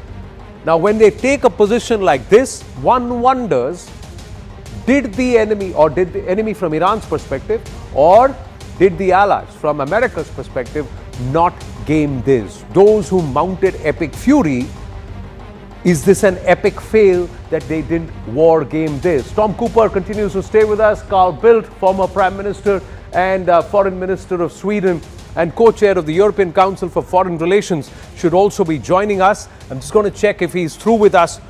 We'll go straight across to Mr. Carl Bildt. Carl, namaste. Thank you very, very much. We have a Swiss in our midst here, and now we have a Swede. Let me ask you, what's your assessment of what's happening here? Have US and Israel not gamed this properly? Are they getting into a war of attrition? But that remains to be seen. We're just a couple of days in it. But it is, of course, a war that was initiated with sort of unclear background and with unclear aims. And it's very difficult to see where this is going to end and what victory would be, either for one or the other side. So it is a very muddled situation, highly dangerous, with easier, I would say, to identify who will be the losers than to identify possible winners. What do you think will be Iran's off-ramp? Because there are many who believe they have lost their supreme leader. They will have to go back and show revenge. And unless they get an off-ramp, they're not going to back off. And Trump does not seem to have the stomach for a long war. So how do you see this progressing? No, I think what the Iranian objective is rather simple, is regime survival. I mean, when Trump and Netanyahu initiated the war, they talked very explicitly about sort of regime change. They backed off somewhat since then. But for the ones running the regime or trying to run the regime in Tehran, survival of the regime is #1 objective. And I'm quite certain that if they manage to survive the regime in the one or the other form, clearly weakened, whatever, they will declare victory. And they will say, we stood up against the most mighty force that you can think of in the world today. We are still here. And that's going to be a dilemma, because the US pronounced these very sort of expensive aims of regime change, and if that's not achieved, who is the victor? Who is the loser? But from your vantage point, how do you see this progressing? Do you see this dragging on beyond 15 days? Could well be, but I mean the uncertain thing that we don't know that much about is when does either side run out of missiles and ordnance. I mean the Iranians don't have an unlimited amount of ballistic missiles and drones, even if numbers are fairly substantial, obviously. But the Western side, the Americans and the Gulf allies, I mean, they have very expensive defense systems that they are deploying at the moment, and Israel is the same. Do they have endless numbers of them? No, they don't. So we might see them sort of starting to fade away gradually in terms of the intensity of the war at some point in time. Do you think Trump may just decide 3 days later that he's already won the war because the Khameneis are dead, the top leadership is dead, and Trump may just say, America may just say, okay, we are done, we're getting out. Now it's the rest of the region to sort out this mess? Well, there are more or less difficult things in the world, and the one thing that I would not go into is predicting the behavior of Donald Trump, because he's notoriously unpredictable. I think he was very clear yesterday that he's going to go on for quite some time, but quite some time, whether that is further 3 days or 3 weeks, I don't think then he knows that himself. Is there a clear objective? Many credit India for having a clear objective with Operation Sindoor, that the aim was the terror infrastructure, and that was demolished, and then India backed off. And even though there was a military response from Pakistan, India then just responded gradedly to that, and then they were able to back off. Here, the Americans seem to be shifting the goalpost by the day. First it was regime change, then it was nuclear arsenal, now it's ballistics, and thereafter we don't know where this is going. Your thoughts? No, we don't. We don't. And I think one of the lessons of history is that if you start a war, if you consider that absolutely necessary, and it should be necessary, one shouldn't start war on just a hunch of some sort, you should have a clearly defined objective for your forces. You must tell your military, this is what we expect you to do. And that must be clearly defined. If you do that, they either succeed or they fail. But if you just launch them into war and then go all over the place with different objectives, or shifting ones and impossible ones, then it becomes very difficult. Even difficult for the war fighters themselves, what are they supposed to do? And even more difficult for the politicians or the strategists who are going to say, where are we heading? Where is this going to end? What's going to be after the war? We don't know. Is it possible that other nations could be dragged into it? You see Europe getting dragged into this? Not in any major way. I can see, and I think it's already happening, that sort of French and European assets or UK assets that are in the region. I mean, they have fighters there that have been there permanently, that they take part in defensive missions. But I wouldn't call that dragged into the war. The dismantling of the Khamenei regime, if they are able to achieve that, what would that mean for politics and geopolitics around this region and also globally? Because Iran's been considered a rogue nation. Many believe 80 to 90% of the trouble in this region and globally has emanated from Iran over the last 4 or 5 decades.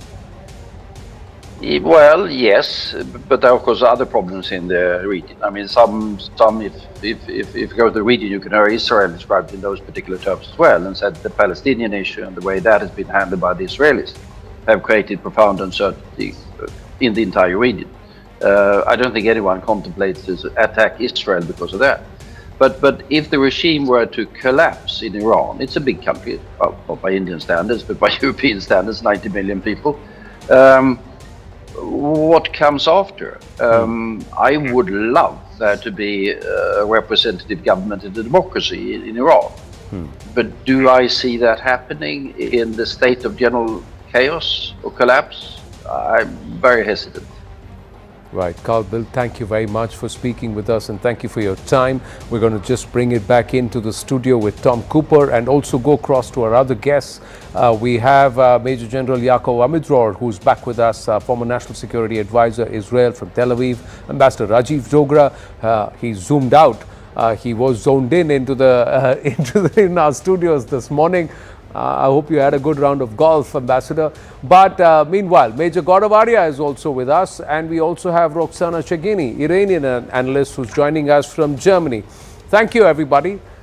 We've just got pictures, and you were explaining this, Tom, and let's just start with these pictures of Israeli demolition of the trucks, which are launchers, missile launchers.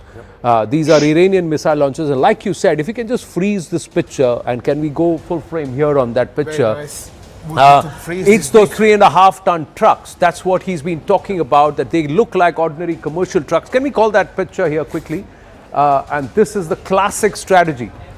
Just before this, if you could, okay, yeah, if you could freeze it there, yeah, so there this you go. is one of the small trucks, 3.5 tons, probably, well, unclear on this photograph, either used to launch the UAVs to the side from 3 boxes, or to carry one short-range ballistic missile, tactical ballistic missile. This is something like perhaps 150 to 300 kilometers.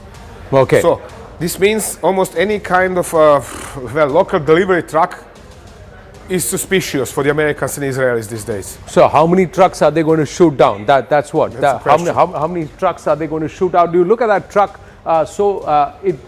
There were so many trucks like this. How many are the Israelis going to chase remains a question. Let's go across to the Major General and ask him from Israel. Has Israel bitten off more than it can chew with respect to trying to bring down Iran? Because if regime change was the objective, that doesn't seem to be happening anytime soon, Mr. Amidror. First of all, there were other aims for the war before the regime change, is to eliminate the ability of the Iranians to produce missiles in the future and to completely destroy the military nuclear project of the Iranians. That was first priority.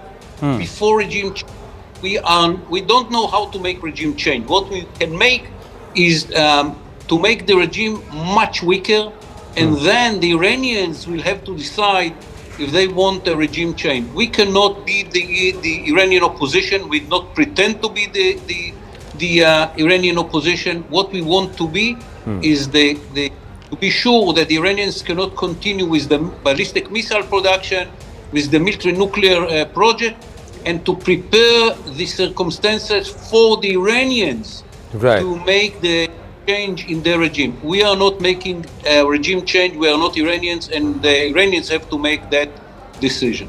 But what if the Iranians decide not to make a regime change? What if the current lot is able to sustain it and everybody accepts Ali Reza? So what will happen if the Iranians decide not to do it? First, the Iranians will not have the ability to resume the nuclear project. B, the Iranians will not be in a position to manufacture ballistic missiles that can be launched into Israel. And C, Iran will be much weaker, and it will be easier to take care in the future that they will not resume both the nuclear and the missile project. If the Iranians decide that this is the regime that they want, all what we can do in the future is to make sure, to guarantee that they don't have the ability to destroy Israel. Do you believe the Iranians have gamed your defense systems, the 3-tier defense system that includes arrows, David Sling and the Iron Dome? The Iranians have figured out a way to sneak past it? Because No, the statistic is very clear. Very few percentage of what they are launching is reaching Israel. We never said that our defense is 100%, it cannot be. And from all the around 200 and more missiles that they launch into Israel, you can see that the number of missiles which reach a target inside Israel are very, very few. Let's assume that it is 90%, 10% out of 200, it's 20 missiles. It's not more than that. So no, we have very good defense system, 90%.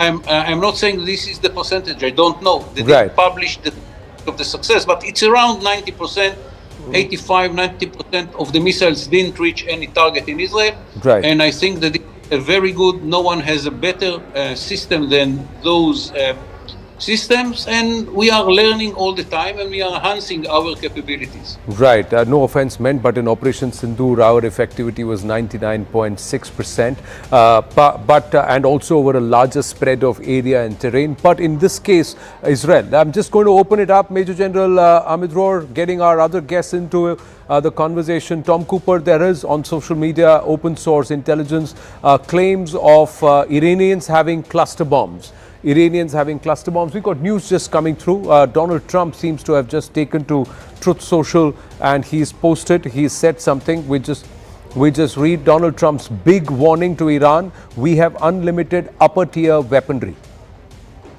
Now, in the morning, he said we could have had more about the upper tier weaponry. Now he's saying we have unlimited upper tier weaponry. What do you read from this, Tom? Another desperate threat in total. You say it's a desperate threat? Yes. You don't believe that there could be something big that could be happening tonight? Well, there are only two weapons I haven't seen being deployed by the United States in this war so far. One would be the GBU-57, this Moab, this 10,000 kilogram massive bombs, penetrator bombs, and the other would be nuclear weapon. The other would be nuclear weapon. No, but he says have unlimited mid to upper tier weaponry. So that's what he said, mid to upper tier weaponry. I'm going to check with our team if we can just juxtapose what he's tweeted or put out just now on Truth Social against what he put out in the morning, where he said we have the smaller arms and infinite and better than but as far as the upper tier because of Biden and him giving it to Mr. Zelensky, we don't have as many as we should have, etc., etc. We just put that out and this. So within hours, there is a different statement that's come from Donald Trump. Typical Trump. That's typical Trump, master of shifting the goalpost. But we also had pictures of the Iranians having cluster munition. Yes, they have bought them from the Americans. And this was fired over Jerusalem and Tel Aviv.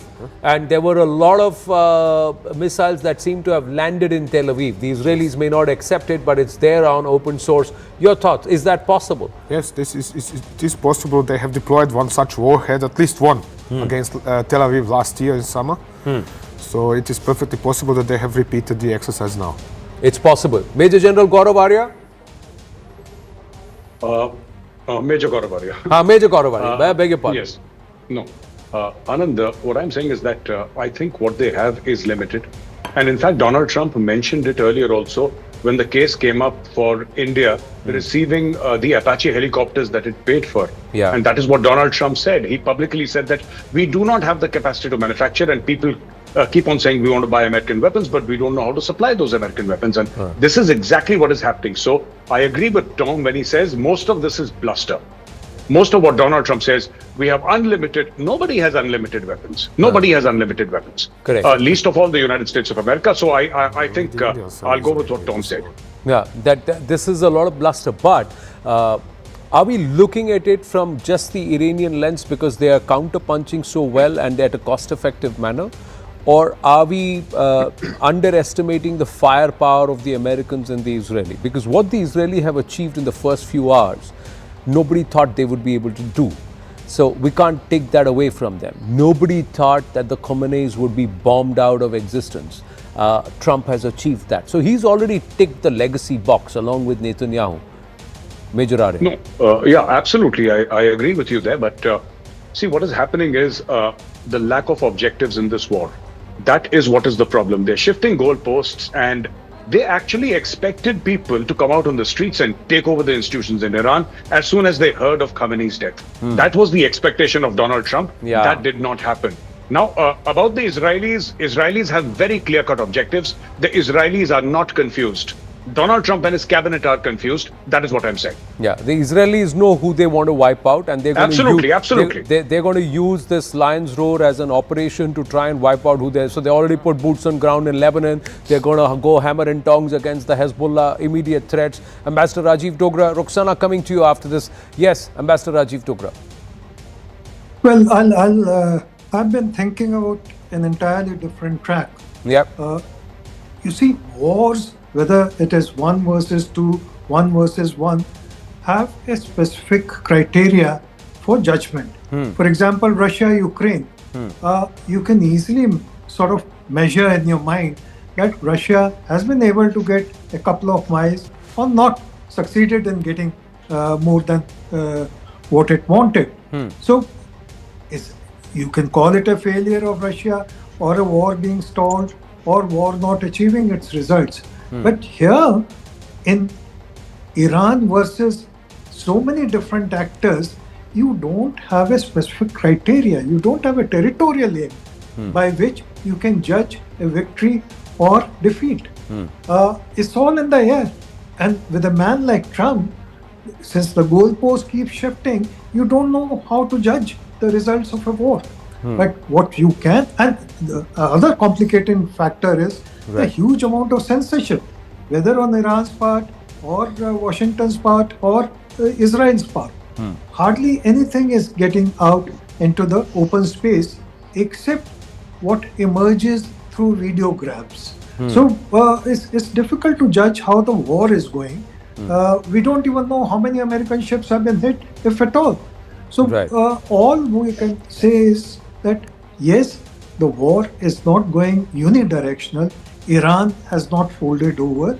Iran continues to fight, and Iran is playing a smart diplomatic move by saying, if the latest reports are correct, that yes, we want to negotiate, but on our terms.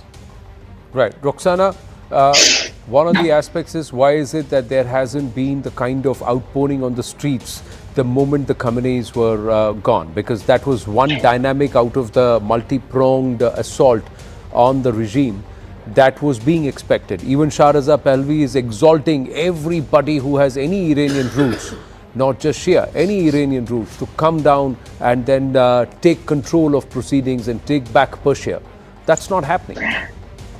No, that's not happening because Prince Reza Pahlavi and Donald Trump said, you have to stay home until we call you. They are staying home because they have been called to stay home.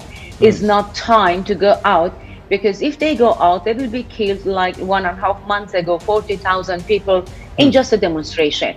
I need to mention a couple of things. There has been, who is the winner, who is the loser.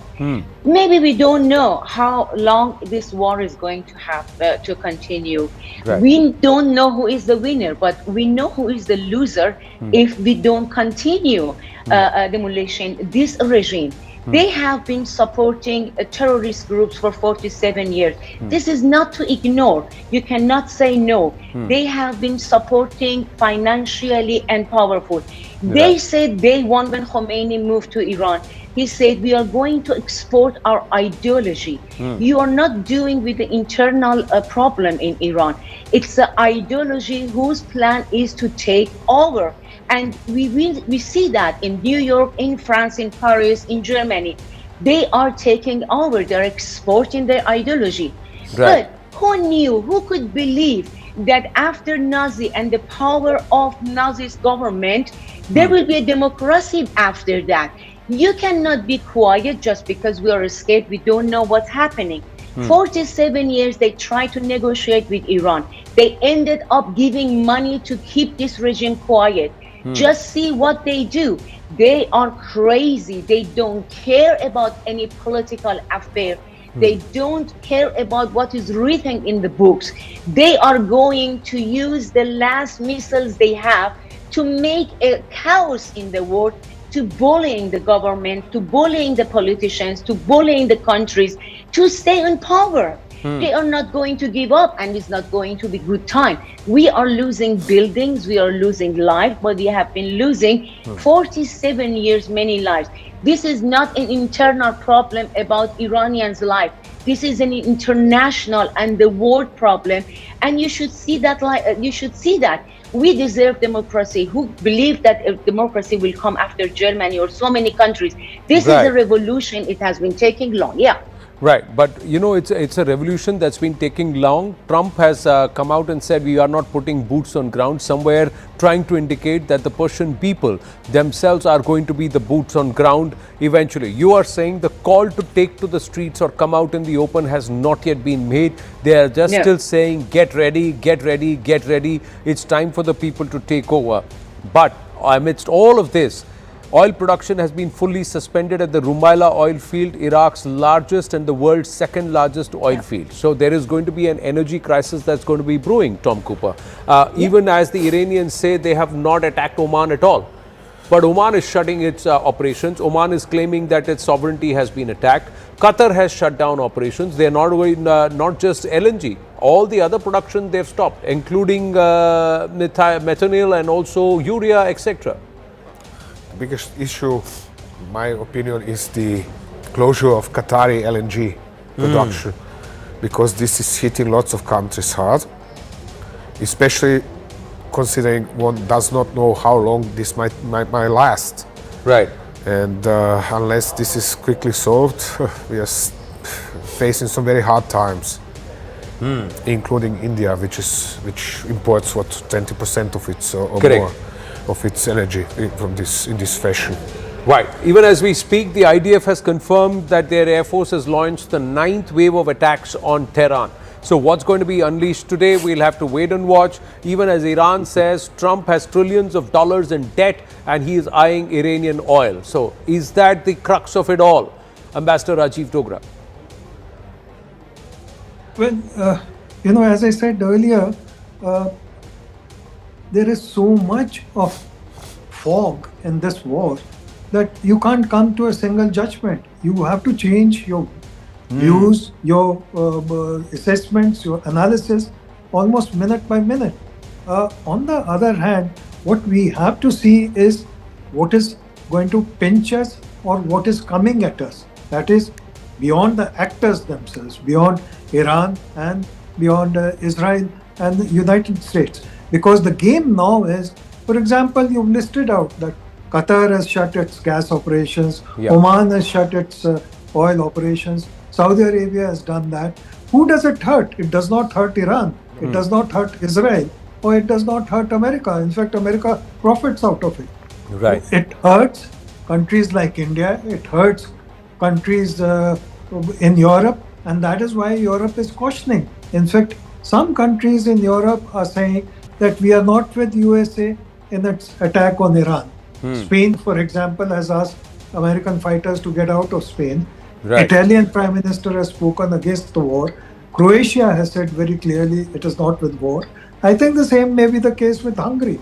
So things are in flux, but what everyone, and here I'm talking about people at large, not just in the Arab world or the Persian world, but people, whether they are in India or in Rome or Paris, they feel that this unnecessary war is going to hurt worldwide economy sooner or later, and it will pinch us. Well, that is the crux. If it pegs back the other economies and helps shore up or bring them closer to the Trump mechanics or the American mechanics hegemony, because Netanyahu also said this, that this puts America once again front and center of the world order. That's what this war does. He said that earlier in the day, that nobody has that clarity or gumption that Trump has. These are the latest pictures that are coming in.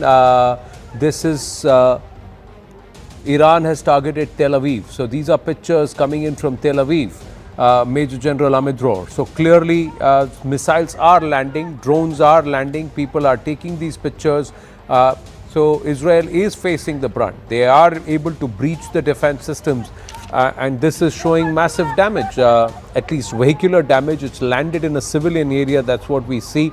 Vehicles are on fire and these pictures are coming. Women are upset and they are saying, they are actually saying Baddua or I curse you. That's what they are saying. Major General. Israel, it was understood that it is a war. When you have a war, the other side is also his capabilities, and from time to time you have to take the price, and we are ready to pay the price. Up till now, it is not a high price. We have around 15 Israelis which had been killed during the 3 and around 100 injured all around Israel. It is something that we know how to live with. If we succeed to reduce the capabilities of the Iranians in the future to launch missiles into Israel and to have the nuclear project, it's worth the price. So with all due respect, this is a price that Israelis know how to take. The share market in Israel is up, is not down. People understand that at the end of the war we will be in a much better position because the weaker Iran is, the better for Israel. About the change we spoke, no one can guarantee, and what we are doing is to reduce the capabilities of the Iranians as much as we can with the American or the Americans with us. We achieve a lot up till now, and we will continue to bomb to bomb Iran regime and to try that the regime will be even weaker in the future. And as I said, at the end, the decision if they want to continue with the same regime or not is the decision of the Iranians. Our job is to make the regime very, very weak, and we are slowly doing it. The Americans destroy a big part of the Iranian navy, military navy, and probably we will continue. And now we are hitting Iranian command and control centers, basis of the. You have see, even if you're trying to weaken Iran, and they have been able to decentralize their command. Earlier in the day, President Pezeshkian, actually Iran has right now, viewers, banned all export of food. So they're going to try and store as much of food and granary that they can. They have also. What they've also done is they have said that we have decentralized. Each of the provinces have now got the authority to manage matters on their own. They know how to do it. So they've not just decentralized the command centers of the IRGC, but even in terms of governance across the provinces of Iran, they have gamed this. They have figured this out. Interesting development here, Major Arya and Tom Cooper, just requesting you to come in on this. That Barak Ravid of Axios. Yes, Major Amit Rod, you are Major General Amit Rod. You wanted to say something? Yes, I want to say. Yes, look, if you judge from the results, how many missiles did they succeeded to launch? How many missiles we succeeded to intercept? How many salvos they succeeded to make in big numbers? Their system is very weak and becoming weaker all the time. They didn't succeed even once to put us in a situation in which our system couldn't answer to the threat. For that you need big salvos, and they didn't succeed to produce even one big salvos in the whole 3 days of the war. Yeah, you make a very fair point, and viewers, we have to also put out and qualify here on our coverage. There is a blanket ban, or if I may say absolute coverage or zero access to footage from inside Iran. We are not getting anything from Iran. What's coming is via the Israeli sources, and what we are getting is from Israel and some of the other Gulf nations. The pounding that Iran has received, it's all confirmations coming from the IDF. There are no local upload or access of data or access of footage of what's happening in Iran and the kind of pounding that's happening in Iran or Tehran is receiving. Even as we speak, Tehran and Karaj are seeing a fresh wave of attacks from the IDF, the Israeli Air Force, which continues to own the Tehrani airspace or the Irani airspace. We'll go across and understand from Tom in a bit, but before that, big development. This Barak Ravid of Axios and also CNN analyst has come out and said, President Trump spoke by phone with Kurdish leaders in Iraq on Sunday to discuss the US-Israel war with Iran and what might come next. 3 sources with knowledge of the call have told me and other reporters. What does this mean, Tom Cooper and to our other guests? So, the Kurds being activated by the Americans.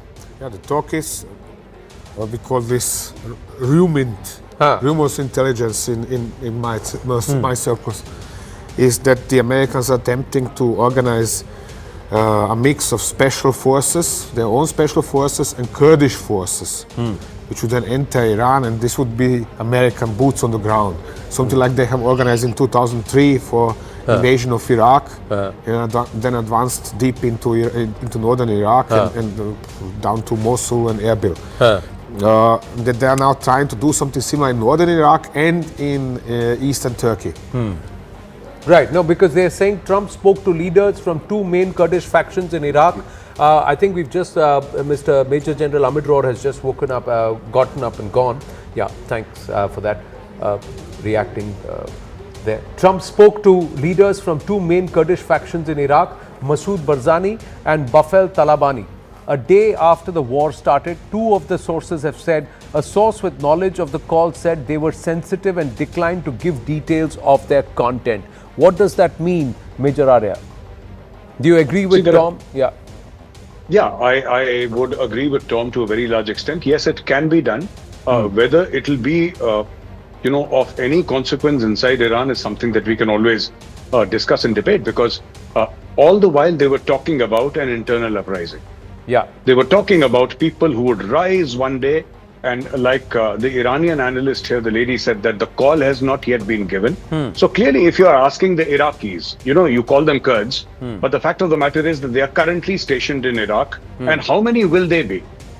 1,000, 10,000, 20,000? How many? Iran is a huge country. Iran is a huge country.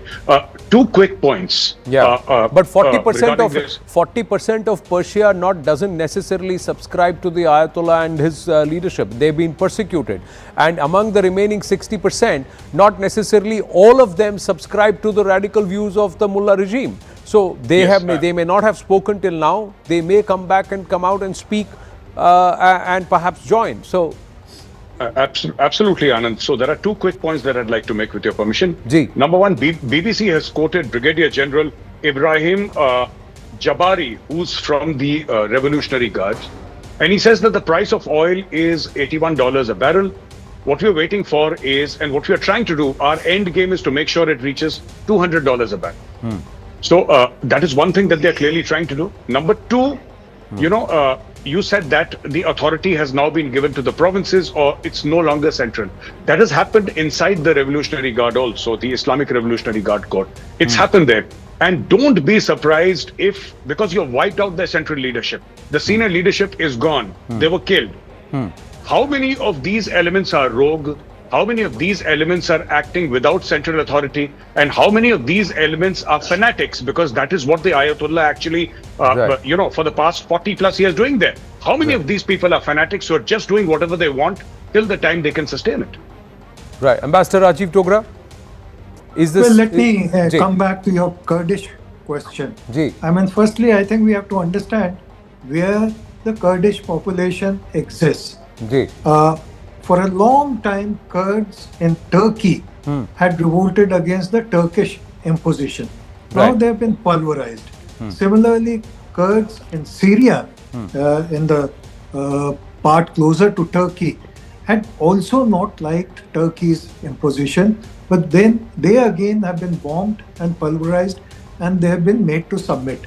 The other major Kurdish population is in North Iraq, which is an oil-producing area, and Barzani, whom you mentioned, has been a leader from Saddam days, especially post-Saddam days. In fact, some of us in the diplomatic service had met him. He continues to be, if the report is correct that Trump spoke to him, continues to be an important leader.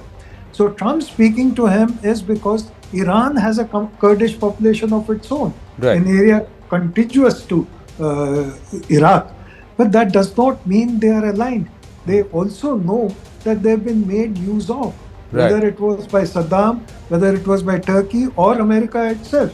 So I don't know how far America would succeed in this effort, but I really doubt that they'll be able to make much more inroad beyond a little. All right, let's quickly understand here. I'm going to ask you to come and join me, Tom.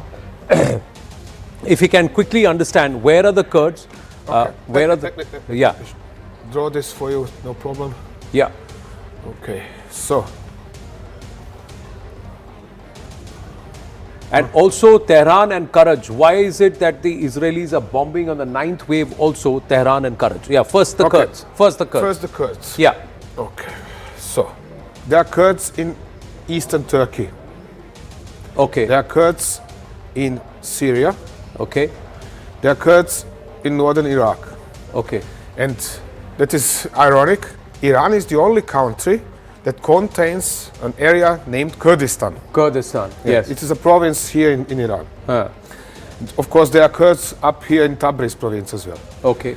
So, 1916, British promised the Kurds their own nation, or some say no, they didn't, and so on and so on. But the problem is, until today, the Kurds are foremost disunited between themselves. Right. They are led by their tribal leaders, who usually command organizations that include in designation democratic, but have nothing with democracy to do. Right. They were short of gaining autonomy in Turkey, but then started quarreling between each other. Which of 47 different languages are they going to use as official Kurdish in Turkey? Yes. Now, what happened lately is that the PKK, which is a terrorist organization and considered as such in the United States, in all of Europe, has given up its pretensions to control all of northeastern Syria, all this entire area. Right. So they have fled partially to Iraq. Okay. And it now seems, at least according to my contacts, that the Americans are gathering them somewhere here in Iraq and trying to figure out how to use them against Iran. The problem is the Iranian offshoot of PKK, the Pajak, right, is not particularly popular. It's finding no sympathies in Iran at all. Right. Because between others, it was working with Saddam Hussein during the war with Iran. Right. Let me ask you, if the Kurds get mobilized here on this side, and then you have the Baloch being mobilized here on this side of Iran, if I may say, and then there is some street mobilization of the local population which are anti-Khamenei. The infiltration happens. Will there be a possibility of trying to showcase or perhaps portray to the world an uprising on the streets? I doubt this. I'll tell you why.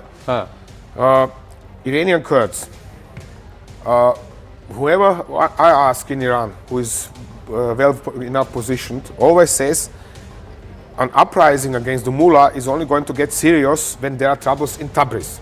In Tabriz? Here is northwestern Iran. Northwestern Iran. Yes. So and until now, there were no troubles in Tabriz.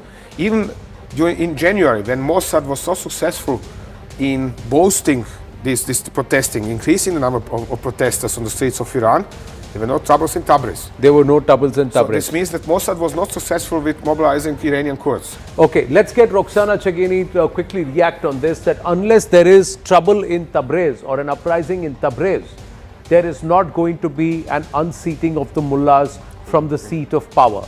Agree, disagree, Roxana Chagini? I agree and disagree. Azaris and Tabriz is a very important part of Iran.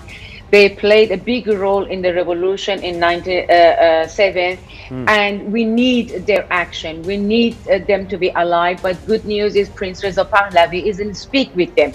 There is so many news that we receive from Iran that maybe is not coming to the agencies or news TV stations and radio.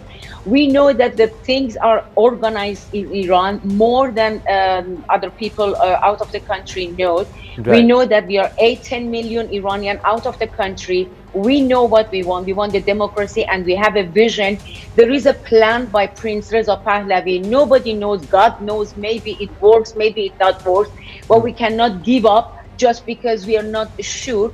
Tabriz is very important. I agree. We have Bakhtiari, we have Baluchi, we have Kurds, and there are very strong prominences that we need all now. Right. Mr. Trump and Israel and Prince Reza Pahlavi, they are having talk with them, and they're because everybody wants mullahs out. This is an Akhund cult, and just imagine. They have no ally. They are attacking all Arab countries. They have no religion, moral limitation. They are attacking Israel. They are attacking USA. And just imagine if they have nuclear weapon. They are going to attack the whole world. They are planning for that for 47 years, and they are very strong. I agree with the gentleman that we don't know because there is no leader anymore, but everybody can lead, everybody can decide. We know that there is a price to pay, and we are willing to pay the price. Iranian people are paying the price. Now it's time the whole world get together and stop this Nazi of 2026. They are Nazi, they are Hitler of the time. They have an ideology and they want to take the world. I agree with that. We need Tabrizi, we need Azari. That's right. Right. I've got limited time. Can you just delete this and let's just zoom in on Tehran and Karaj. Why is it that Tehran and Karaj are being attacked right now? What is the target? Tehran and Karaj is not so far away. Karaj is not so far away from Tehran, is it? Yeah, Karaj, there you go. Here. So there is Tehran and there is Karaj. So why are they being attacked? So let me mark this on the... Yeah, use the pink because that's visual. It's readable. Blue? Yeah, blue backspec. Okay, then let's do it in blue. Okay.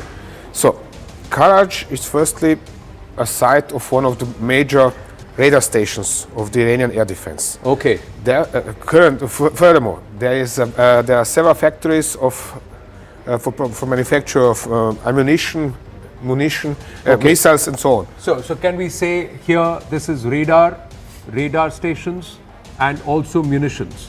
Exactly. Okay. So that is why Karaj is being attacked by the Israelis. Essentially. Okay. If the Israelis and the Americans want to approach Tehran in order to bomb Tehran, they have to first neutralize air defenses in Karaj. So there is a concentration of air defenses in Karaj. And why bomb Tehran? Well, in order to hit, for example, the regime, as we have seen them reporting in their videos today. So that means, why is that important? Because when the Israelis come and launch their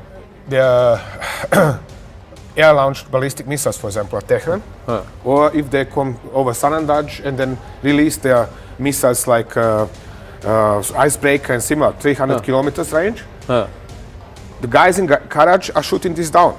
Okay. That means only a part of Israeli and American ammunition is actually reaching Tehran. So this is why they are bombing Karaj in order to neutralize the air defenses in Karaj. Right. Now what we see, viewers, is a lot of it is concentrated towards the western and western parts of Iran. Central Iran has not yet come into play. But if Western Iran is where the command and control systems are and where from the radar systems are, and if this is bombed, then your Natanz and some of the other nuclear sites also are in this region.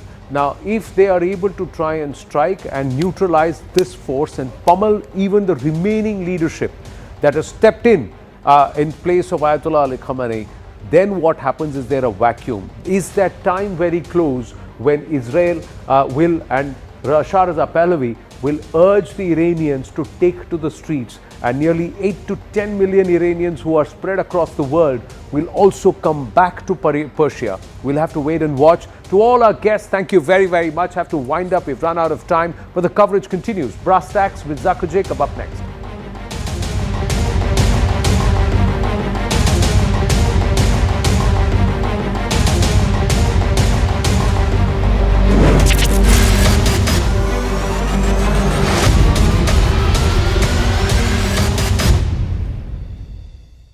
IDF spokesperson Ben Cohen, who joins us from the front lines, really. Thank you, Ben, for speaking with us. What's the situation right now in Israel? What are we expecting by the way of timelines? Is this war going according to plan? So I just returned from the bomb shelter from a siren that was just in the area.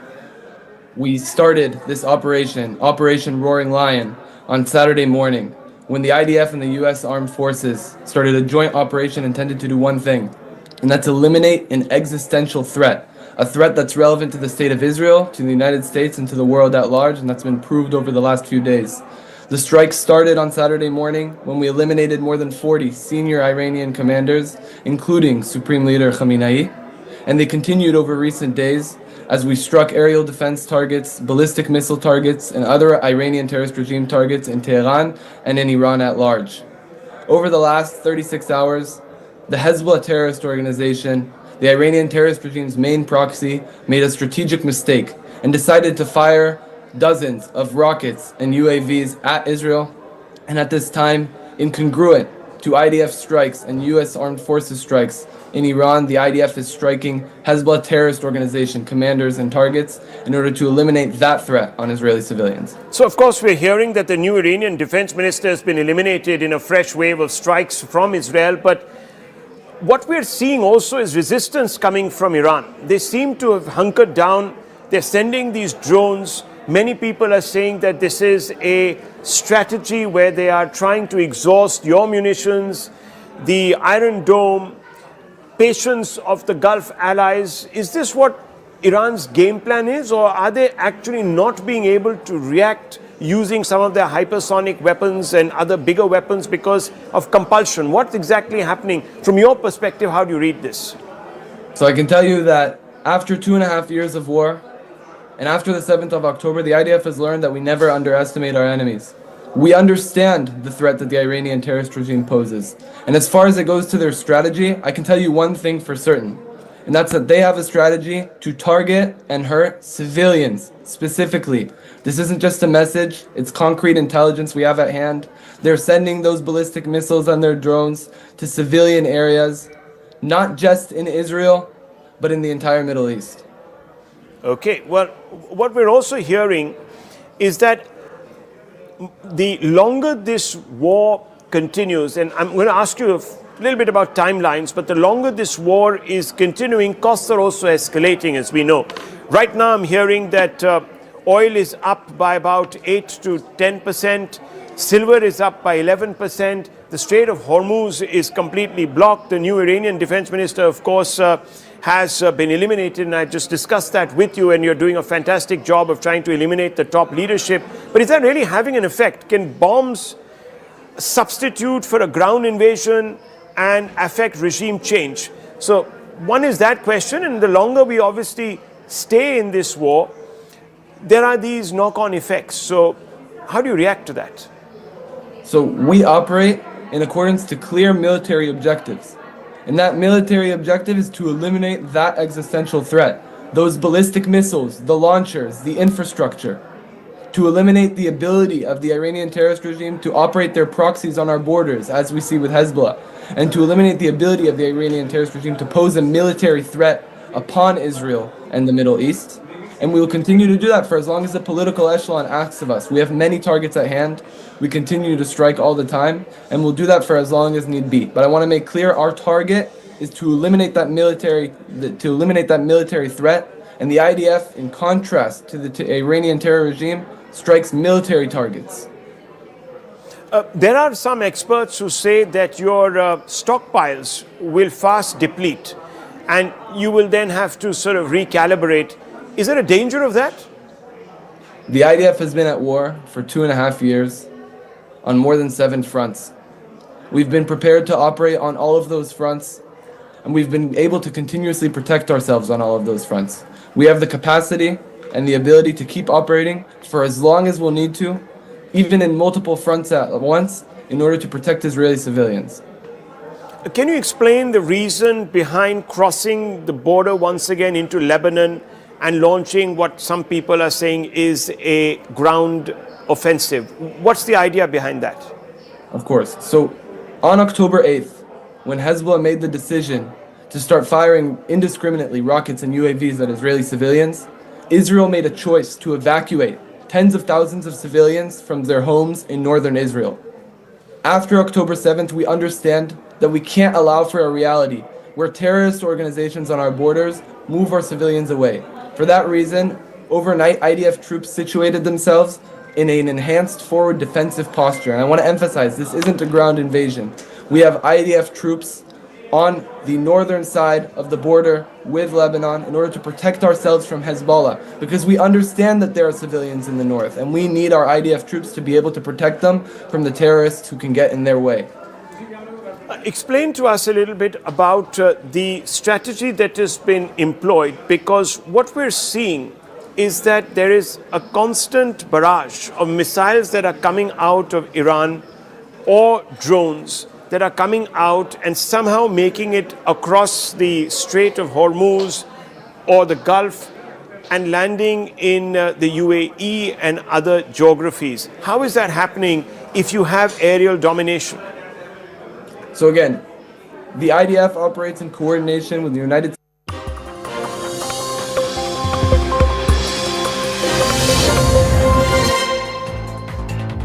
Good evening, you're watching Brass Tacks. I'm Zakir Jacob. The war in Iran is continuing for the fourth day today, and Iran is expanding the ambit of the war. Now it has attacked the US Embassy in Riyadh, in addition to oil facilities in Saudi Arabia, in Bahrain, in Qatar, in the United Arab Emirates, and even in Oman. Iran's strategy is simple. Expand this war, bring in as many countries as possible, drag the entire region into this conflict. Iran has gone guerrilla. It's gone guerrilla against America's most traditional Gulf Arab allies in the hope that these countries will put pressure on Trump to quickly end this war. America, as a result, is now constantly having to shift the goalpost. Initially, it was regime change. Now it's not regime change. It's dismantling Iran's ballistic missiles and its naval program. Will this war end quickly, given that Trump does not want a long, protracted, drawn-out war? Or the bigger question is, if this war has to end quickly, then what will be the off-ramp for Iran? Now, here are some defining moments from the conflict that we've seen in the last 24 hours. Today is the fourth day. The action began on Saturday when US and Israeli troops launched Operation Epic Fury. But here are some of the defining moments from the last 24 hours.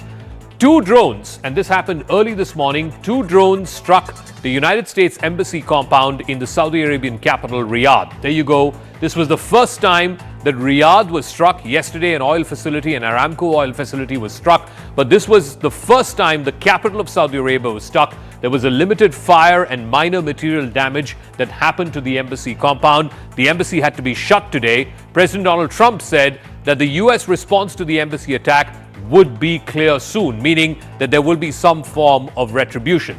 That's not the only attack that happened today in Saudi Arabia. A fire broke out at the Fujairah oil industry. This was in the UAE because of the falling debris from a drone interception. That happened again in the United Arab Emirates. They've had their hotels, their apartment buildings, their residential complexes targeted over the last 4 days. Now it was an oil facility there. Also in Iraq, in central Erbil, there was a hotel that came under fire. It was a coordinated drone swarm attack launched from Iran onto this hotel in Erbil in Iraq. This hotel apparently was being used as a clandestine barrack for American troops and for American contractors. So a wide range of countries. There was also an attack on an oil field in Bahrain today. So whether it's the UAE, whether it's Saudi Arabia, whether it's up north in Iraq, a whole bunch of these Gulf Arab countries, many of whom are American military and treaty allies, have been attacked over the last 4 days. So the question is, what is Iran trying to achieve? Now, we'll get to that in a second. But as these missiles continue to fly, the question is, has America miscalculated? Or have they truly justified their actions? Or is it simply plunged the world into another unpredictable war? First, you had Donald Trump, the president, on the night of the campaign. On Saturday morning, India time, he came out and he spoke to the world. He launched this war by saying that when the American operation, the Israeli operation is finished, you come and you take over your government. He was appealing to the people of Iran, clearly in an attempt for them to overthrow their government. The message was clear. America was openly calling for regime change. Then, yesterday evening, the Defense Secretary, the Secretary of War, Pete Hegseth, stepped in, signaling a slight shift. He said, and I quote, "This is not a so-called regime change war, but the regime did sure change." Now, suddenly the official line was that this is no longer about overthrowing the government, even as the leadership in Iran was completely decimated. And then subsequently, yesterday in a congressional hearing, Secretary of State Marco Rubio said that this operation was purely a military one. He framed it in purely military terms and said that it was to eliminate the threat of Iran's short and long-range ballistic missiles and to decapitate the Iranian Navy. No longer about regime change, it was about specific focus on naval capabilities and reducing missile capabilities. The focus is now moved on to neutralizing Iran's capabilities rather than political goals like regime change. So the American message has changed over the last 3 or 4 days, from regime change to denial of regime change to a defensive mission, leaving both allies and the American public scrambling to understand what America's objective is in this Operation Epic Fury. The Department of War launched Operation Epic Fury, the most lethal, most complex, and most precise aerial operation in history. We didn't start this war, but under President Trump, we are finishing it. Their war on Americans has become our retribution against their Ayatollah. If you threaten Americans anywhere on earth, we will hunt you down without apology and without hesitation, and we will kill you. I don't understand what the confusion is. Let me explain it to you. The United States is conducting an operation to eliminate the threat of Iran's short-range ballistic missiles and the threat posed by their Navy, particularly to naval assets. That is what it is focused on doing right now, and it's doing quite successfully. I'll leave it to the Pentagon and the Department of War to discuss the tactics behind that and the progress that's being made. That is the clear objective of this mission.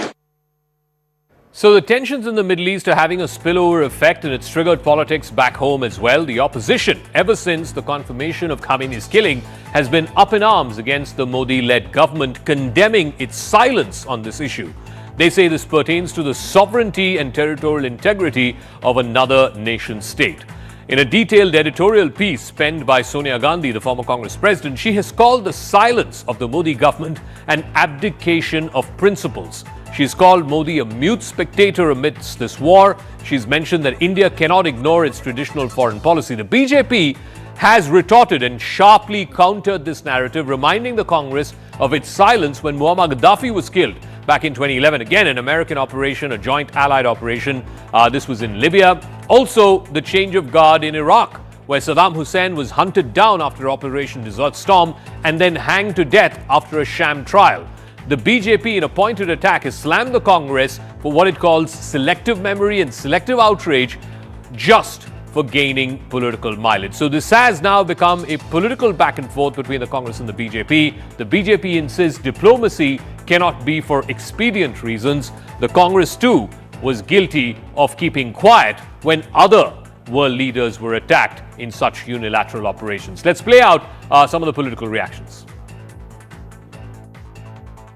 The government of India should decide on which side they stand. We had the spine, the then Prime Minister, whether it is Dr. Manmohan Singh or whether it was Srimati Indira Gandhi ji. They addressed the American press in front of their presidents and said that America was doing wrong. Where is that spine now? Where is the Prime Minister? Why is he so silent? Mr. Manmohan Singh had the courage and had the weight to speak in the US that the US invasion of Iraq is wrong. Foreign policy is in shambles. They don't know how to conduct foreign policy. And the Prime Minister thinks hugging foreign diplomats is foreign policy. All right, I want to first go across for a political face-off on this. R.P. Singh is national spokesperson of the BJP. Dr. Shama Mohammed, the national spokesperson of the Congress Party. Navdeep Suri is former Indian High Commissioner to Egypt and the United Arab Emirates. Wael Awad is a senior journalist and a Middle East expert. And we'll also be joined by Riven D'Souza, who's the managing editor of the Times Kuwait. Of course, a lot of Indian expats there having a difficult time. But let me start with the political spokespersons first. R.P. Singh, so Sonia Gandhi has written this opinion piece. She has said that this is not silence, this is abdication, and that she's also pointed to the fact that just 48 hours after Prime Minister Modi left Israel, the Israelis and the Americans have done this joint strike and killed Ayatollah Ali Khamenei, and not a word of condemnation from the Indian government. Please respond.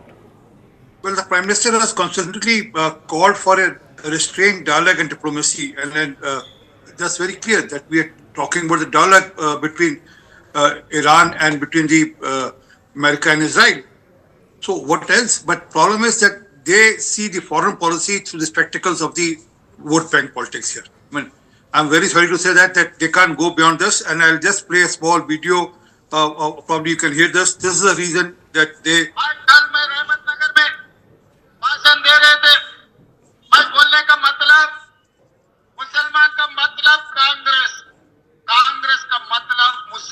Well, that's the real reason. I mean, they can't think beyond the local politics and local vote bank politics here, and then for that regard, they will go to any extent. And let me remind them, they voted against Iran on behalf of America in 2005, 2006, 2009 when it was IEA resolution. And not only that, I mean, Remember, they have launched a spy a satellite. I mean, this on record again. The spy satellite. Here it is. I will show you the clipping here. India launches Israel satellite to spy Iran. I mean, this was there, and this I checked thrice with various other sources, and this is true that in 2008 they did that. So it is their suitability. And again, Prime Minister of the country is very clear that peace should be there, and then negotiation should happen. Okay. Let me ask Dr. Shama Mohammed, diplomacy cannot be for politically expedient reasons. Even when the UPA was in power, there were killings of world leaders that happened and the UPA did not say a word. Muammar Gaddafi, longtime leader of Libya, was killed. UPA did not say a word. Saddam Hussein, longtime leader of Iraq, was killed. UPA did not say a word. So why are you holding Mr. Modi and his government to a different standard? Zaka, when the war on Iraq happened, we did not stand with it. Let's understand, during that time, there was this story about weapons of mass destruction. It was going through the Congress in America to the United Nations. I remember the presentations.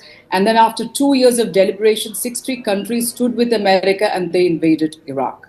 Even then, we were against it. When it came to Libya also, we have said that it is not right. We were not in agreement. We said there should be a ceasefire immediately. Now, let's understand what is happening here. Here, in Operation Fury, there is nothing. They just do it all of a second. There has never been a discussion in the Congress in America.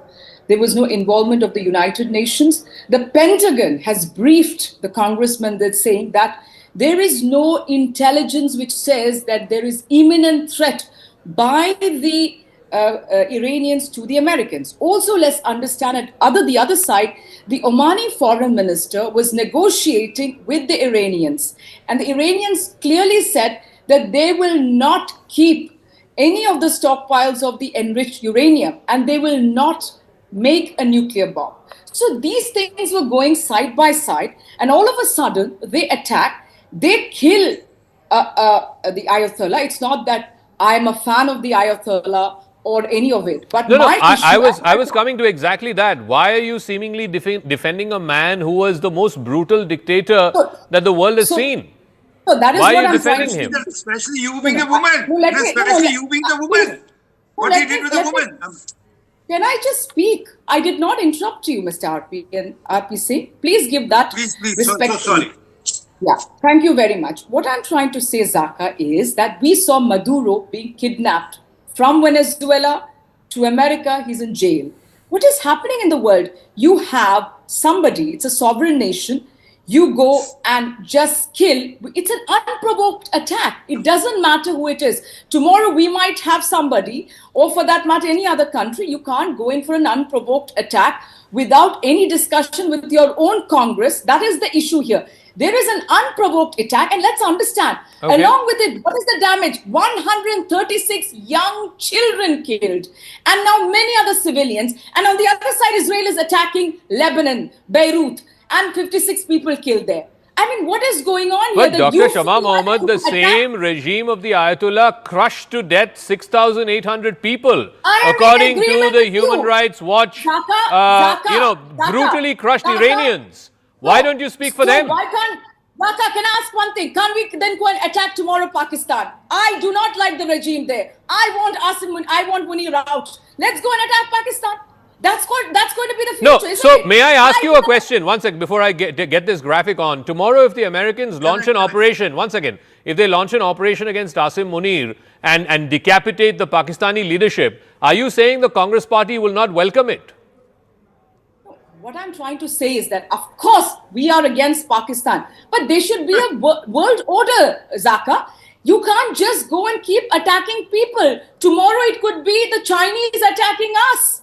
That could also happen, isn't it? The Chinese can tell Americans, you attacked, Iran. We want to finish off India's head or whatever. It can be that. RP Singh, please respond, and I'll go to this graphic about why India is also willy-nilly a player in this conflict. But RP Singh, this is about territorial integrity. This is about sovereignty of a country. Whether you like it or not, the Ayatollah was a complete, brutal dictator. But the fact is that he was chosen by the people of Iran, and that no other third country can come and just eliminate and think that there is no consequence to it. Well, Zaka, I'm sorry. Chosen, you said what? Chosen? No, chosen as in the people chose the Islamic Revolution, and he happened to be the leader of the Islamic Revolution. 50% of the population is against him. The women are against him. And then the way he has treated the woman there, I mean, Masa Amini, the way she was killed, and there are many more. I have pictures. I'll show you the pictures also, how women are being treated there. And then they're all celebrating there. What about Taliban? What about Taliban? What about Taliban? Tell me, why did we welcome the Taliban in India? I agree with you. You have welcomed the Taliban in India. You send them to Deoband in UP. You put the red carpet for them. Go and attack Afghanistan. Women can't go to school there. Women cannot go to hospitals there. I ask you, RP Singh, why don't we attack then Afghanistan? In the same breath. Tell me that. Okay. And why did India welcome one second. Let him respond. Yeah. So we can't respond. Okay. No, let him respond. Let him respond. Yeah. Prime Minister Manmohan Singh, the people of India deeply love you, George Bush. No, respond to what I asked you about the Taliban. Ma'am, 1 second. Let him please respond. See, this is not fair. I respect you, ma'am. Please. And I treat you as one of the very sensible spokesmen of the Congress Party. Please. Thank you very much. So, what exactly happened? I mean, he was appreciating. He was virtually giving hugs or giving his best to President George Bush. After the Iraq, what happened in Iraq? So it is all duplicacy of the Congress Party. It's basically suitability because of the vote bank and nothing more than. And as for Afghanistan, please, what Afghanistan is doing to Pakistan is good enough. Okay. Now, 1 second. The reason why, I'll bring in Navdeep Suri and Dr. Wael Awad into this. The reason why India is willy-nilly a party to this conflict, or at least is certainly affected by this conflict, is because Iran has now threatened to shut down the Strait of Hormuz. Now, 20% of all of the world's oil supplies pass through the Strait of Hormuz, and any vessel, the Iranians have claimed that any vessel that attempts to pass will be targeted and will be set on fire. Already, I think about half a dozen oil tankers have been set on fire since this war began on Saturday morning. So why is this significant for India? Almost half of all of India's oil imports pass through the strategic Strait of Hormuz. India's crude oil import, the dependence of India's crude oil import is above 85%. In fact, 88% of all of India's crude is imported. A bulk of it comes from the Gulf countries, from the UAE, from Iraq, from Saudi Arabia. Oil flows can be rerouted, but it's going to be more expensive. There's going to be higher freight costs. There's going to be higher manpower costs. There's going to be sea charges. All kinds of costs are going to get added to this. LPG happens to be India's biggest vulnerability as far as the Strait of Hormuz and its disruption is concerned, because 80 to 85% of India's LPG demand comes through the Strait of Hormuz, which is bulk imported from countries in the Middle East. A majority of LPG cargo is sourced via the Strait of Hormuz. There's no strategic LPG reserves, unlike, let's say, crude, where we have thin structural buffers. So India has anywhere between 6 to 8 weeks of a structural buffer as far as crude oil is concerned. But LPG, there is no buffer.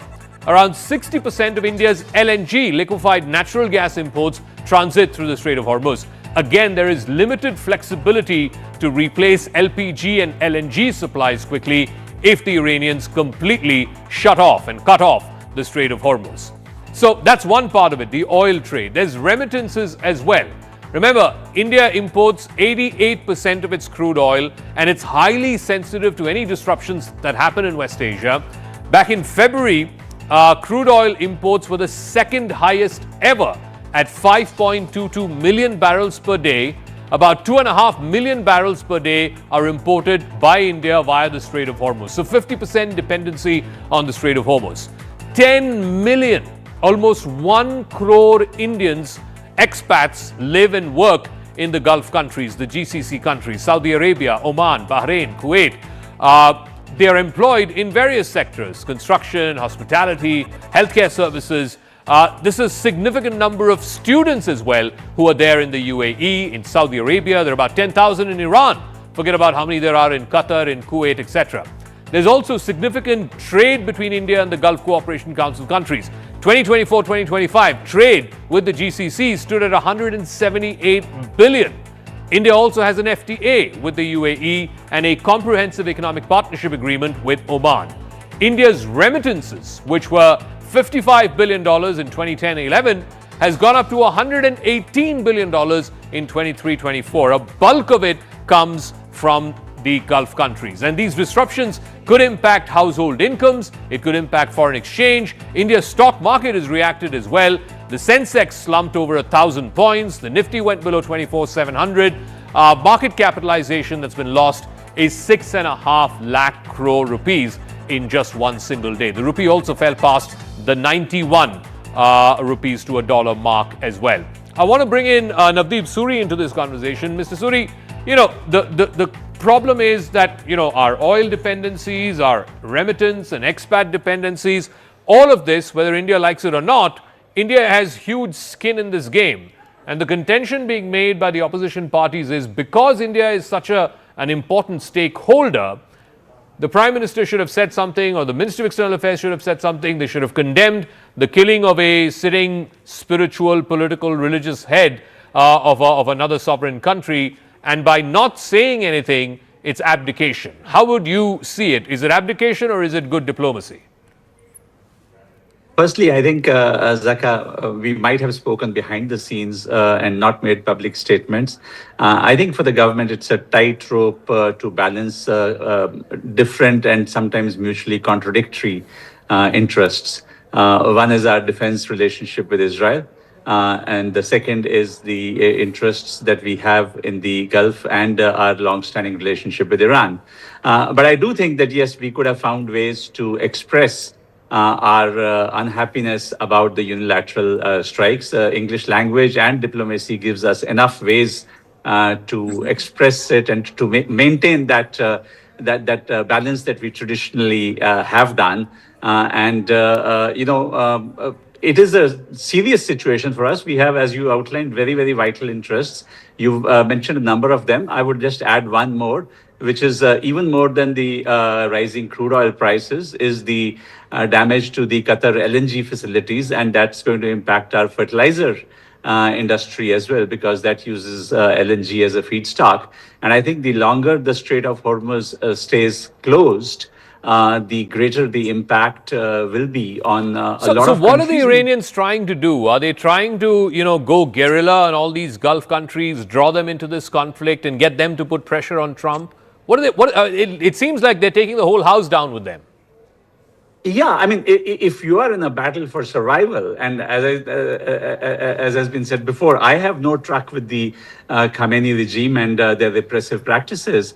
But if you are in their position and twice in the middle of negotiations you've been bombed, you will look at further negotiations with a pinch of salt. And secondly, you will try to bring the house down because you do want to inflict maximum pain, maximum economic damage, so that the next round of negotiations, as and when it happens, is on terms that you can engineer more favorably to yourself. And I think what it's going to come down to is the Iranians' capacity to absorb more pain, more damage, and in the meantime, also hit out at countries in the region and at economic interests in the region. And it's going to have a really damaging effect on the global economy and on India's economic interests if this war continues beyond the next week or so. Okay, can I go back to the map and I'll show you the energy interests that Iran has struck. I want to go back to the map. The energy facilities across the Gulf. Remember, the Gulf countries thrive on energy facilities, and look at the number of oil fields, oil refineries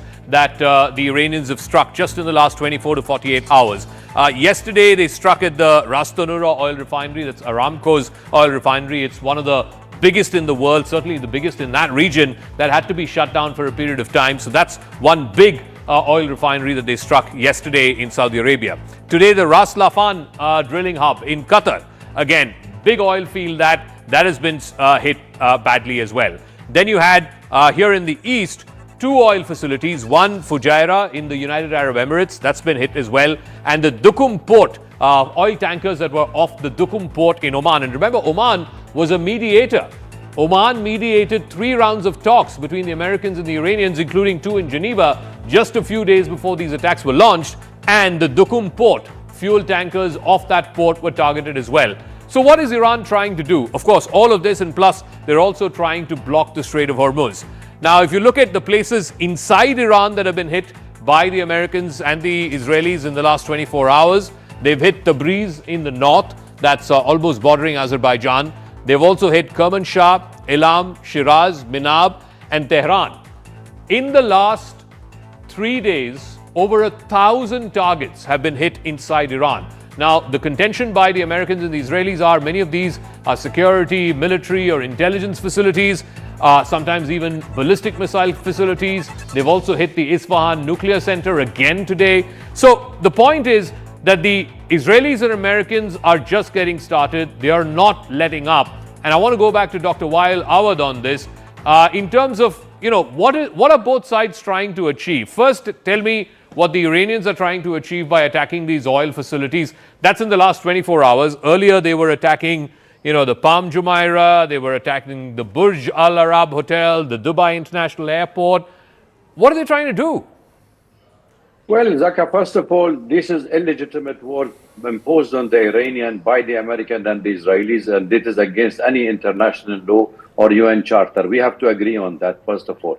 Second, Iranian have already sent a message to all the Arab countries, the GCC, hosting the American military bases, that any attack by the American, these are going to be a legitimate target for them. Then they have started the war and they attacked 9 countries, in fact, so far, including the GCC, Syria, Jordan, and Lebanon as well. So therefore, there is a movement of the Iranian on those directions, because Iran knows that if this war only will be limited to its own territories, it's going to be a devastating for Iran. So dragging all the region into a regional war is what actually achieved 2 objectives, even for the United States. United States wanted to ensure that it is a global power war, that they can catch the Strait of Hormuz, the Red Seas, and the Mediterranean, and then can cause disturbance of the global trade and oil. That's one of the issues the Americans are after. The second one is the regional war, and you know it very well, that is the hegemony where Israel militarily, politically, and economically to remain in this part of the world. But the Iranians start attacking places where they think that the Marines are hiding. Is it in hotel? It's in a mall? It's in the airport. So, but that does not give the Iranian the clean chit to attack these places, definitely, because the Arab countries and the GCC in particular condemned the Iranian act. And now if you close the Strait of Hormuz, you are the first stakeholder to suffer on this. As you said in your presentation, it is in the food security, oil security, and diaspora. So who was suffering at this point? It is all the Asian country. So the best job for all the Arabs and India and the rest of the world is to put an end to this hostility and end this war madness of this war. Otherwise, okay, I'll come to how this may end in a second. I also want to bring in Raven D'Souza, who's the managing editor of the Times Kuwait, and a lot of Indian expats are stuck in the Gulf, almost 1 crore of them across these 9 or 10 different countries. Did the Gulf countries, and many of whom have been attacked, Dr. Awad saying 9 of them have been attacked. This is an onslaught from Iran, whether it's on oil facilities, hotels, on tourist facilities, etc. How have they reacted? Were they caught off guard that they are dragged into this war and now it's become a regional conflict?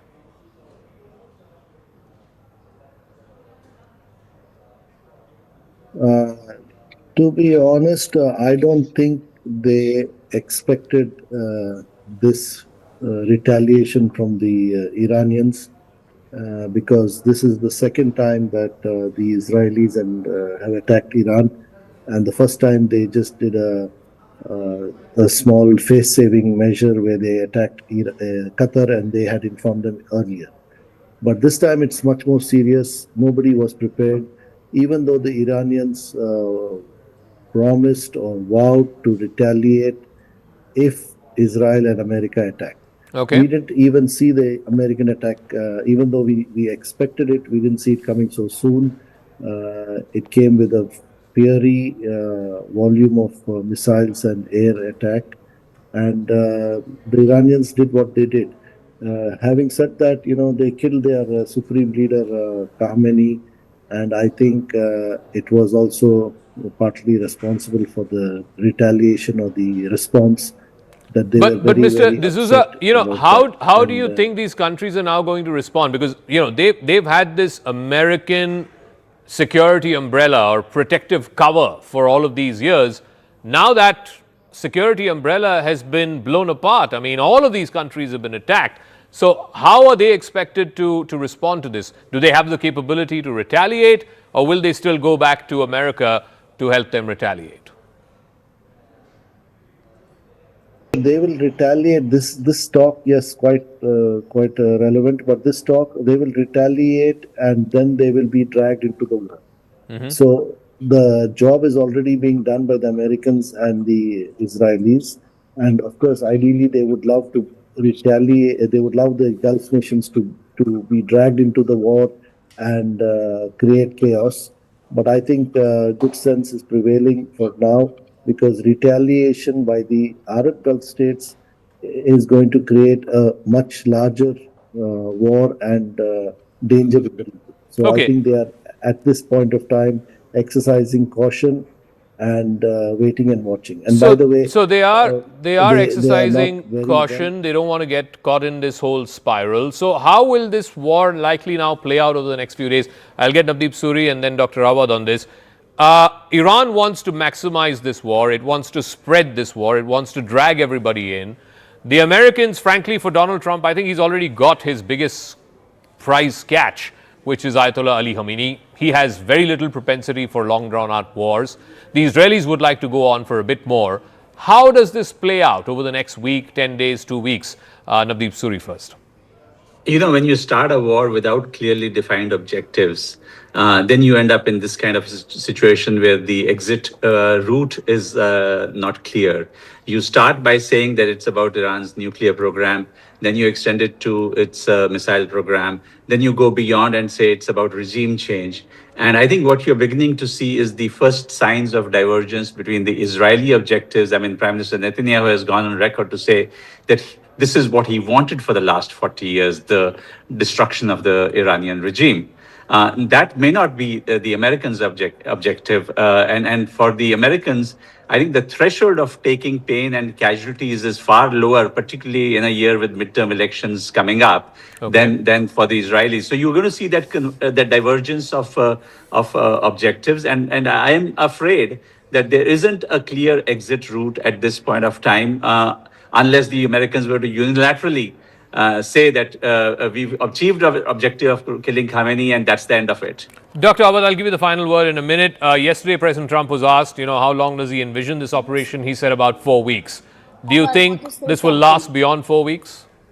Absolutely, it will go beyond 4 weeks. When you're targeting an innocent supreme leaders of a religious leader of a country without no reason, that's not the end of the war, by the way. You saw the people pouring in the street, showing sympathy for him, and that's a clear indication that still he had popularity among the Iranian. So therefore, you cannot kill a person and you say you are going to end this war. The war will not end. Iranian have put the 3 leaders, alternative to every leader, have been killed by the Israelis and the American, and this war will drag on for a longer period. And the more coffins goes to the United States, the faster this war will stop. Okay, we'll leave it at that. Dr. Awad, Navdeep Suri, Dr. Shama Mohammad, RP Singh, and Mr. Riven D'Souza, thank you very much for joining us. We'll see how this plays out. But one direction in which it's moving is Iran clearly wants to expand this throughout the entire region. Like I said, it's gone guerrilla over the entire Gulf countries. It wants to drag the entire house down.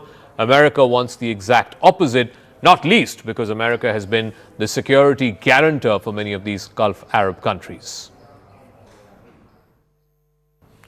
Iran has dramatically widened its retaliation against American interests across the Gulf, even as tensions between Iran and the United States escalates into a broader regional confrontation. With Donald Trump warning that the most intense phase of American airstrikes is still yet to come, the conflict has spilled beyond Israel and beyond Iran. US embassies and military bases have been attacked, global oil supplies have been threatened, Gulf Arab countries are facing their biggest security nightmare in decades. As missile barrages, drone attacks, and airstrikes ripple across the region, fears are mounting that this crisis could spiral into a much more prolonged and far more dangerous Middle East war. I dig a little deeper.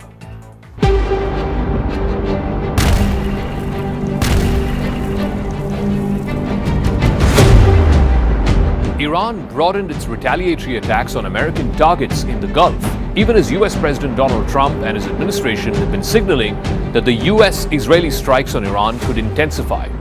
Trump has even threatened that the biggest wave of attacks is yet to come. The fighting expanded into many Gulf Arab countries, most prominently into Lebanon, where the Iranian-allied terror proxy Hezbollah fired rockets into Israel. This in turn prompted Israel to bombard Hezbollah strongholds outside Beirut. Early Tuesday, the Israeli military said it was attacking again in Iran and in Lebanon, targeting Hezbollah command centers and weapon storage facilities. Around the same time, the United Arab Emirates and their defense ministry put out a press release saying that their air defenses were dealing with a barrage of ballistic missiles from Iran. And within hours, the Saudi Defense Ministry said that the American embassy in Riyadh had been attacked by 2 drones. They said it resulted in a limited fire and a minor damage, but the embassy was closed Tuesday. No casualties were reported, but this is the biggest attack on an American facility in the Middle East since this war began. In Washington, President Trump offered an open-ended time frame for the U.S. military campaign. He said it could last up to 4 weeks, if not longer. He also seemed to change the goalposts from regime change to hitting Iran's ballistic missiles program to downing Iran's naval fleet. We will easily prevail. We're already substantially ahead of our time projections, but whatever the time is, it's okay. Whatever it takes, we will always, and we have right from the beginning, we projected 4 to 5 weeks, but we have capability to go far longer than that. We'll do it. Later on in the day, on Capitol Hill, U.S. Secretary of State Marco Rubio told reporters that the hardest hits are yet to come from the U.S. military. The Pentagon confirmed that the number of American service personnel killed in the Iranian strikes had now risen to 6. And 3 American fighter jets were shot down by Kuwaiti air defenses in what the U.S. military called apparent friendly fire. All 6 crew members from these F-15s ejected safely and they were recovered. Early in the morning, the United States Embassy in Riyadh, in Saudi Arabia, said that it was attacked by 2 drones, according to initial estimates from the Saudi Ministry of Defense. The ministry said that there was limited fire and minor damage to the building. However, the embassy did warn people to avoid the location, saying there had been an attack on the facility. They also put out a security alert and a shelter-in-place notification, not just for Riyadh, but also for Jeddah and Tehran. These are cities in Saudi Arabia which have massive US missions. The embassy's announcement came even as countries across the Middle East, some of which host American military bases, were facing Iran's revenge. Riyadh has so far been spared of the spate of attacks that had rocked other Gulf cities, including Dubai in the United Arab Emirates and Manama, the capital of Bahrain. Iran has fired hundreds of missiles and drones at these Gulf states in retaliation after the barrage of American and Israeli strikes over the past 3 days. The majority of Iranian attacks were intercepted, according to governments in the Gulf countries. But from Bahrain to Oman to Saudi Arabia and the Emirates, all Gulf countries which are under an American security umbrella have been hit hard. At least 4 people were killed and more than 100 others injured in these attacks across the UAE, Kuwait, Qatar, Bahrain and Oman. While the casualty count may not be much, the safe haven image of these countries has been completely blown to smithereens. Iran has launched at least 300 missiles and 800 drones across the Persian Gulf, which is home to several American military bases. The United States Central Command, or CENTCOM, said that Iran had attacked more than a dozen locations in the region, including civilian centers like airports, hotels, and residential areas. Part of the aim of Iran was to draw in America's Gulf Arab allies into a wider regional conflict. Tehran is also hoping that these countries will put pressure on Trump to scale down this war quickly. That is what they were trying to do, is put themselves in a place of immunity where the damage they could inflict on the region would be so high that no one can do anything about their nuclear program or their nuclear ambitions. Early on Tuesday, the United Arab Emirates and their Ministry of Defense put out on social media that the Emirates' air defenses were dealing with a barrage of ballistic missiles coming in from Iran. Similarly, the Defense Ministry in Bahrain too said its air defense systems had successfully destroyed and downed about 70 missiles and more than 75 drones from Iran since this conflict began. But the Emirates in particular had started to resume flights on a limited basis. More than 1,000 flights had been cancelled in Dubai alone over the last 3 days. But Iranian leaders remain defiant. The country's top security official, Ali Larijani, denied reports that Iran's new leaders were seeking to negotiate with America. He chastised Donald Trump for delusional fantasies and for plunging the Middle East into chaos. Iran, he said, is ready for a long war. America, on the other hand, has put a 4-week deadline. That's President Trump's words. A senior Islamic Revolutionary Guard Corps official also warned that not a single drop of oil would pass through the Strait of Hormuz, which is a passageway for about 1/5 of the world's oil supply. An advisor to the Revolutionary Guards commander said on Iranian state TV that Iran would set on fire any ship that's trying to transit through the Strait of Hormuz. Traffic has already slowed down to a trickle. The Revolutionary Guards have been warning ships away from the straits over the last few days, but Iran had not directly attacked any of these tankers. More than half a dozen ships were already set on fire. This war is far from getting over anytime soon. Iran will have to be given an off-ramp quickly, or America will also have to find a pliable successor to the Supreme Leader Khamenei. Either option is not going to be easy to execute. So the big question is, how will this war in the Gulf end? It's no longer just America and Israel on the one side and Iran on the other. The entire Middle East, America's Gulf Arab allies from Saudi Arabia, UAE, Bahrain, Oman have all been dragged into this wider regional conflict. How may this possibly move towards some kind of cessation or culmination? I'm now joined by a very special guest. Professor Jeffrey Sachs is a leading economist with the Columbia University. Thank you very much, Professor, for speaking with us. First of all, what is your assessment of what has happened over these last 3 days? This joint American-Israeli airstrikes on Iran, the taking out of Ayatollah Ali Khamenei, the supreme leader of Iran. What do you make of what's happened over these last 3 days? This is a reckless, illegal, and very dangerous action. This is a blatant violation of the UN Charter, and it is leading to regional war, obviously. It has to stop. The way for this fighting to end is for the United States and Israel to leave, because they started this. This is why it happened. There was no motivation for it other than basically the hegemonic aspirations of Israel to control the Middle East and the United States to control the world. And other than that, there was no imminent threat. There was no reason for this. Killing the religious leader as well as the head of state of Iran was a poisonous action. The U.S. and Israel made a terrible mistake, and they have to stop the fighting.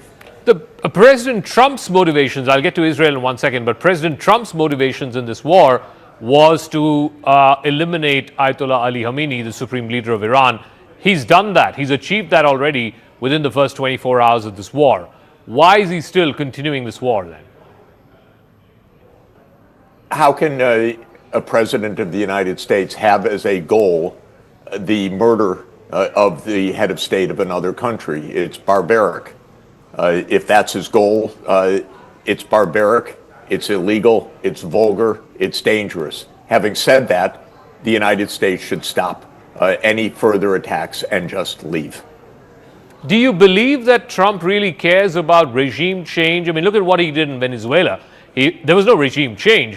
He replaced one man with a woman. He can do the same thing in Iran.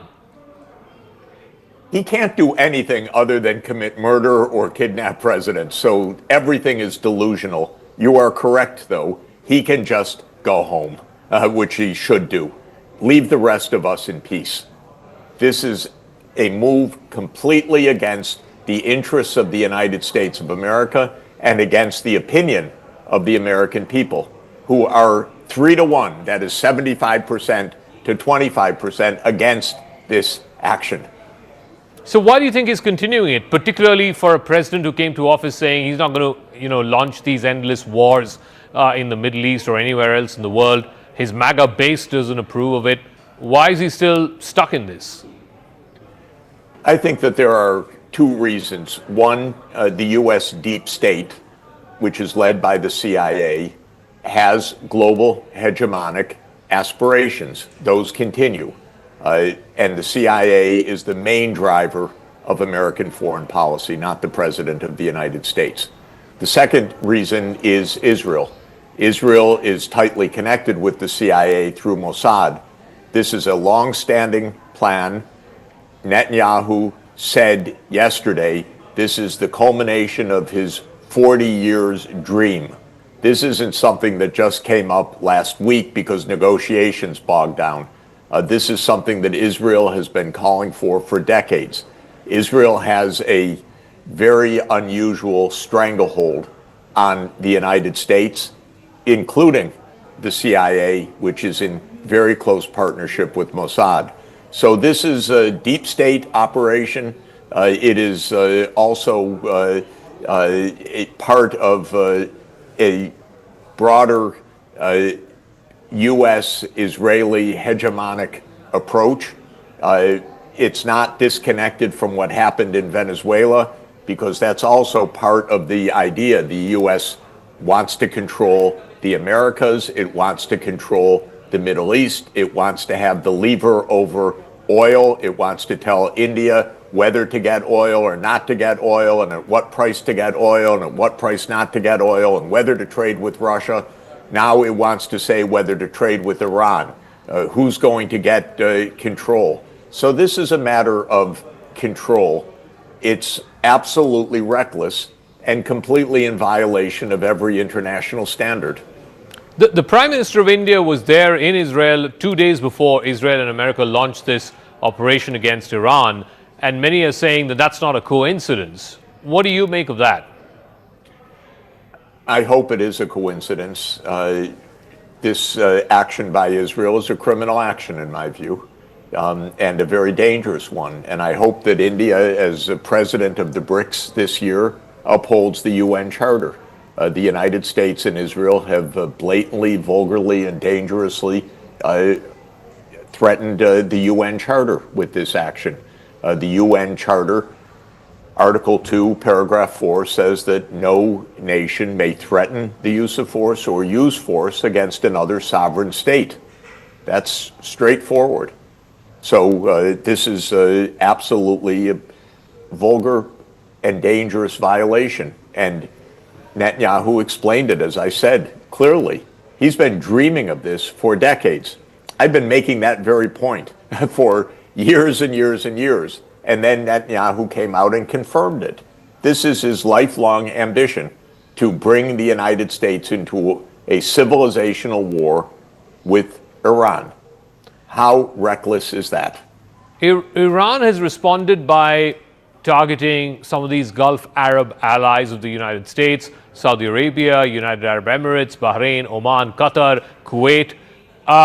Why do you think they're doing that, and how may the U.S. choose to now respond to this? Well, they're not targeting those countries. They're targeting the U.S. military bases in those countries. This is a difference. These countries and many others are essentially occupied by the United States. When you have a U.S. military base, you're occupied by the United States. You lose your freedom. You lose your maneuver. You have the CIA hosted in your own country. You're always looking over your own shoulder. What Iran is doing is attacking a network of U.S. military bases along the Persian Gulf. America was the main security guarantor for all of these countries, Saudi Arabia, Kuwait, Bahrain, Oman, Qatar. That security guarantee seems a bit weak now, given what's happened in the last few days. I often quote a famous adage of Henry Kissinger, who said that to be an enemy of the United States is dangerous, but to be a friend is fatal. Countries that rely on the U.S. security guarantee go under, usually by the United States itself, which turns on you. But to be a friend of the United States is absolutely to put yourself in peril. Look at Ukraine. The United States said, "We have your back. You will join NATO." And Ukraine is being destroyed because a regime came to power that said, "We'll go with the U.S. rather than neutrality." And the consequences are devastating. For these Gulf states, it's a big mistake that they think that their security comes from the United States. Their insecurity comes from the United States. So, finally, Professor Sachs, how do you see this war ending? How do you see this war ending, and by when do you see this war ending? I know how it can end, which is that the United States and Israel should go back to their own homes and stop bothering other people, and the war would end. Iran would stop fighting and the war would end. That's how it should end. How it will end, I cannot say, obviously, because we're led by irrational and dangerous people in the United States and Israel. So they have lusted for this war against their own publics, against all logic, against all strategic considerations, and these are very dangerous people. And in the United States, we do not have a constitutional order. We do not have Congress that plays a role. This is basically an executive branch decision-making by the CIA and by the White House. So it's very dangerous and very unpredictable. This makes no sense, this war. It's dangerous for everybody. It's dangerous for India. It's dangerous for China. It's dangerous for the BRICS. It's dangerous for Europe. It's dangerous for the Middle East. It's dangerous for the United States. It was a war of choice that never should have happened. All right, Professor Jeffrey Sachs from the Columbia University, thank you very much for joining us here on CNN Good News. to be with you. Thank you. Thank you.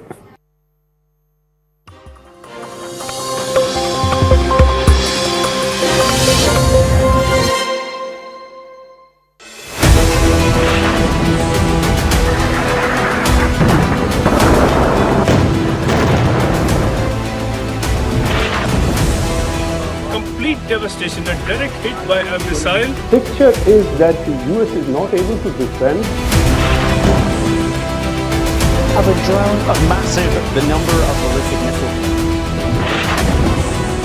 Where is it that Iran is actually placing its resources right now? Tabriz, Sanandaj, Kermanshah, and this is now what they are doing since yesterday. They are conducting more or less an organized. US bases have been targeted. Drone has been shot down now. Iran can then threaten or attack enemy nationals. A massive missile and drone attack over here. Iran now has been completely, in some ways, dominated. With ballistic missile attack. It means the Kuwaiti air defense was under big strain.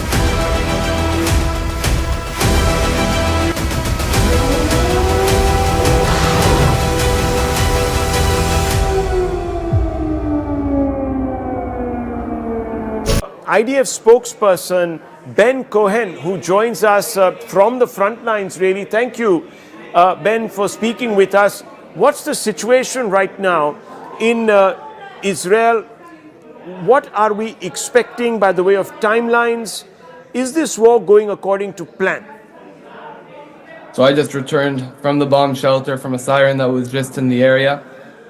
We started this Operation Roaring Lion, on Saturday morning, when the IDF and the U.S. Armed Forces started a joint operation intended to do one thing, and that's eliminate an existential threat, a threat that's relevant to the state of Israel, to the United States, and to the world at large, and that's been proved over the last few days. The strike started on Saturday morning when we eliminated more than 40 senior Iranian commanders, including Supreme Leader Khamenei, and they continued over recent days as we struck aerial defense targets, ballistic missile targets, and other Iranian terrorist regime targets in Tehran and in Iran at large.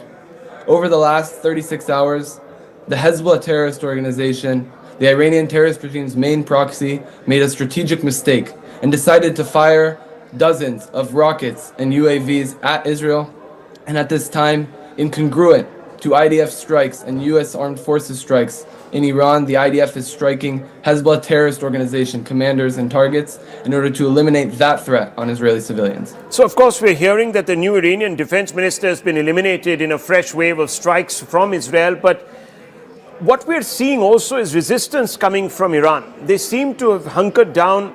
They're sending these drones. Many people are saying that this is a strategy where they are trying to exhaust your munitions, the Iron Dome, patience of the Gulf allies. Is this what Iran's game plan is, or are they actually not being able to react using some of their hypersonic weapons and other bigger weapons because of compulsion. What's exactly happening? From your perspective, how do you read this? So I can tell you that after 2.5 years of war, and after the 7th of October, the IDF has learned that we never underestimate our enemies. We understand the threat that the Iranian terrorist regime poses. And as far as it goes to their strategy, I can tell you one thing for certain. And that's that they have a strategy to target and hurt civilians, specifically. This isn't just a message, it's concrete intelligence we have at hand. They're sending those ballistic missiles on their drones to civilian areas, not just in Israel, but in the entire Middle East. Okay, well, what we're also hearing is that the longer this war continues, and I'm going to ask you a little bit about timelines, but the longer this war is continuing, costs are also escalating, as we know. Right now, I'm hearing that oil is up by about 8 to 10%, silver is up by 11%, the Strait of Hormuz is completely blocked. The new Iranian defense minister, of course, has been eliminated, and I just discussed that with you, and you're doing a fantastic job of trying to eliminate the top leadership. But is that really having an effect? Can bombs substitute for a ground invasion and affect regime change? So one is that question, and the longer we obviously stay in this war, there are these knock-on effects. So how do you react to that?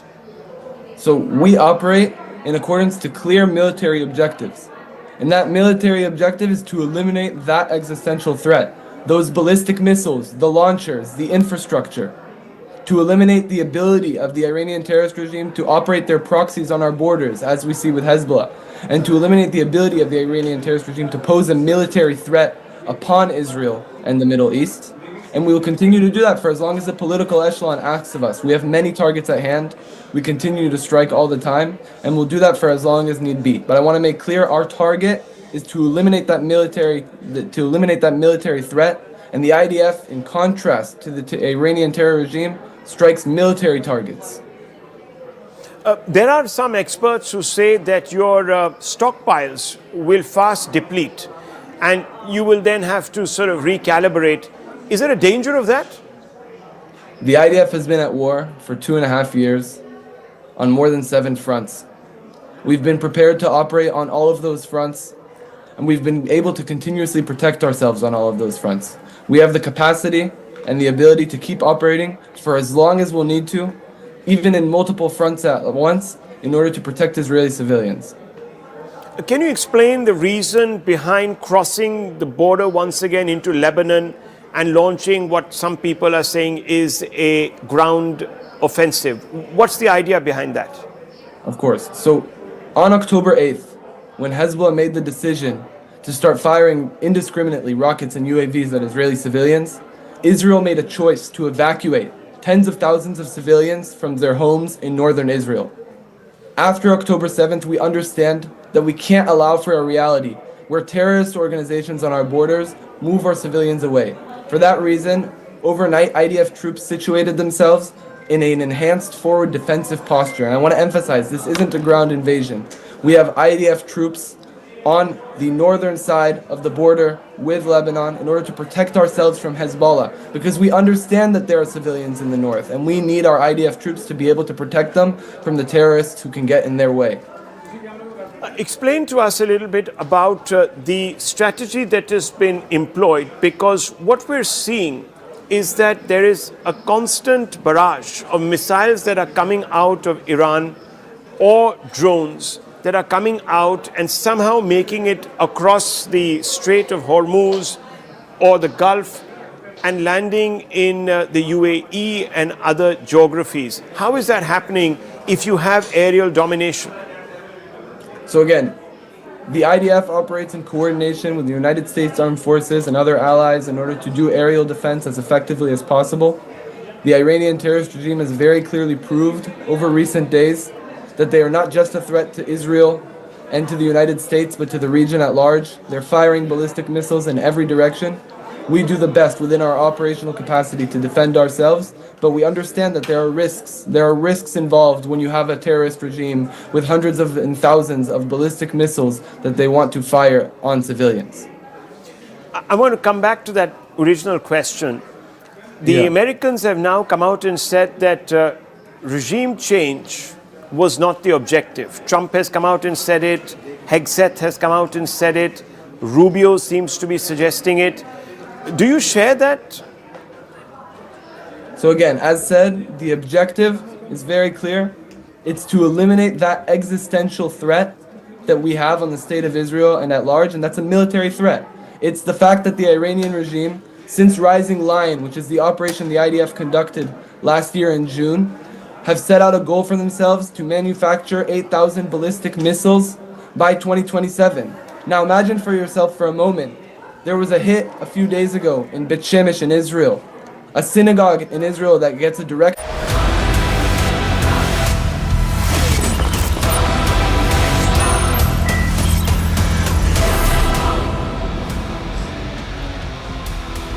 Hello and welcome, viewers.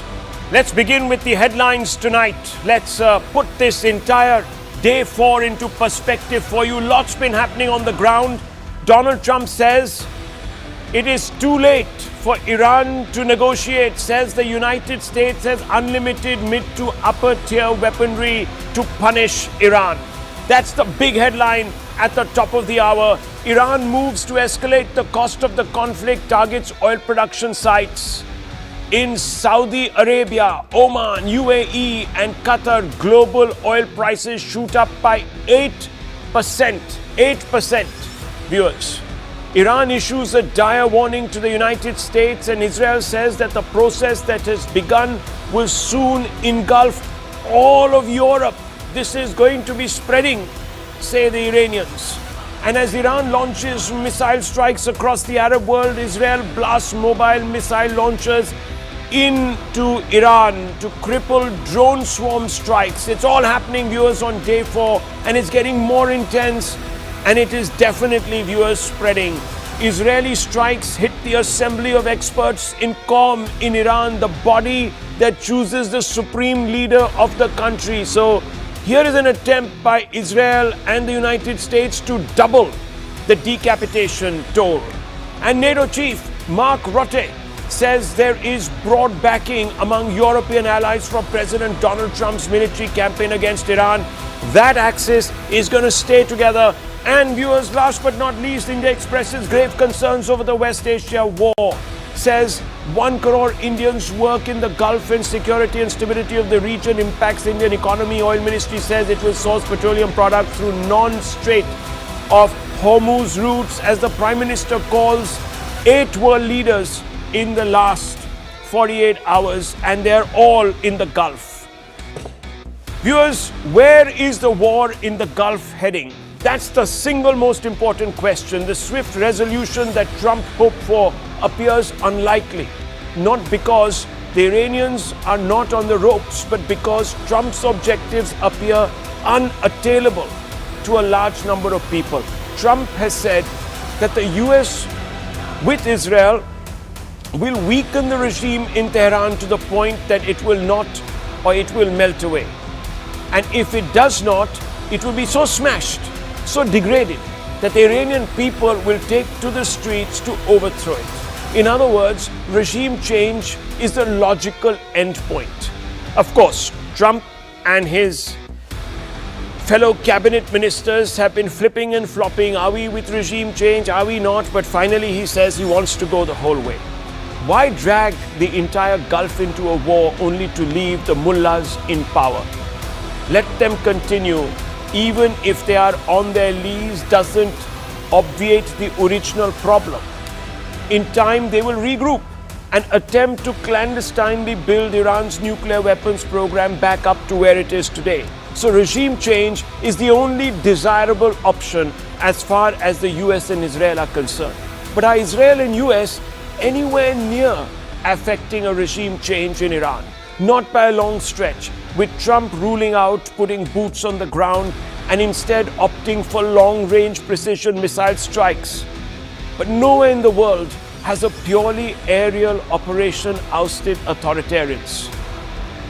Knowing that they can't be yanked out of office, the mullahs have hunkered down. Their best bet is to wait it out and move away from direct confrontation. Tehran is framing the conflict as a war of endurance, not immediate victory. Figures such as Ali Larijani have cast it as a test of staying power, betting that Iran can sustain between 60 to 90 days of high-intensity confrontation and gradually shift Washington's cost-benefit calculus. Tactically, not unlike Ukraine, that was also fighting a Goliath in the shape of Russia, Iran too appears to be taking an asymmetrical, layered approach, targeting enemy radar first, exhausting their air defenses with drones and low-cost missiles. This tactic allows the Iranians to preserve advanced systems for later phases. Iran is activating proxy partners gradually, pressuring energy infrastructure and maritime routes to stretch enemy defenses. The tactic is creating chaos. The Strait of Hormuz is shut. Energy supplies are disrupted.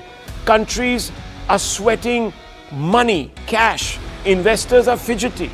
Expats, the backbone of the US states, are wanting to go home. It has turned into a war of attrition. Does another potential war without end loom? Fundamental question, is Iran Trump's Ukraine, viewers?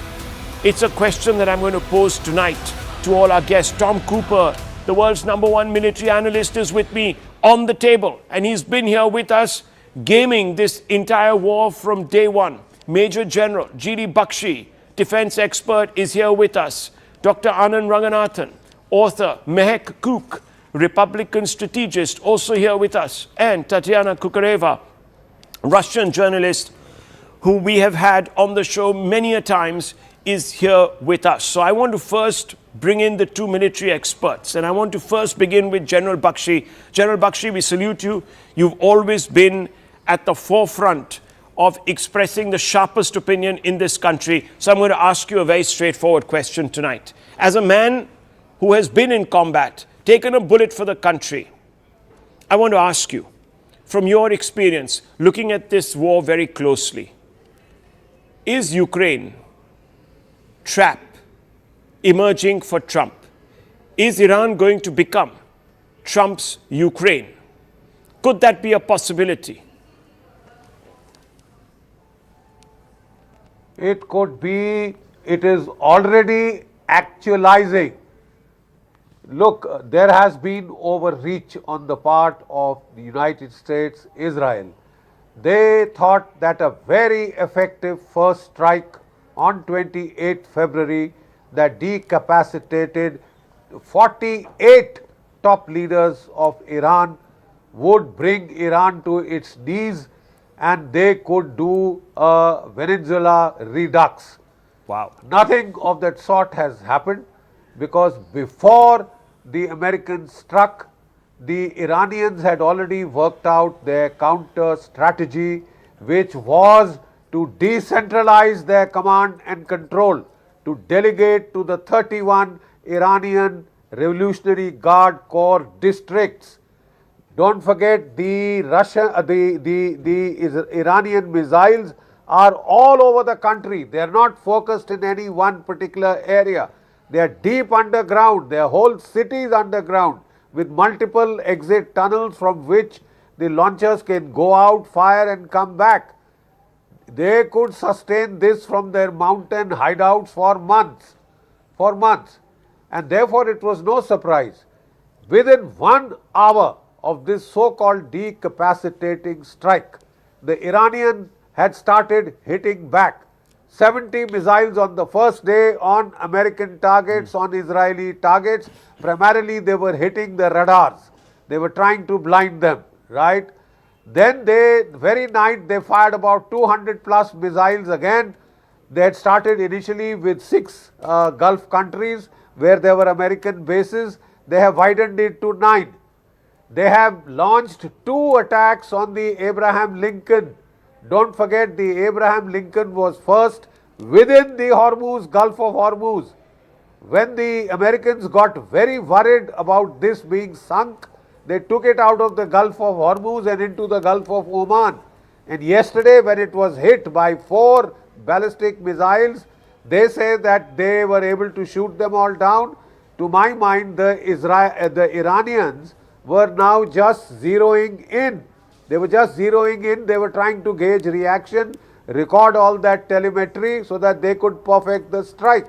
Look, Rahul, one proper full-scale hit on an American aircraft carrier, that means 5,000 sailors down, right? Even if they don't get an aircraft carrier, there are 3 destroyers, Aegis class, Arleigh Burke class, in the Gulf of Hormuz. One goes down, 250 to 300 American sailors down. This is a midterm election years. Body bags in this year can cost Donald Trump very dear. Okay. Very extremely costly it would be. There are various... The Gulf of Hormuz is already blocked.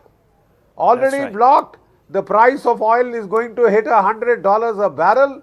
It is going to hit the economies of Europe, of America itself, of India, Japan, China, South Korea. We all have a stake that this nonsense stops at the earliest. Yeah. We must focus on our national interest. Big one. We are not the fan club of Donald Trump. Yes. Right? And even though we are very friendly with Israel, there is a state at which we have to count the costs to our national security. I think you put it so wonderfully. We have friendly ties with both. We cannot afford... We have afford... friendly ties with both. Yes. India should take the lead in getting take this to stop. We have to, because we can't afford a long, protracted fight, just as the US and Israel can't. Let's be very honest, viewers. And I want to turn to this camera and I want to take my friend here, Tom Cooper, to that big wall, because what we're going to show you, viewers, is something that you haven't seen till now. And I'm going to show you a map that's going to tell you what really is happening. Tom, what are we seeing? These big red dots, how are they, what are they, how have they been captured, what do they tell us? This is a map that was eventually published by Israeli think tank ENSS, based on, between others, satellite photographs of areas where there were, in the last 4 days, there were bigger fires registered. So you're saying that these are special satellites that capture areas where there are big fires? Yeah, for example, this is Israel, bush fires. This is Israel, yes. I mean, this looks as if it's completely burning. And Israel and southern Lebanon. So Israel and southern Lebanon, Beirut, viewers, for example, is up here. These are the boundaries of Israel. No, of Lebanon. Of here, Lebanon. Right, and that's Israel. That's Israel, yes. And so you have a situation where there are some big fires in both areas. Yes. Up here and in then both in central, areas. this is Tel Aviv. This is Tel Aviv. This looks as if it's not a one-way street. This is a fight that is also being fought in Israel itself. Yep. And now you look at Iran, and you look at Kuwait, and you look at Riyadh. These are lesser intensity fires. The red ones are really big, that have raged for 24 hours, or maybe even longer, right? I'm not sure how long, but yes. It's interesting to see. We have Bahrain here, Qatar, we have United Arab Emirates and the tip of Oman up here, also heavily hit. And this red area? Yeah. This is Dubai. This is Dubai. This is Abu Dhabi, and this is the Hormuz Strait. The Hormuz Strait. And then along the coast, several objects have been hit, obviously. And this is, of course, Iran. We expect to see heavy fires in Iran because of the bombardment. But what we didn't expect was this picture, and we didn't expect this whole picture, because this tells us this whole picture. This tells us that there has been a fair amount of Iranian strike back. Yes, for example, indeed, we can follow Bushehr. This is one of the biggest ports in northern Persian Gulf. We can follow, for example, Bandar Abbas in this area, and obviously the Americans striking Iranian missile sites around the coast, which are firing at Bahrain and Qatar. Plus here Chabahar. Yes. So all of this, viewers, is a theater, and this is all being captured now by these satellites. Let's go back there and let's talk a little bit about. So, Tom, are we to suggest, and are you telling me that perhaps at the end of the day, this is not the easy in and out war that we were thinking it was going to be? This is obvious from the start. The Iranians are firing many more missiles than they used to fire, for example, in June last year. In June last year, maximum was something like 50 a day at Israel. In this case, they are firing so many that Israel is not even reporting exactly how many missiles are fired at Israel and striking Israel. But how many missiles does Iran have? We believe they have a limited stockpile. So can they just carry on? And what happens when they run out of missiles? That's the end of them, isn't it? Last year, they didn't run out of ballistic missiles that could hit or that could reach Israel even after 12 days of war. But the Israelis were out of anti-ballistic missiles, not only the Israelis, the Americans were out of anti-ballistic missiles after 7 or 8 days of war. And the Americans have spent a quarter of their stocks of anti-ballistic missiles just to defend Israel last year in June.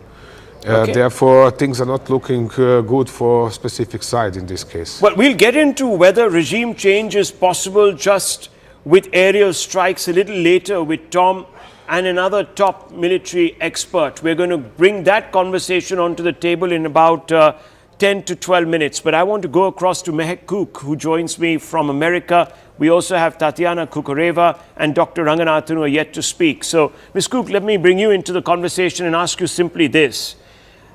Are the Americans a little lost? The direct answer is no. I mean, we have been very clear. For 5 decades, we have watched Iran wage a terror war, not only against their allies in the Gulf that are no longer allies today, against every single country, including the United States of America. We have lost thousands of American citizen lives, troops, and then there was an assassination attempt on President Trump. Let's not forget that. So as we look at this, we have been very clear. This is not about a regime change. Look at the way we targeted attacks. Hello. We took out the supreme leader. We took out over 49 top military officials. And then on top of that, we have been targeted in not only the airways, but in U.S., in some of the port areas as well. The Strait of Hormuz is extremely important for us to protect. And when you talk about oil prices today, this is how India can protect itself. If we actually have a strategic alliance and peace, then we won't see the fluctuations of oil prices that, by the way, have been occurring since 1979. It has been consistent. And the only way to achieve peace, not only for the United States, but for the geopolitical sphere that we're talking about today, is to make sure that we don't have nuclear weapons in Iran. They have been stockpiling nuclear weapons. They did not come to Geneva in good faith. They refused to work with the United States, and we have to draw a very clear line in the sand. And for anybody who thinks that we're not actually succeeding, I mean, this is day 4. Look at what we accomplished in 24 hours. I think every ally, including India, should be on board and supporting us so we can actually achieve peace in the Middle East and economic prosperity for all of us. Well, let me tell you that the Indian government is supporting Israel and the United States in this endeavor. That has pretty much been made clear because we haven't come out and condemned, like some other countries have, the killing of Khamenei. So, and there's a lot of pressure on the Indian Prime Minister to do that. So the Indian Prime Minister is not doing that, which should be, and nor should he. That's up to us to decide. Thank you very much. I mean, I understand where you're coming from, but that's up to us for us to decide. But I just want to ask you this: if it's not going to be regime change, then these mullahs are not going anywhere. They'll regroup. They'll be back. They might, for the sake of it, for optics, sit across the table, have a perfunctory conversation with you. But they'll be back to doing what they do best, which is terrorizing their public, jailing their women and young youth activists, killing Kurds, and sponsoring terror, and also developing a nuclear weapon.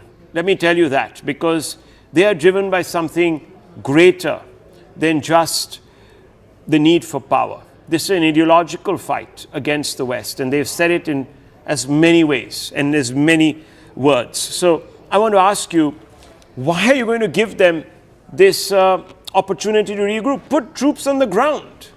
Take them out, like you did in Iraq and Afghanistan. Well, We don't need to put troops on the ground today. I mean, the fact is that we have our capabilities between Israel, ballistic missiles, and all of our defense. No, is the United States scared? American Is troops the on the US ground scared today. of putting troops on the ground? I'll tell you why. Because about 5 or 6 months ago, you waged a 12-day war against Iran.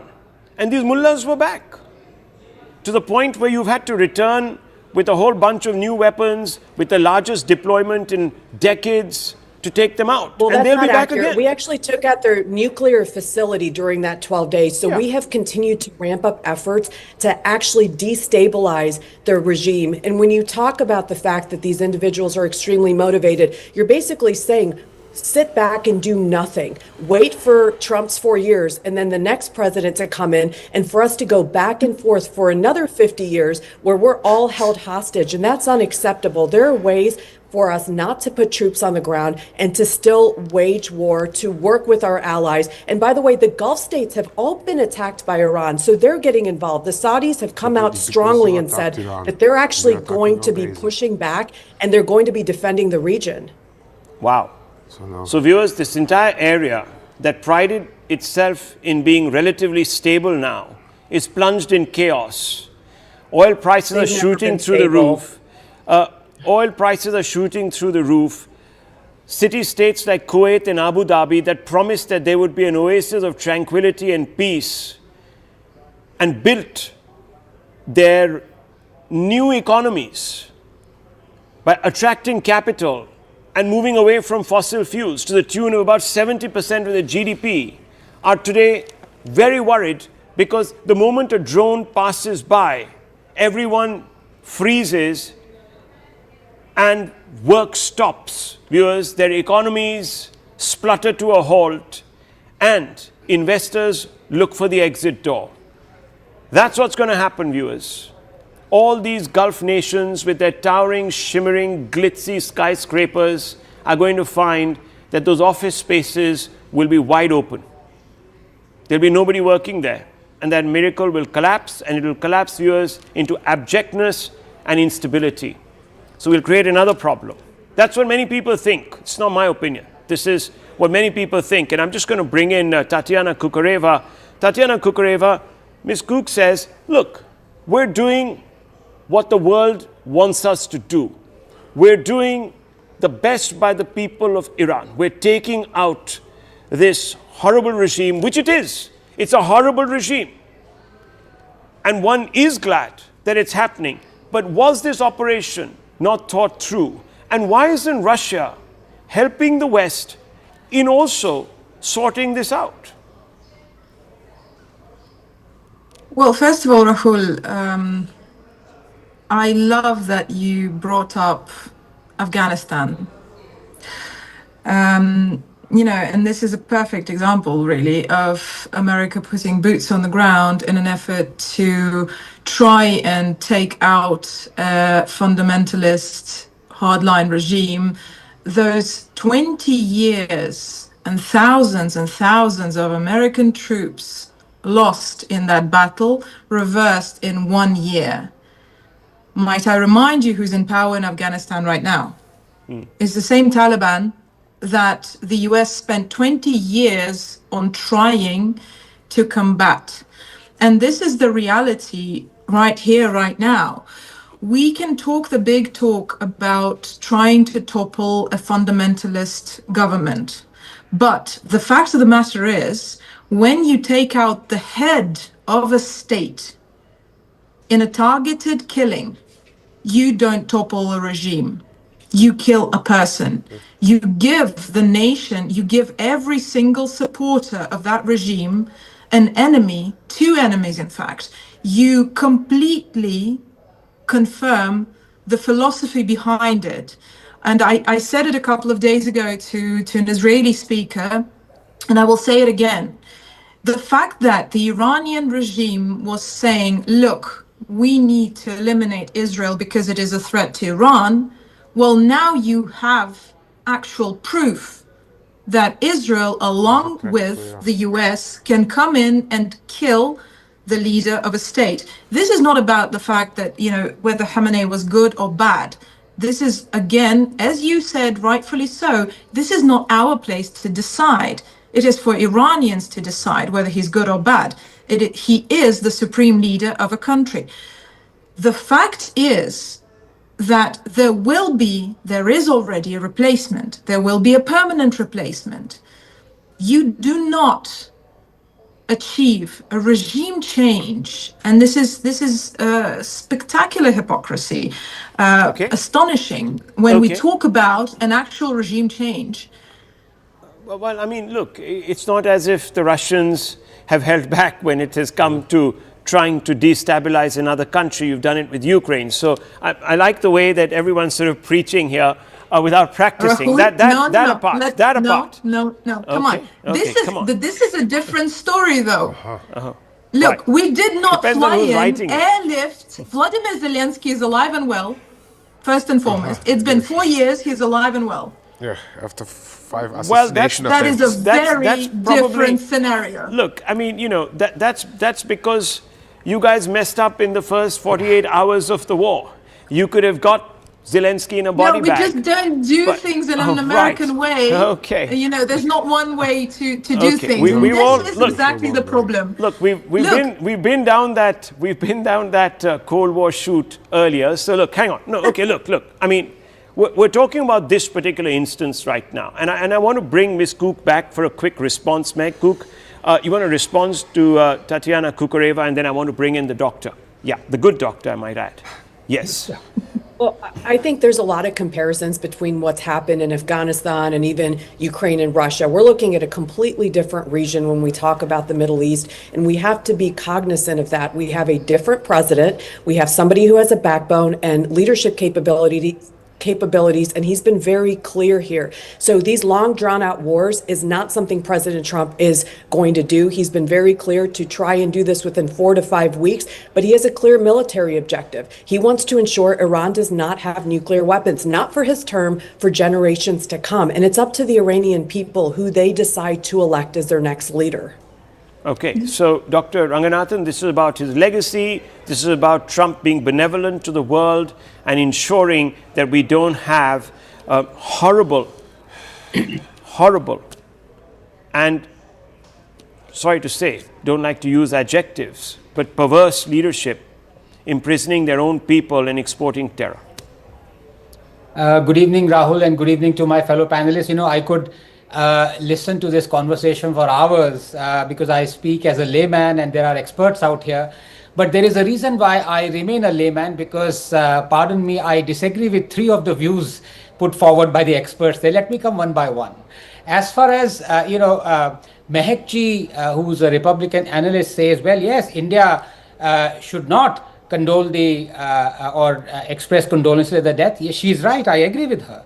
But then America should be the last person telling us what to do, what not to do. Just barely a month after Pakistan perpetrated a dastardly terror attack on us and we retaliated in Operation Sindoor that America did not support openly, you had President Trump welcoming the 2 perpetrators, barbarians of Pakistan onto the White House. This is how much they respect India's identity and independence as far as comes to combating terror. So let's not take lessons from America. Number 2, as far as my good friend Tatiana ji is concerned, I'm coming one by one, so please pardon my ignorance out there. When she says it is up to the Iranians to decide who their leader should be, may I humbly disagree, because here was a supreme leader who was a commander of the Iranian armed forces that were directly or indirectly at war with Israel. He was a leader who was clandestinely enriching uranium, existential threat to Israel, who publicly said in 25 years, I want to wipe Israel off the map, who was supporting terror organizations that were perpetrating terror around the world, including Hezbollah and Hamas, who killed and maimed thousands of Israelis. Would he not be a legitimate target? I mean, replace Iran with Pakistan and Israel with India, and 100 out of 100 Indians would say if any Pakistani were to do exactly the same things, India has a legitimate right to go after him. Yeah. So that's point number 2.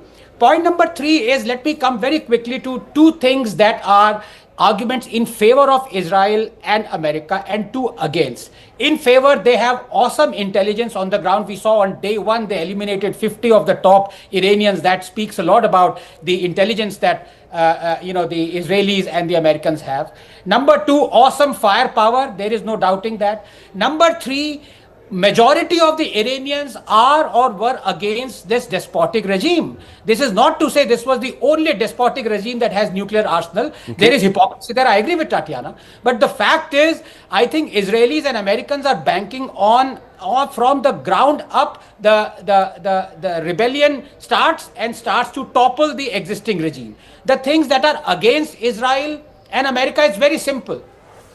America, this war is not the same as Putin's war in Ukraine. In the last 3 years, conservative estimate says that 320,000 Russian soldiers, just the soldiers, not civilians, have been killed.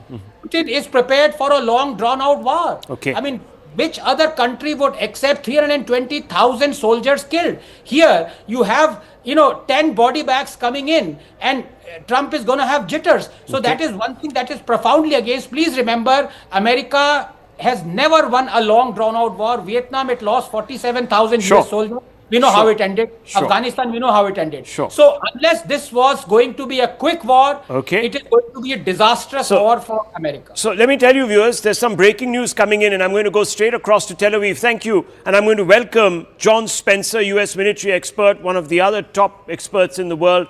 And we have, of course, continue to have with us Tom Cooper. But big breaking news coming in. Iran continues airstrikes on Tel Aviv with ballistic projectiles that Israel's air defense system could not stop, we are being told. Even as the IDF struck. In fact, those are some pictures from Iranian missile strikes in Tel Aviv. I'm going to go straight across to Sanjay Surya. I hope you're okay where you are, because these do look like devastating strikes. Rahul, through all of this information and analysis, 1 or 2 things stand out quite remarkably by way of simple fact. We know by way of fact that the Iranian leadership had been saying for a long time that they will widen the war and they will target nations hosting US bases. When that attack came, as warned, as promised, these places were defenseless. The US has not been able to defend its bases.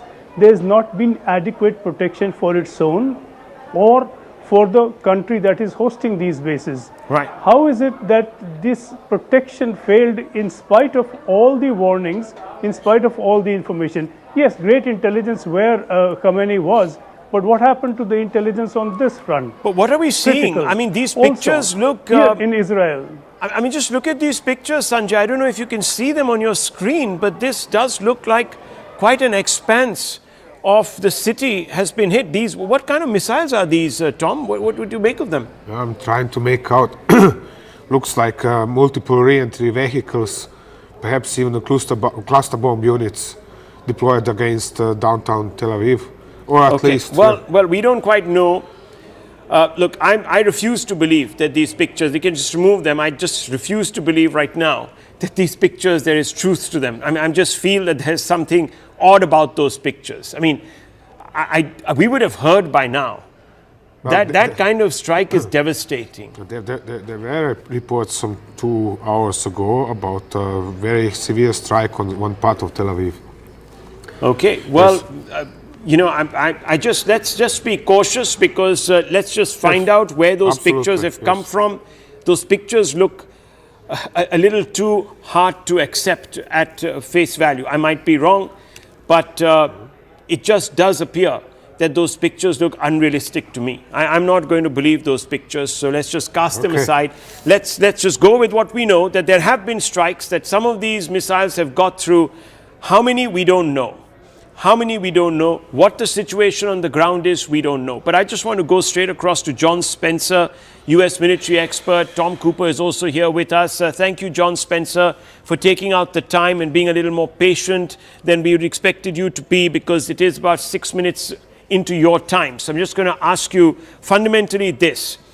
The U.S. the U.S. government has decided, and of course the Israelis have decided, that they're going to use the aerial route to soften up the Iranian regime.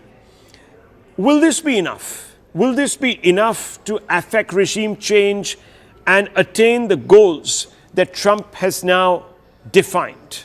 Or do you need boots on the ground or some other sort of intervention? I would say, of course, predictions are really hard, but it's very unlikely that air power alone in this context would achieve that. And that's why a lot of the strategy has been to talk to the Iranian people and for this popular uprising as a byproduct, because there are very few historical cases of air power alone causing a regime change, whether it's Serbia, Milosevic, or Libya, different contexts as whole. Although this morning there is a very credible report that Israel struck the Supreme Council that was trying to elect a new Ayatollah. That will have a considerable impact. But I think the intent here is to paralyze the regime. War is a act of force to compel your enemy to do your will. That's what I think we're seeing here, not a direct strategy to cause a regime change, and I think the president has said this, as well as Secretary of Defense, set the conditions for a regime change. And just about your video, I've seen multiple reports from those in Tel Aviv that say that's an AI-generated fake video. Yeah, it could be, because it just does look very, very fake. I've not heard. Too much. Yes, just too much. It looks fake to me. And it just doesn't add up, because by now, we would have had statements from Netanyahu. You would have had a fair bit of reaction coming out of Israel. That did look catastrophic, to be honest, Tom. But do you agree roughly with what John is saying? Essentially, yes. I would just add that as to me, it's obvious that Trump has miscalculated, and his 3-day special military operation has ended exactly like the one by Putin in Ukraine. That's all I can add in this regard. That's the question that we were debating, John Spencer, before we came out to you. That is this going to be one of those pointless exercises where we are going to get embroiled in a war that's really not going anywhere spectacular, a war without end, without really a closing story? I don't think so. I do a lot of comparative analysis as well, and I wrote the case on the Battle of Kyiv when Putin took his shot. Had Putin had the capability to eliminate Zelensky, all the senior military figures or any personality in the push of a button, Putin didn't have that capability. While he tried this almost the attack of Baghdad type of approach on Kyiv to do a psychological impact. That's the context. A little different if you look at Iran, even if what was happening in January with the conditions of the internal stability, right? The internal stability of the population, the economic situation, the water situation, all of those variables.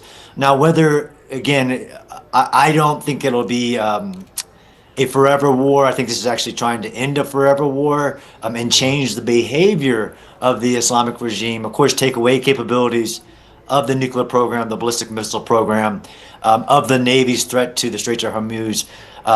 Every war has to look at its context. Whether this is a futile effort, I don't think so. Even if it's, if anything, you have set the conditions for a different paradigm to be in place, one that Israel and the United States will strike any threat coming from the regime going forward. I think that's a decades-long paradigm that is being broken, and it's always a pursuit of political goal. All wars pursues a political goal. What's the goal, which is everybody keeps asking, whether that goal of regime change is the intent of the operation. And if you look at even Putin's special military operation, his intent was to instill a more Russian-friendly government. He failed to do that. And now, of course, goals can change, and that's happened. I think for this operation, the goals have been pretty clear. We're all questioning whether that ultimate goal of regime change can happen with the current ends, ways, and means kind of that's being given. I think we're in a wait and see. We're only 4 days, a few days into the operation, and to have 50 plus of all of the old way of thinking happening in Iran not just the Ayatollah, but 40 senior commanders of that hardliners. I don't think anybody can tell you like how's this going to go, given the variety of context that is Iran basically. Okay, so how are you assessing the timelines here? Because we're seeing evidence of a large number of strikes on Iran.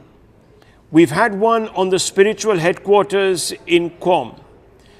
And we're not seeing the Iranian regime throw in the towel. What does that tell you? Again, it's with the amount of information, despite all of our open source intelligence, it's hard to know. Of course, we know from the Iranian constitution that meeting that was being held was to elect a new Ayatollah. The fact that all of the generals were taken out, of course, we believe there are plans put in place for such a scenario, and that's why you have possibly this, what I would say is just irrational behavior of attacking all of the Gulf states and all basically these 14 different states and basically isolating yourself. We don't really know who's in charge, who's making the decisions. So it's hard to say whether the current kind of decapitation campaign, the paralysis of this operation, which is historic. And you look back at even American operations in the past, the invasion of Afghanistan, the invasion of Iraq, any of them, we've just never had this deep intelligence infiltration, precision ability no military has. This is really historic. So the outcomes of predicting of it, there is no comparative case to say, well, this will likely lead to this.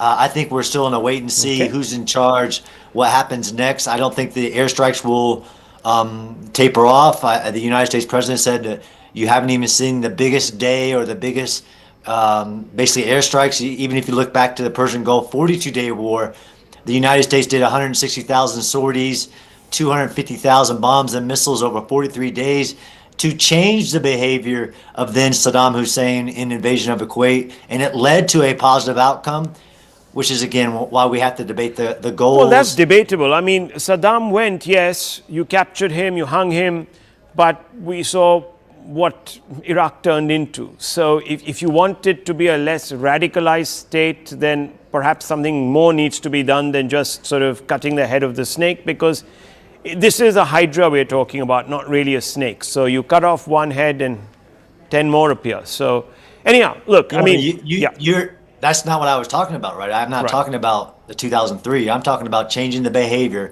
right? This is why you have to look at what the goals of the war are, stated by those participants, belligerents of it. We don't have a voice right now. So you believe that this action will be enough to deter the Iranians from ever contemplating making a nuclear weapon again, or even exporting terror as they have done? I can't make that decision. According to even the last of the negotiator Witkoff, that the old people were not willing to negotiate that, and that's why again if you want that level of a goal, a behavior change, this is the ideal that you have one voice in Iran and the possibilities. Right? It's hard for even if it's 90% of the population to rise up if they don't have arms, right? Even if you go back to the 79 revolution, the Air Force joined the revolution. So that is a complication. No, I don't think we're at the point right now where we believe this would change the behavior. And that's why you keep eliminating the leadership and the hardliners to where is this going to create the byproduct of a regime change to really get them to changing that behavior, or would they come to the negotiation table, which the president said, I'm willing to negotiate again, but it's going back to kind of like the Ukraine-Russia. What is negotiation? You can't negotiate away survival, sovereignty. This is very specific to the goal, just like Kuwait was. Stop invading other countries. In this case would be to give up that nuclear program. I would not say we're there yet. No. Well, don't forget, viewers, that the Iranians, by some accounts, offered, in fact, to give up their program. And they said that we accept all sorts of inspections. So, look, I mean, all of this now doesn't really matter. What matters is where are we going to go with this war? What is the end point? And I think we're getting some views on that. Thank you very much, gentlemen. Thank you very much. I just want to move on to the politics because here in India, viewers, as you know, and let's move on to that story. The Congress party has been slamming India's silence, diplomatic silence on what? On the killing of Khamenei. And Sonia Gandhi has written an article today that has appeared in some newspapers accusing the Prime Minister of abdication. She has come out and said, government silence over Khamenei is not equal to neutrality. Silence is an abdication of principles, in a sense of morality. India cannot remain a mute spectator. Traditional foreign policy values have been ignored. Now, viewers, the BJP has come out, and let's put out that graphic also for you to see. The BJP has come out and said that the Congress was silent, for example, when Gaddafi was killed in 2011. So why are they lecturing us? They also put the national interest first. They took a calculated decision not to sit there and condemn the West or the others who decided to overthrow Muammar Gaddafi. They didn't condole or condemn Gaddafi's hanging. UPA was mum on Saddam Hussein's hanging also. Selective memory and selective outrage are not entirely strong and sustainable arguments. So this is what has been said. So let's open this up because we have with us Sanjay Jha, and I want to bring him into this conversation. Sanjay Jha, it's a bit rich for the Congress party to be sitting here and lecturing Prime Minister Modi on morality and pointing out that he has acted against principles when, for example, the Congress party, if you even go back into the past and you look at its own stand against China, when China was out expanding its sphere of influence, grabbing other countries, taking over territories, back in the day, they didn't say much. They didn't say anything when you had a situation where Gaddafi was toppled or where Saddam Hussein was toppled. And there are several other examples of the Iranians not being real friends of India either. In fact, you even took positions against the Iranians in the United Nations. So what are we talking about here? Rahul, good evening to you and to Anand as well. Let's try and have a serious debate, hopefully no interruptions. I want to make a couple of points very succinctly because I'm assuming the viewers will have known by now what is really going on. Point number one, Narendra Modi, and I say so with full responsibility as the Prime Minister of this country, has abdicated strategic autonomy and has actually become part of the US-Israel axis. India is playing footsie with two powers, one run by a sexual predator, the other by a man accused of genocide, and we are playing footsie. He was there in Tel Aviv, in Parliament, and the silence of Narendra Modi's government on the assassination of Ayatollah Khamenei is basically a statement being made by India that we will not issue a press release of even condolence, forget condemnation, unless we get approval from Tel Aviv or Washington. And are we approving a political assassination of a head of state? Is that how low India has become in terms of its global stature, that we are cautious? We are not going to say a word on the assassination of a head of state in Iran? Are we serious here? Point number two, and this cannot be ignored, that end of day, everybody knows that Iran attack by the Americans and by the Israelis happened when the negotiations were on. So this is obviously nothing to do with the regime change. And by the way, who is America to do regime change? Can they just do a Venezuela whenever they want? Trump is threatening Greenland. I mean, he's threatening Canada. I mean, he can't run his own country today, and he's talking of regime change.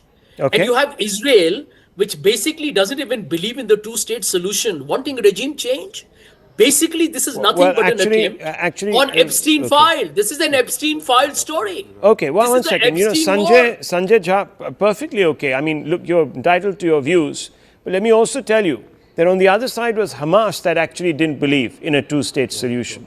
Hamas' first resolution, if you read their manifesto, their first one said that we want to cleanse the land from the sea to the river. And then they made a modification to that initial resolution because the United Nations latched onto it. But they continued, viewers, to carry out terror attacks. Now, I'm not getting into the specifics there because that doesn't involve us. My point is, and I want to bring in Dr. Anand Ranganathan to respond. Sanjay Jha says, and there is truth to what is being said here to some extent, that we cannot allow America or anyone to carry out regime change operations whenever they think it is okay for them to do so. So there is that point. At what point does India say, hang on, Trump, you can't be doing this? Or should we be saying it at all? Rahul, when has India not or stepped in to not allow America orchestrate a regime change in the last 80 years? Give me one instance. America has orchestrated perhaps 17 or 18 regime changes. Has India stepped in and said, we are not going to allow you to do that? So that's point number one. Point number two, Sanjay did not answer your blunt questions.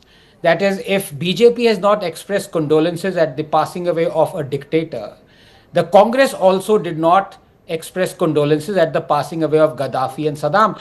In fact, I supported Congress and I support Congress for not expressing condolences at the killing of dictators, even though those two dictators were quite friendly with India, even though this one, Khamenei, was, calling India an oppressor state and talking about all nonsense that India and Hindu state is massacring Muslims. That's point number two. Point number three is we have to look after our interests. It is not our war. It is a war of Israel with Iran. Now, I ask a very simple question. Is an Pakistani leader, for example, I just give you one very simple example. When people say, Rahul Gandhi say we must express condolences, he was not a legitimate target, Khamenei. Simple question. I want to reduce it to a simple question. Would a Pakistani leader who is commander-in-chief of his armed forces that attack India directly or indirectly all the time, who stocks nuclear arms and enriches uranium clandestinely, who calls India a cancer and vows that he will wipe India off the map, who trains and supports and funds multiple terror organizations, who arms and sends hordes of terrorists to India to kill thousands of innocents. Would such a leader be a legitimate target for India?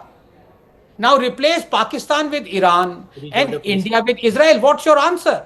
If in a war between Israel and Iran, wasn't this guy a legitimate target? Any commonsensical person would say, yes, he was, just like any Pakistani leader who would be doing exactly what Khamenei was doing to Israel. Any Pakistani leader does that to India, we would treat him as a legitimate target. So I don't know where this irrationality springs in. There is only one reason for it to spring in. Vote bank politics and shameless appeasement. Okay, Sanjay Jha, yes. Look, if Israel is being attacked by proxies that are sponsored by Iran, and it's just not Israel, there are other Gulf nations too that are bled by Iran and its proxies. If they are to legitimately say that, look, we're not going to deal with this. This guy, he spilled enough Israeli blood or Syrian blood or Iraqi blood or what have you. The time has come when we take him out. Would you support that? Yes or no? Would you support, for example, an Indian Prime Minister who decided to take out Shehbaz Sharif? Well, let me tell you one thing, Rahul, that it is a tragedy that Narendra Modi has become so weak. But you're not answering the question. You can attack Modi as much as you want, but please answer the question. I want to ask you, where was the Congress's high principle when Gaddafi was pulled out of a pipe and beaten and toppled? Where was the Congress when Saddam Hussein was plucked out of a hole in the ground and hung within days? Where was you? Where was your morality then? Just a simple, straightforward question. Should you have spoken then or not? Yeah, Rahul, but Anand has said many things that need to be. No, I'm debated asking you this within question an because I absolute began way. my interview with Well, you let on that me- question. let me answer- Would let you? me Would you? answer I'll you. ask you another question. The How many Taliban. times- The why Taliban. are you Excuse me. wasting One second. time? One second. I'll ask you Okay. another question. The Yeah. Taliban captured an Indian aircraft called IC-814. Yeah. The Taliban executed a few people on that particular plane. The Americans go in and take out the Taliban. Just asking you, sir, would you have supported the American action back then when they took out the Taliban? Yes or no? That was also regime change. Now, if you don't interrupt me, I'll answer your questions very quickly. It is a false propaganda by the BJP. What? Please go down, do an internet search. I have already done it. Enough leaders from the Congress party condemned what happened in Libya with Gaddafi. Did or the what Indian happened government, with did Iraq. the 1 Indian minute, 1 government, minute. Just do your compare research. apples with Do your apples, research. compare Anyway. apples with apples. Yeah. Did the Yeah. Indian government take a position? The Prime Minister of India Yes. is the head of the executive. Show me a statement from the Indian government saying we condemn what has happened with Gaddafi. Just show it to me. We Well, let me condemn tell the you. United States. We condemn external intervention in Libya. Just show me that statement, sir. Yeah, I'm just answering you. Dr. Manmohan Singh as a prime minister was not so weak, fragile and spineless as to be quiet when Saddam Hussein was hung or when Gaddafi was killed. Go Show and read the show me the Point proof. number two. Rahul, can No, you one read minute, this? 1 minute. I Point can't. number I two, can't very actually. When important. Manmohan Singh's people, speak? something of India, I So don't know. Could you here read is the this? same- Here is the Can I same speak Manmohan for a Singh minute? Yeah. who Can I said to speak George without you giving Bush, this entire Yes. who platform killed to Anand 1 Ranganathan? million Muslims. Is this going to be a Here fair is debate Manmohan or an Singh who unfair said, debate? Mr. Bush, people of India deeply love you. That's This got was nothing to do with after this, Bush by the had way. massacred 1 million Muslims. Arey bhaiya, he never said ab ki baar Trump sarkar. Don't get into that poor level of debate. I mean, look at this. Apna I banda mean, to look ab at ki this. baar Trump sarkar That bol is raha also tha. fake Anyway, news. Rahul, can I answer your question? Yeah, of course. The truth is that Anand Ranganathan, he's a dear friend of mine. He's obviously being very disingenuous with facts. No, Which I is want you okay, to show because he me a has to defend statement Modi. by the government 1 of minute. India, sir. Why are we He beating around the bush? He calls Ayatollah Khamenei a dictator, but he's not willing to call Netanyahu as a genocide man. He's No, not no, hang willing on, to just call a him minute. out for war of What is that? Hang war on, just of- a minute. war No, against hang on. Now that's humanity. got, no. He's Hang not on, hang willing on, to hang say on. that. We are talking about. No, hang on, just a minute. Unbelievable. Listen, if Netanyahu thinks that he can attack Iran because the leadership in Iran is hurting the sovereignty of his country, what does it matter if Netanyahu is a war criminal or not? He is doing what he wants to No, the do to tragedy is defend his India, country's boss. interests, and he's been elected by his people to do that. And Yeah, but- the opposition, but why hang on, is the India's opposition in Prime Israel, one Minister- second, sir, the opposition in Israel, please, let me allow you. Unlike in India, the opposition in Israel is supporting Netanyahu today on conducting the operation to decapitate Khomeini. So let me just put that down on the record. But that apart, I want to come out to you again and ask you, sir, please answer this question. Show me the statement by the Indian government. Give me the date, the time when this statement was made by the UPA government, I said, in support of Gaddafi. Show it to me. Okay. So, I mean, you want me to do it right now on your screen? Well, you or should what? have, sir. Well. Here is the point. Here is the point, ladies and gentlemen, watching the program. Mr. Modi is backing Again, Mr. America Modi? and Israel Show at me a the time statement. when abandoning India's sovereignty, abandoning India's independence, abandoning the strategy of actually multi-alignment, and becoming part of the most dubious, discredited axis where the two leaders are one is in the Epstein file and the other one monitors all the is Epstein fine. file. All is What a that shame. all you can What a say shame. all of that. You haven't answered the single question I posed. I have. You are lecturing It's Modi, on record. but you have done exactly what Modi has done. That I find hypocritical. That is what I began by asking. In any case, that is not even relevant. Has Sonia? No, it's very, very relevant. Has Sonia acted?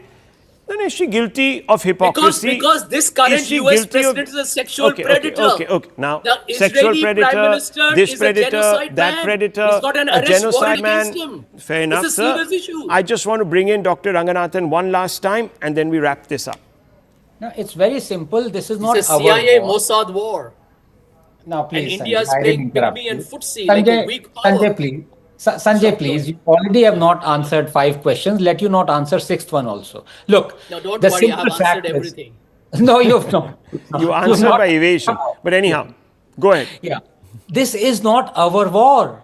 Israel has a moral argument in its favor to go after Iran. Because if Iran goes nuclear, the first thing they would do is to bomb the living daylights out of Israel and try and I just want to put one other fact down on the table, viewers. Just 1 minute. I just want to put down one more fact.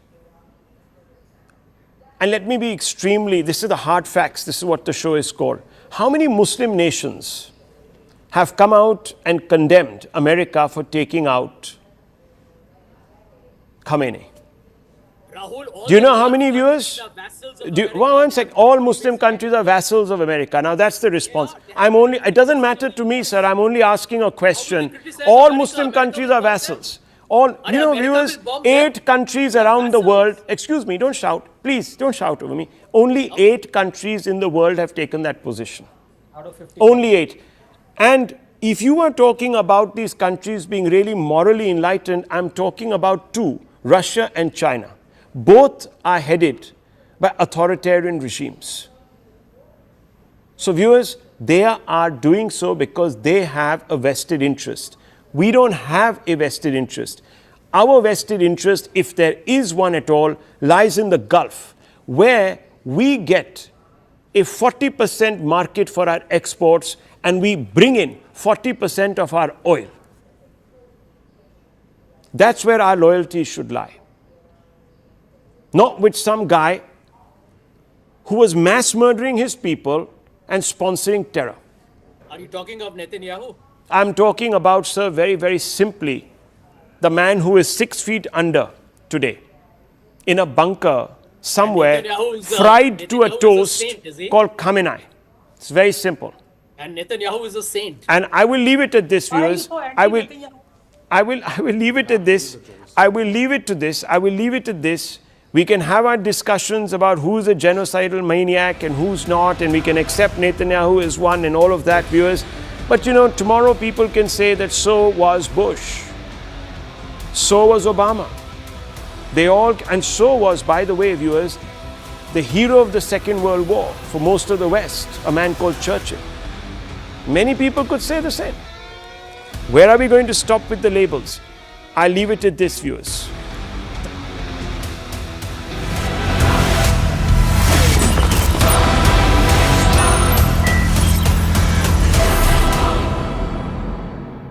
IDF spokesperson Ben Cohen, who joins us from the front lines, really. Thank you, Ben, for speaking with us.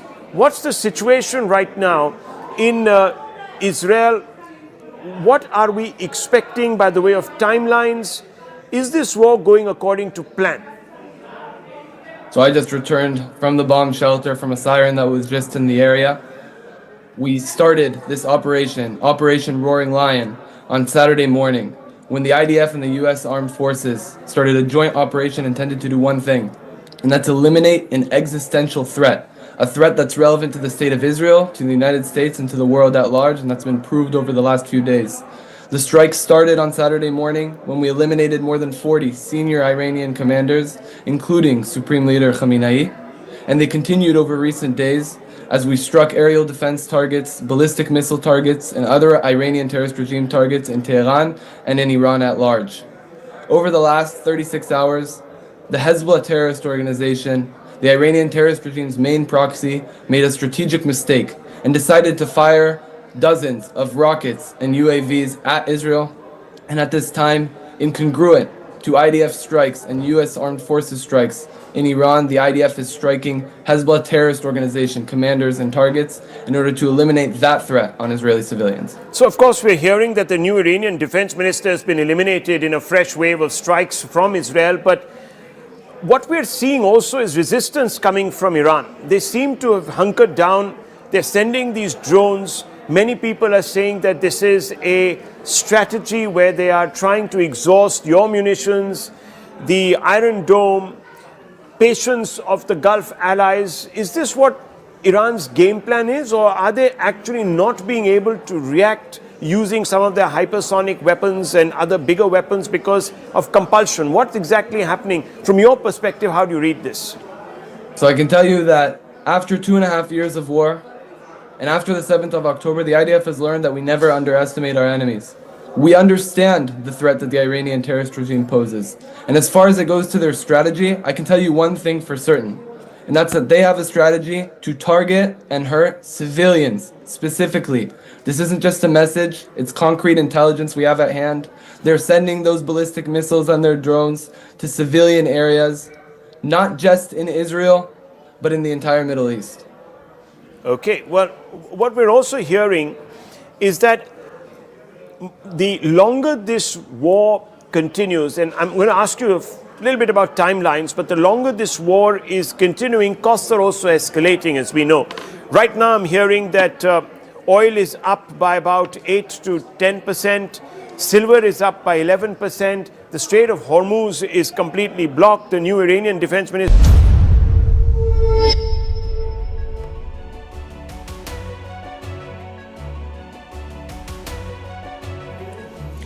Hello, Namaskar. This is First Post and you're watching Vantage with me, Palki Sharma.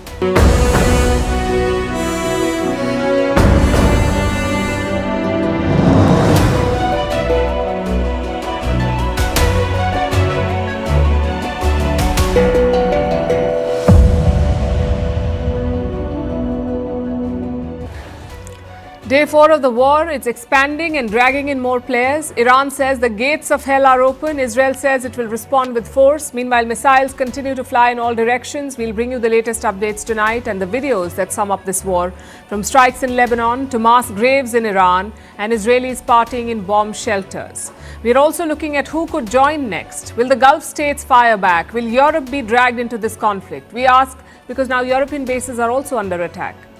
Also, the backstory of how Ayatollah Khamenei was tracked. A report says Israel hacked Tehran's traffic cameras and studied patterns for years. In Tehran, the big discussion is that of succession. Who will be the next Ayatollah? Will it be Khomeini's grandson? Also trying to make sense of Donald Trump's strategy. What's his plan? Did he bite more than he can chew? And the economics of exhaustion. Iran's $20,000 drones are exhausting America's $4 million interceptors.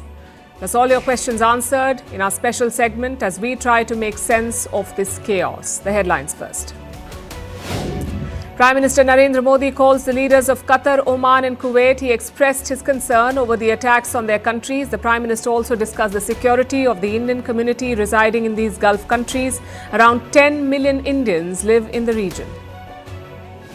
Italy summons the Iranian ambassador to protest a drone attack on a UK base in Cyprus. The country's deputy prime minister said he reiterated Rome's stand that Italy is not part of the US and Israel's war against Iran. Reports say the British base could have been hit by drones launched by Hezbollah from nearby Lebanon. Donald Trump says the historical relationship between the US and Britain is not like it used to be. This comes amid a diplomatic spat over the war against Iran. British Prime Minister Keir Starmer had angered Trump by initially refusing to play any role in the war. Starmer later agreed to allow the US limited use of its military bases. Russia's central bank sues the European Union over indefinitely freezing its assets. Around $230 billion of Moscow's reserves have been frozen by the bloc over the Ukraine war. Russia cannot access the assets till it ends the war and provides reparations to Ukraine. And the Sudan's government says drone attacks on its territory are coming from Ethiopia. For nearly 3 years, a civil war has been raging in the Sudan. But this is the first time that Ethiopia has been officially accused of interference.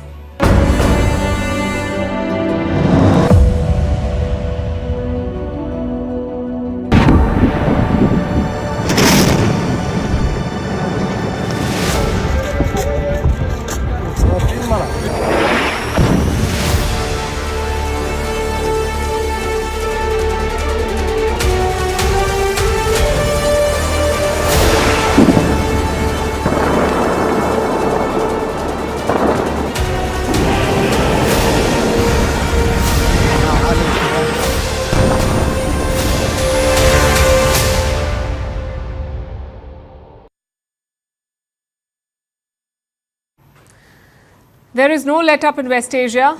Iran is talking about opening the gates of hell. Their missiles and drones are slamming into Gulf states and Israeli cities. It's fast turning into a war of attrition. American air defenses versus Iranian missiles. Today, Tehran struck the US embassy in Saudi Arabia. 2 drones slammed into the American building and soon it was engulfed in smoke. Yesterday, the US embassy in Kuwait was also hit. So Washington has decided to shut both embassies. The UAE was also targeted by drones today. One of the interceptions caused a fire at a major oil facility.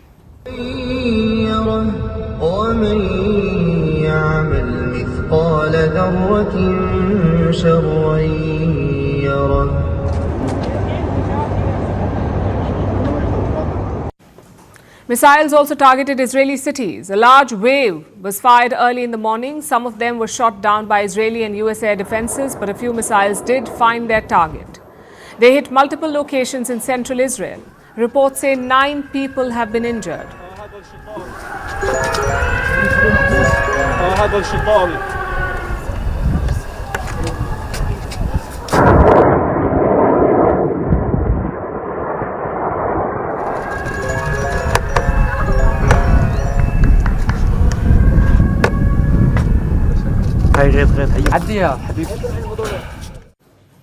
And what about the other side? Well, Israel has opened a second front against Lebanon. Their fighter jets are bombing targets deep in Beirut. As of now, 40 people have been killed, have been wounded in Lebanon. And it's not just an aerial onslaught. Israel has ordered a ground invasion as well. They plan to create a buffer zone in southern Lebanon. Meanwhile, the Hezbollah is trying to fight back. They're firing rockets at northern Israel, leading to mid-air interceptions by the Iron Dome.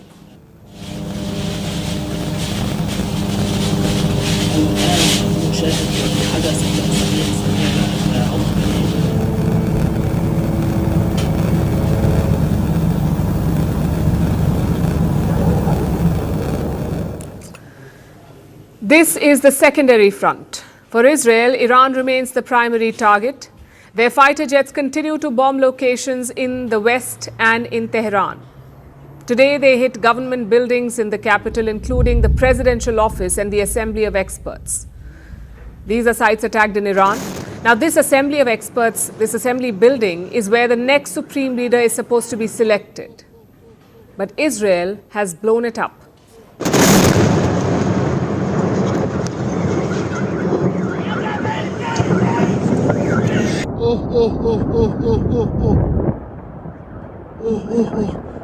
مرزارانی وای وای دوباره زد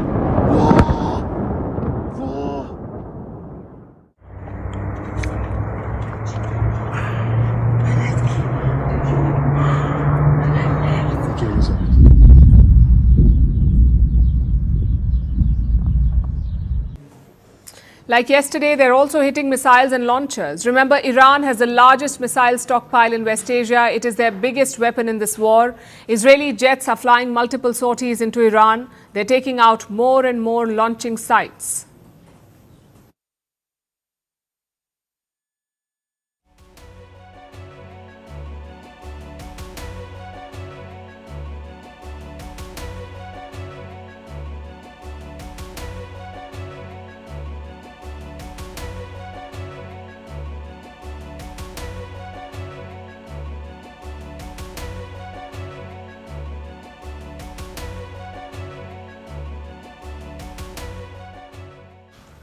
Israel claims they have carried out 60 waves of attacks. Put together, more than 2,000 Iranian targets have been hit, which brings us to the US. What is the American military up to? The US has deployed its B-2 and B-1 bombers. They're using these planes to strike underground silos and launching sites, locations that cannot be breached easily. In addition, the US is also bombing internal security targets. Things like police stations, detention centers, intelligence offices. The Americans are going after all of this in Iran. And these facilities are used by the regime to crack down on dissent. By attacking them, the US is hoping to weaken the regime's grip on power. Basically, they're setting the stage for massive protests in Iran. And that sums up the battlefield updates. What about diplomacy? Is anyone interested in an off-ramp? Well, look at Donald Trump's latest message, and I'm quoting. Their air defense, Air Force, Navy, and leadership is gone. They want to talk. I said, too late. And just to be clear, until yesterday, Trump did want to talk to the Iranians. He said the new Iranian leadership had reached out to him. But then Iran's security chief rebuffed him. He said there would be no negotiations with the Americans. So now, 24 hours later, Trump has also made a U-turn. He says there will be no talks. But here's the problem. Wars are not just fought with resolve. You need weapons to keep fighting them.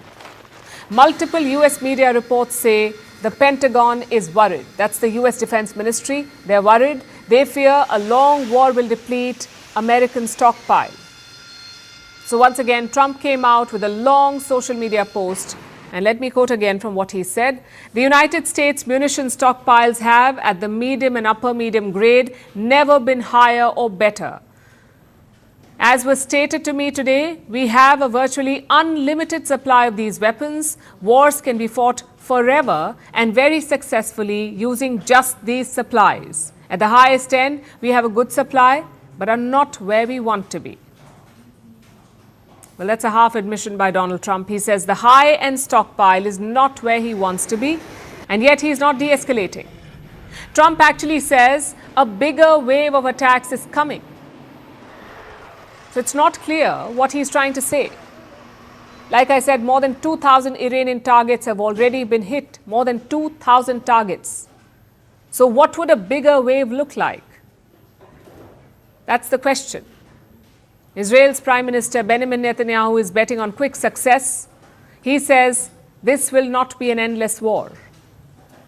I hear the people are saying we're going to have an endless war here. I said it could be quick and decisive. It may take some time, but it's not going to take years. It's not an endless war. In fact, it's an effort right now to achieve the peace that we all yearn and pray for. And I think together we'll achieve it. Trump is saying something different, though. We'll tell you about his position later on the show. But for now, listen to the Iranian military. They are not backing down either. Despite the sustained attacks from the other side, the Iranians continue to hit back.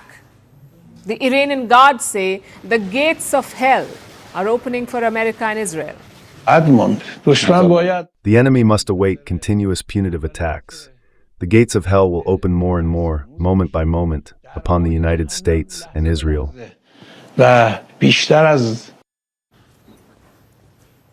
It's basically a race against time. Iran wants to grind out the enemy air defenses, much like they did in last year's 12-day war.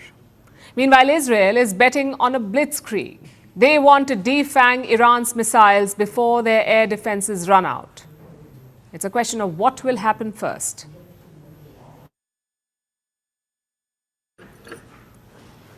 Like I said, it's day 4 of the war, and by now you know the drill. This war is playing out on your screens too. Your feed is flooded. Every hour, thousands of videos are pouring in. So every day, we try to cut through the noise. We bring you the most important videos from the last 24 hours because, as we keep saying, misinformation is flying faster than missiles. And with artificial intelligence in the mix, it's harder than ever to tell what is real. So let's bring you our top videos. The top videos that you need to see today. Video number 1 is from Beirut. Beirut is the capital of Lebanon. As you know, the war is spreading across the region. Multiple countries are coming under fire. And last night, it was Lebanon that took the hit. Lebanon is home to the Hezbollah. It's a Shia militant group and a regional proxy of Iran. Now, Israel says Hezbollah has joined the war, which is why they're hitting Hezbollah bases in Lebanon. The Israelis are hitting these bases. As you can see on your screens, there are visuals on the blasts. They show Israeli strikes on multiple Hezbollah targets.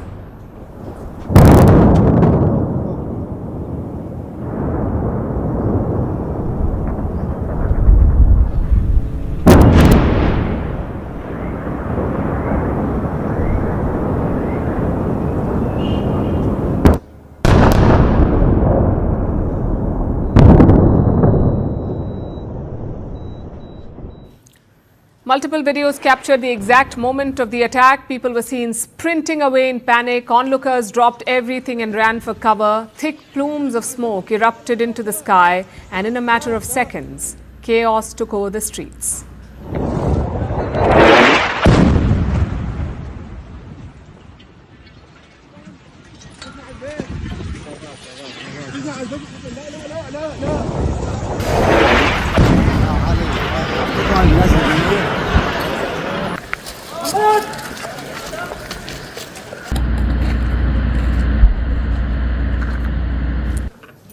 Video number 3 is from Iran.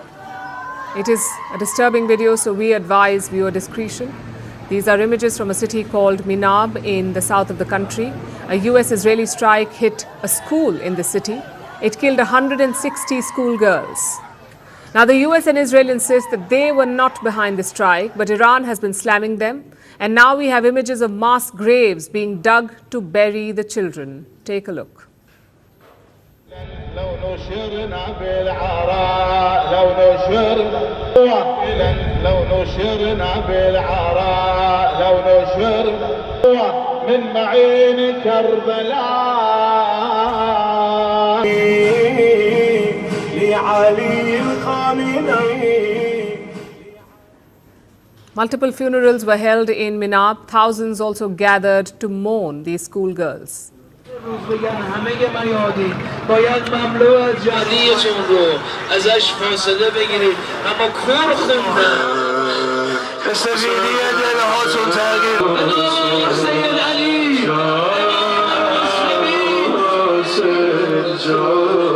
شهید عزیز. Here's another video from Iran. It shows people running for their lives. This is after an airstrike near the Russian embassy in Tehran.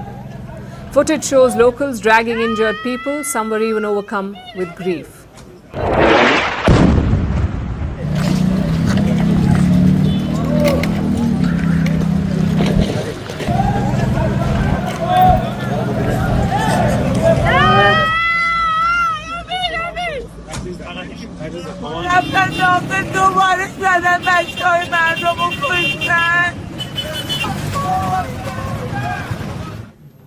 It's not just Iran. Israel too is coming under fire. Yesterday, Israeli Prime Minister Benjamin Netanyahu visited West Jerusalem.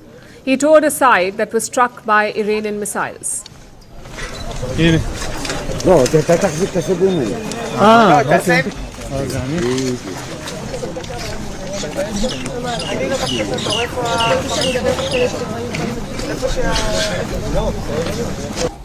When I stand here in a place that was bombarded by the terrorists in Tehran against innocent civilians, you see the difference. The tyrants of Tehran target civilians.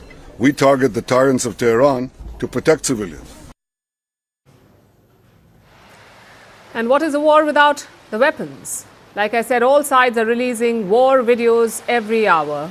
Iran released footage showing the launch of its missiles, especially the Qadr and Imad missiles.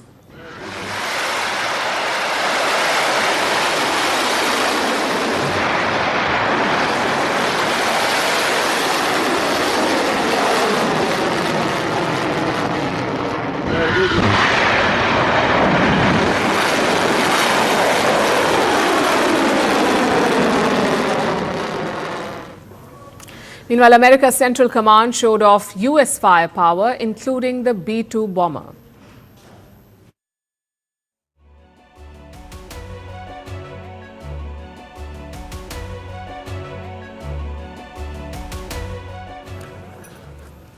Caught in this crossfire are the Gulf states. Iran is attacking them left, right and center, and while the physical damage has been limited, the strikes have shattered the sense of security.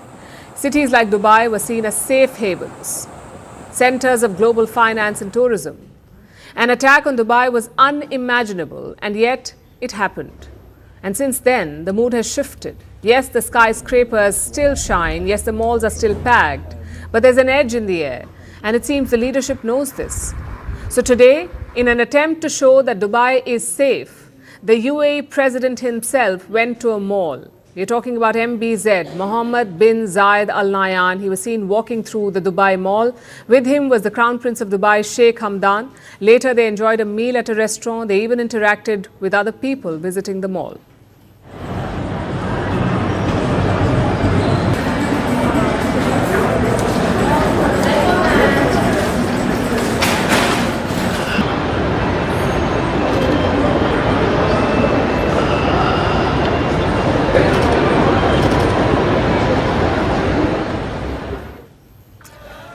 Dubai is out shopping amid falling missiles. Israel is one step ahead. It is partying They have a Jewish holiday called Purim, but the government has banned public gatherings, so Israelis have moved the party underground. They are celebrating in garages and bomb shelters.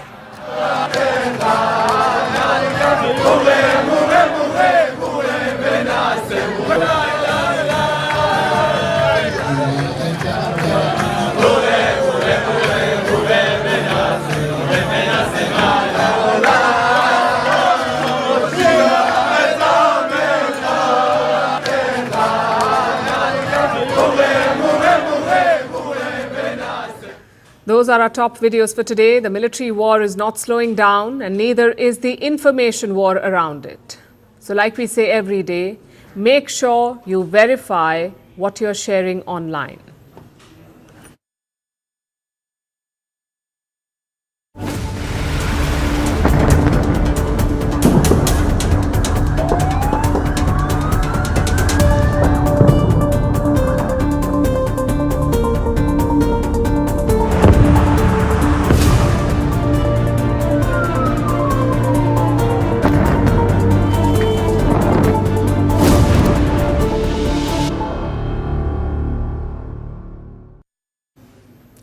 Iran's strategy is clear.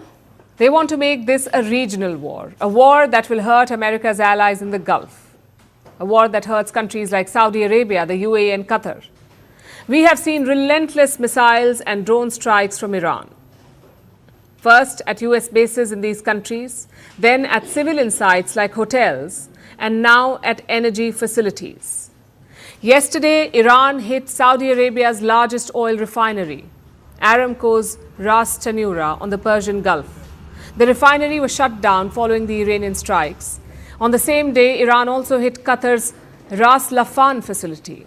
This is run by Qatar Energy, the largest LNG producer in the world. Doha too has shut down this facility. And then today the UAE was hit. Their oil facility in Fujairah was struck by drone debris. Also today, the Iranians have shut the Strait of Hormuz. This waterway carries 20% of global oil trade. It's a key export route for the Gulf states, and Iran has shut it. Of course, Iran is doing this on purpose. They know that that energy is the lifeline of the Gulf economy. If you cut that off, you can choke them, you can make them desperate. You can make the Gulf states desperate. The question is, what happens after that? Well, there are three possibilities. One, the Gulf states continue holding a defensive posture. Basically, they keep shooting down Iranian drones and missiles. But there's a problem with that. They do not have endless air defenses. They're using multiple interceptors to shoot down missiles, so the worry is they will run out of stock. Reports say some Gulf states have used up missiles built up over years in just 4 days. And apparently the US is not replenishing their stock. When some Gulf states asked for interceptors, the United States ignored them. So the current status quo is not sustainable. You cannot endlessly defend against drones and missiles. Which brings us to the second possibility. The Gulf states can enter the war. They can either allow Israel and the US to strike Iran from their airspace, or they can hit back themselves. Yesterday, Qatar scrambled fighter jets against Tehran. They shot down 2 Iranian warplanes. In Saudi Arabia too, patience is wearing thin. The Saudi kingdom has placed their military on a state of high alert. The question is, will they take the plunge? Will they join the war? Let's look at their firepower first. Saudi Arabia has around 280 fighter aircraft. This includes the F-15 and the Eurofighter Typhoon.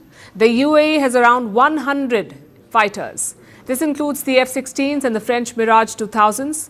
Qatar has also has more than 100 aircraft. This includes the Rafale, the Eurofighter, and the Mirage. Now, politically, it makes more sense for the Gulf states to join the fighting, to attack Iran themselves. Because if they open the airspace to Israel, the locals may not like it. The Arab population, as you know, is overwhelmingly anti-Israel. Having said that, an attack carries its own risks. For starters, you could be crowding the airspace. We saw what happened in Kuwait. 3 American jets were shot down by Kuwait's own air defenses. So that's a real risk. And secondly, Iran may hit back even harder. Iran's ballistic missiles could destroy oil and power facilities in the Gulf. It would take years, if not decades, to rebuild these. Which brings us to the final possibility. The Gulf states can push for peace. Now, this too is happening according to reports. The UAE and Qatar are privately lobbying for a quick ceasefire. They're asking American allies to find an off-ramp for Donald Trump. If true, this is ideal for Iran. This was the whole point of attacking the Gulf states. Iran wanted them to put pressure on Trump, to push Trump for a ceasefire. Of course, Trump may or may not listen to them.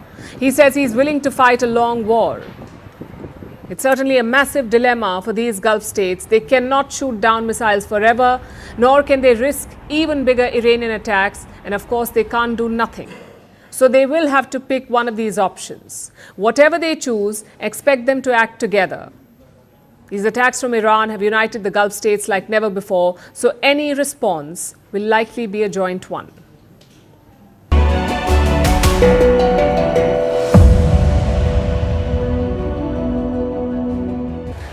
IDF spokesperson Ben Cohen, who joins us from the front lines, really. Thank you, Ben, for speaking with us.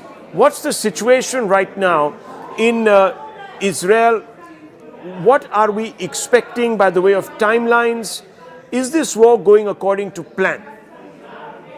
So I just returned from the bomb shelter from a siren that was just in the area. We started this Operation Roaring Lion, on Saturday morning, when the IDF and the U.S. Armed Forces started a joint operation intended to do one thing, and that's eliminate an existential threat, a threat that's relevant to the state of Israel, to the United States, and to the world at large, and that's been proved over the last few days. The strike started on Saturday morning when we eliminated more than 40 senior Iranian commanders, including Supreme Leader Khamenei, and they continued over recent days as we struck aerial defense targets, ballistic missile targets, and other Iranian terrorist regime targets in Tehran and in Iran at large.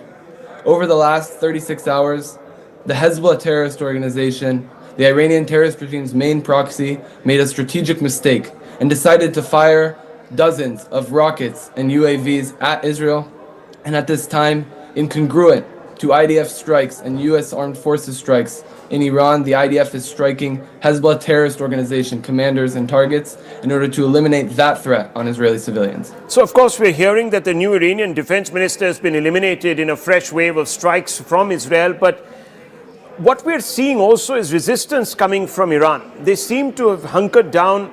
They're sending these drones. Many people are saying that this is a strategy where they are trying to exhaust your munitions, the Iron Dome, patience of the Gulf allies. Is this what Iran's game plan is, or are they actually not being able to react using some of their hypersonic weapons and other bigger weapons because of compulsion? What's exactly happening? From your perspective, how do you read this? So I can tell you that after 2.5 years of war, and after the 7th of October, the IDF has learned that we never underestimate our enemies. We understand the threat that the Iranian terrorist regime poses. And as far as it goes to their strategy, I can tell you one thing for certain, and that's that they have a strategy to target and hurt civilians specifically. This isn't just a message, it's concrete intelligence we have at hand. They're sending those ballistic missiles on their drones to civilian areas, not just in Israel, but in the entire Middle East. Okay, well, what we're also hearing is that the longer this war continues, and I'm going to ask you a little bit about timelines, but the longer this war is continuing, costs are also escalating, as we know. Right now, I'm hearing that oil is up by about 8 to 10%, silver is up by 11%, the Strait of Hormuz is completely blocked. The new Iranian defense minister, of course, has been eliminated, and I just discussed that with you, and you're doing a fantastic... Having an effect, can bombs substitute for...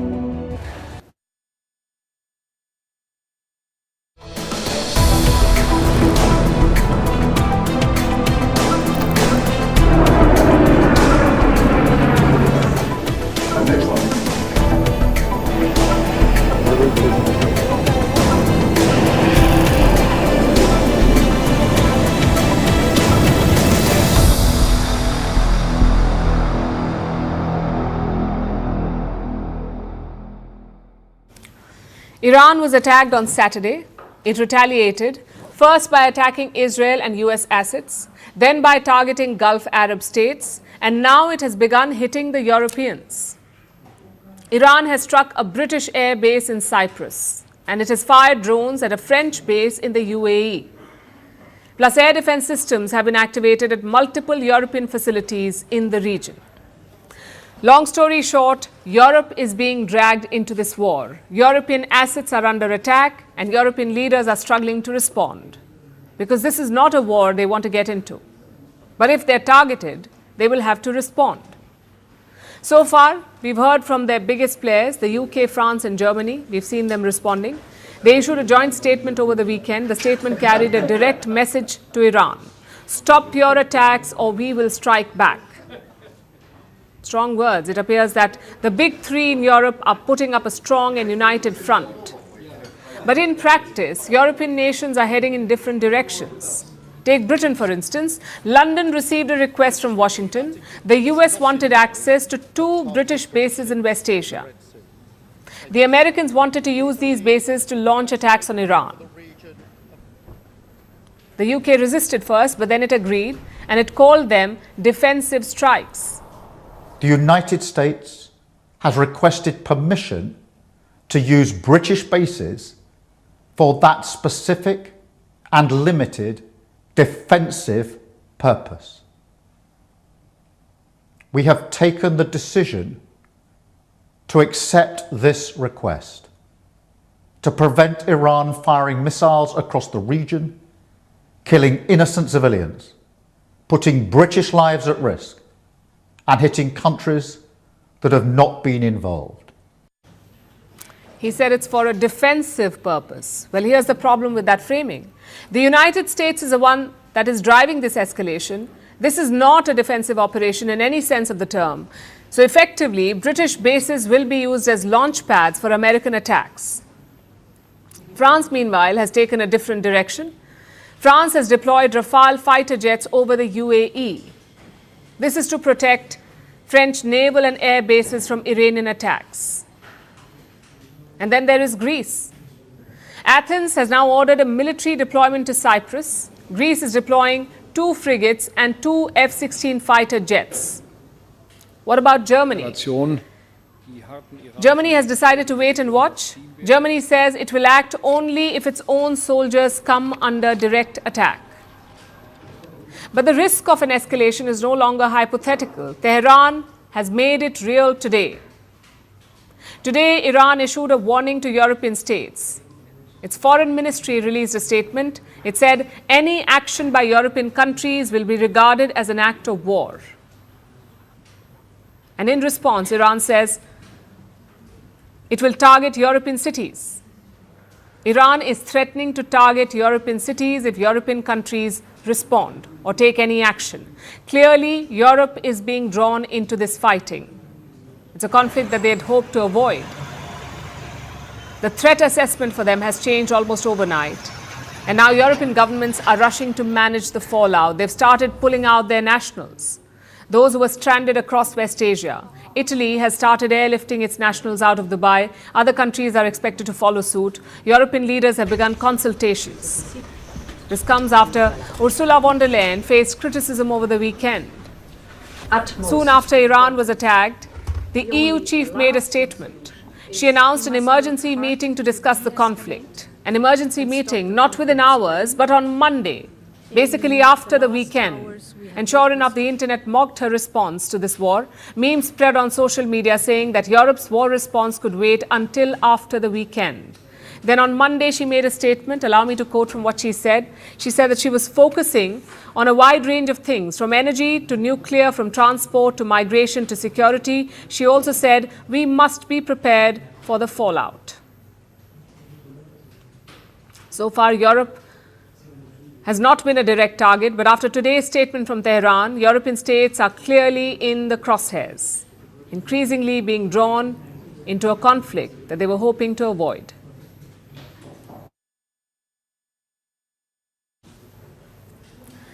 It was a quiet Saturday morning in Tehran. Iran's supreme leader walked into what was supposed to be another meeting. and minutes later, he was dead.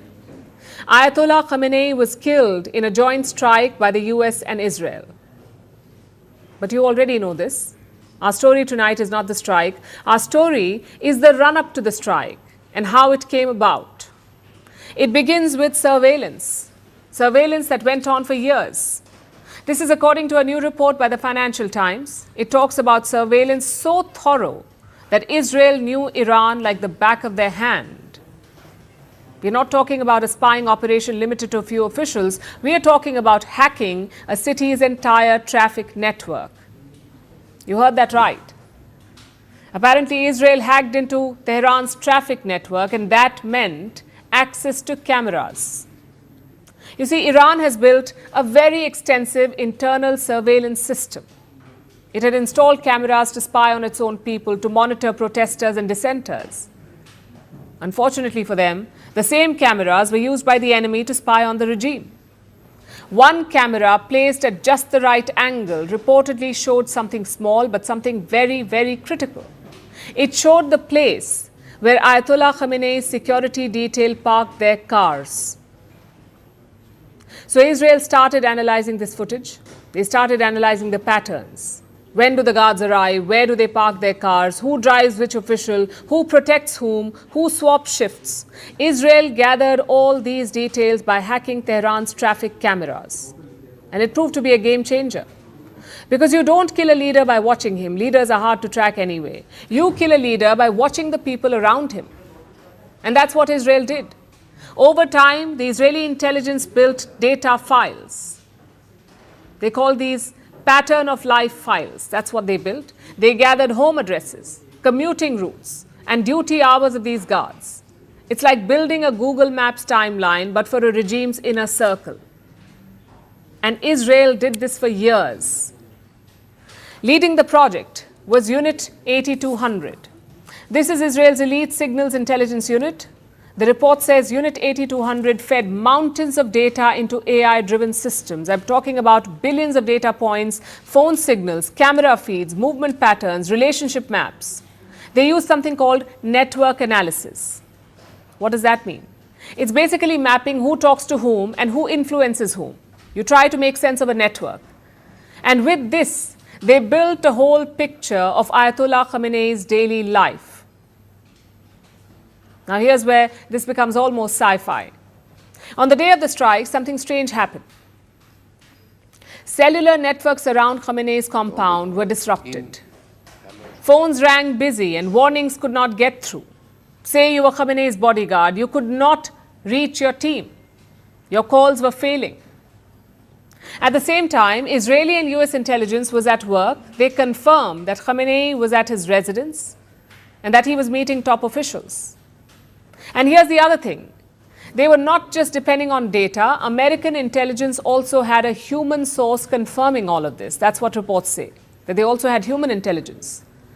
Now, Iran knew that an attack was coming. They knew that Israel and the US were going to strike at some point. Of course, the Ayatollah knew that too. But apparently, he refused to go to a bunker. He wanted to die as a so-called martyr. What Tehran did not anticipate was the timing. They did not think that the strike would come in the morning.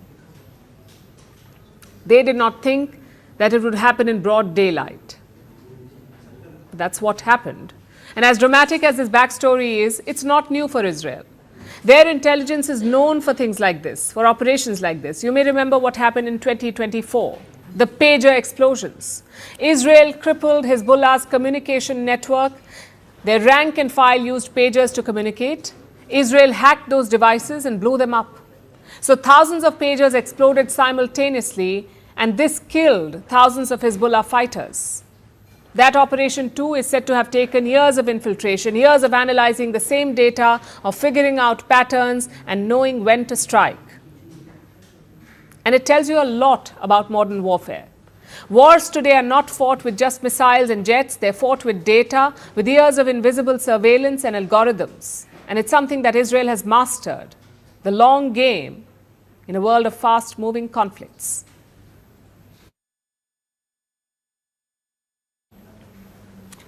When Ayatollah Khomeini died in 1989, Iran did not hand over power to his family. It handed power to Ali Khamenei. He was a cleric, a loyalist, and a safe pick for the regime. For 35 years, Ali Khamenei held the line. Now he's gone. A new name is doing the rounds as his possible replacement, and that's Hassan Khomeini. He is the grandson of Ayatollah Khomeini, the founder of the Islamic Republic.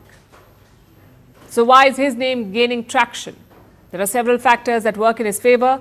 There is the name, of course, but beyond that, Hassan Khomeini is a moderate, someone who could potentially reconnect the regime with a large population that is growing alienated. Our next report has more. Iran is facing a question it has not faced in 35 years. Who leads the Islamic Republic? Ayatollah Ali Khamenei is dead. The man who held absolute authority over the military, the judiciary, foreign policy is gone. And the name being spoken most in the corridors of Tehran is not a new one. It is Khomeini, not the founder, his grandson. Hassan Khomeini is 53 years old. He holds no government title. He has never served as a minister, a judge, or an administrator. But he holds something no appointment can manufacture, the name of the revolution itself. He is the custodian of his grandfather's mausoleum in southern Tehran. That mausoleum is not just a tomb. It is a shrine, a pilgrimage site, the physical symbol of the Islamic Republic's founding moment. And Hassan Khomeini stands at its center. He is the most visible of Ayatollah Ruhollah Khomeini's 15 grandchildren. Within Iran's clerical establishment, he is seen as a relative moderate. He has close ties to former presidents Mohammad Khatami and Hassan Rouhani, both of whom pursued engagement with the West when in office. That is the political tradition Hassan Khomeini represents. Reform within the system. Engagement, not confrontation. His track record reflects this. In 2021, Iran's Guardian Council made a key decision. This is the body that vets candidates who can stand in elections. The council barred reformist candidates from running for president. Hassan Khomeini pushed back publicly against the council's decision. The following year brought an even sharper test. In 2022, Mahsa Amini, a young Iranian woman, died in the custody of the morality police. She had been accused of violating conservative dress codes. Her death ignited protests across Iran. Hassan Khomeini did not look away. He demanded accountability from the state. January this year brought fresh unrest to Iran. Protests swept through cities. Dissent was widening. The Islamic Republic was visibly under pressure, not just from outside, but from within. And inside Iran's political establishment, a conversation began. Could a moderate successor steady the ship? Some senior politicians believed in the idea. The case for Hassan Khomeini gained momentum. Khomeini himself had taken note. Last June, during the 12-day war with Israel, he went into hiding. And from that hideout, he named 3 men. 3 possible replacements for Supreme Leader Hassan Khomeini was one of those 3 names. But Hassan Khomeini's path to the top is not straightforward. The body that will decide Iran's next supreme leader is the Assembly of Experts. It has 88 members, all senior Shia clerics. They are elected, but only candidates vetted by the Guardian Council can stand, which means the assembly skews conservative, and the hardliners have other options. Khomeini's shortlist included 2 other names. The first, Ali Asghar Hejazi, Khomeini's chief of staff. He may no longer be a factor. The Israeli military says he was killed in the strikes on Tehran. The second, Gholam Hossein Mohseni Ejeye, head of Iran's judiciary. Again, he is a hardliner. There is a 4th name circulating too, Mojtaba Khamenei, the supreme leader's own son. He is powerful. He has operated in the shadows for years. Certain factions want him. But Khamenei himself made his position clear. He did not want the post of supreme leader to become hereditary. So the choice narrows. The assembly of experts will decide, and they will do so under extraordinary circumstances. A country at war, cities under attack, and a younger population that is watching closely.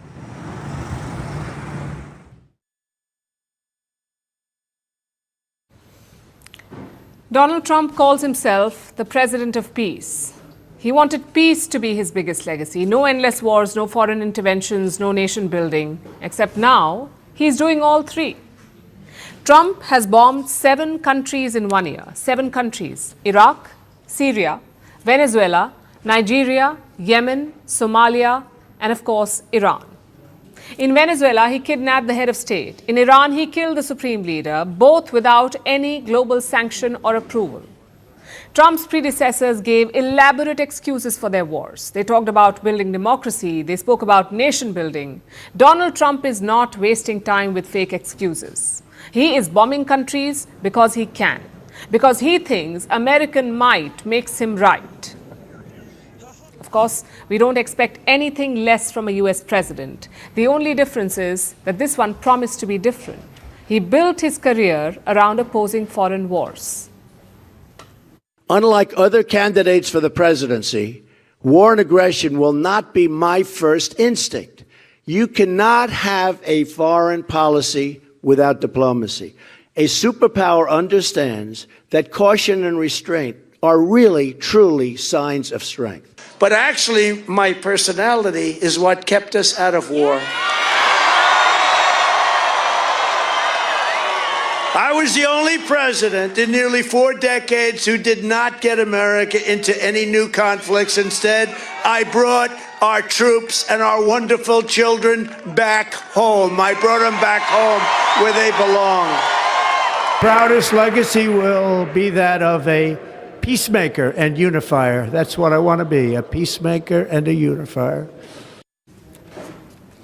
I guess Trump lied. Shocking, isn't it? This is a man who openly coveted the Nobel Peace Prize. He shamelessly took the Nobel medal from last year's winner, Venezuela's Maria Corina Machado. And weeks later, he went ahead and bombed Iran. Reports say at least 700 civilians have been killed so far, including more than 100 innocent schoolgirls. Just compare his actions to his words. Donald Trump has repeatedly claimed that he ended 8 wars. He also formed a so-called Board of Peace to end global conflicts. Again, days later, he bombed Iran. I wonder what Pakistan's Prime Minister will now say. He called Donald Trump the savior of South Asia. Is he now saving West Asia too?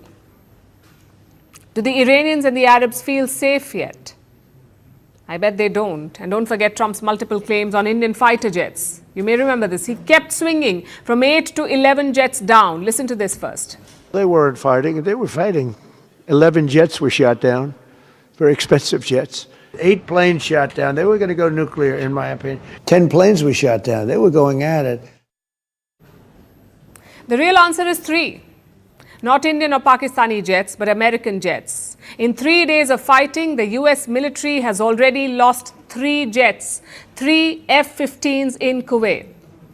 And guess how? Shot down by friendly fire.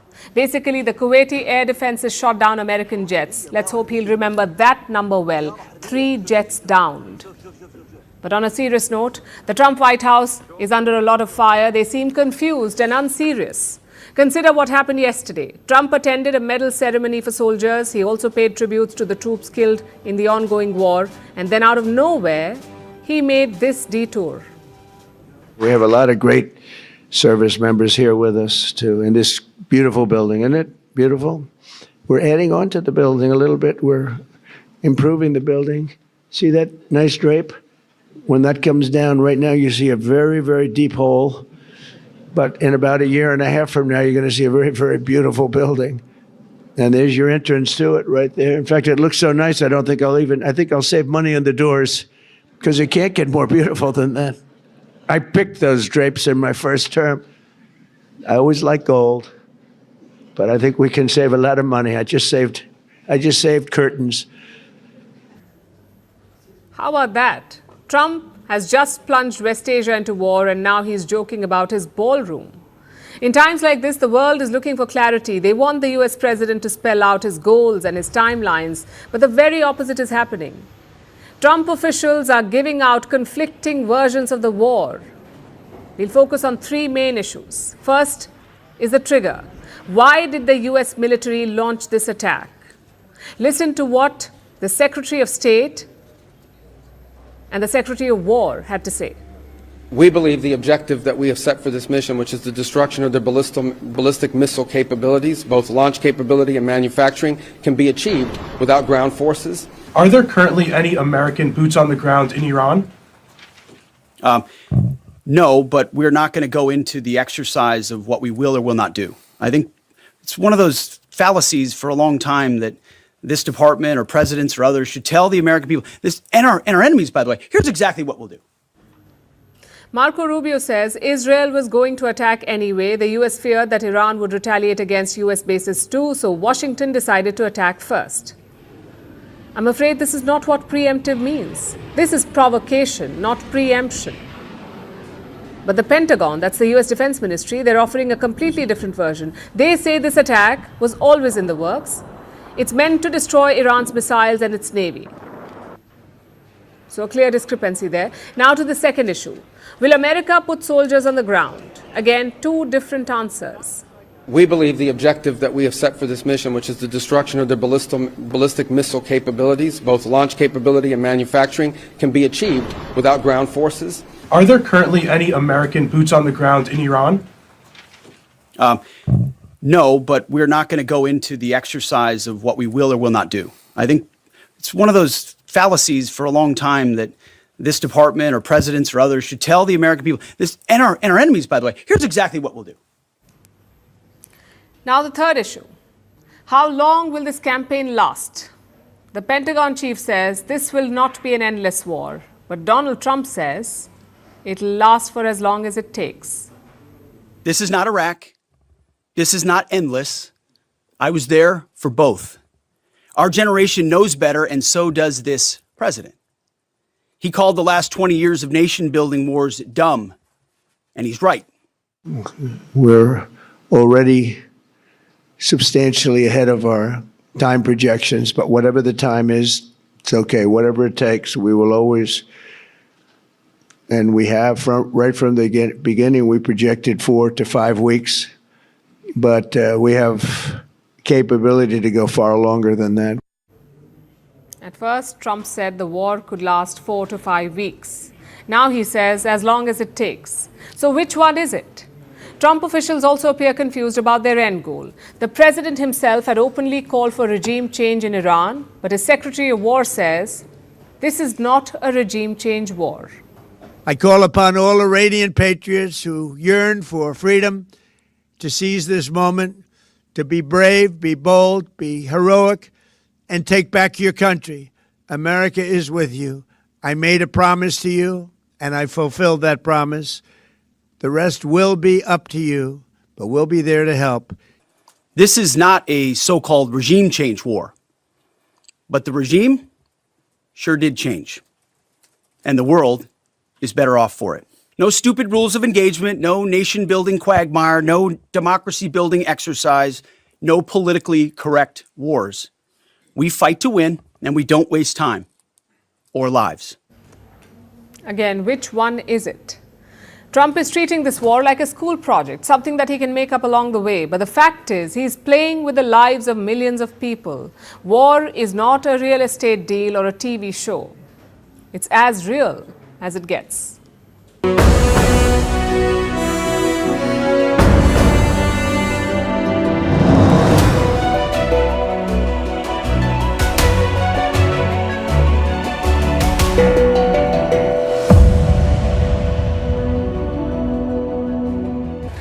IDF spokesperson Ben Cohen, who joins us from the front lines, really. Thank you, Ben, for speaking with us. What's the situation right now in Israel. What are we expecting by the way of timelines? Is this war going according to plan? So I just returned from the bomb shelter from a siren that was just in the area.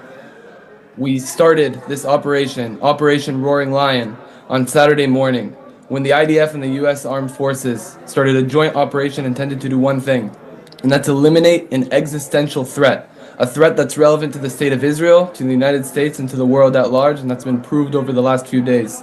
The strike started on Saturday morning when we eliminated more than 40 senior Iranian commanders, including Supreme Leader Khamenei, and they continued over recent days as we struck aerial defense targets, ballistic missile targets, and other Iranian terrorist regime targets in Tehran and in Iran at large.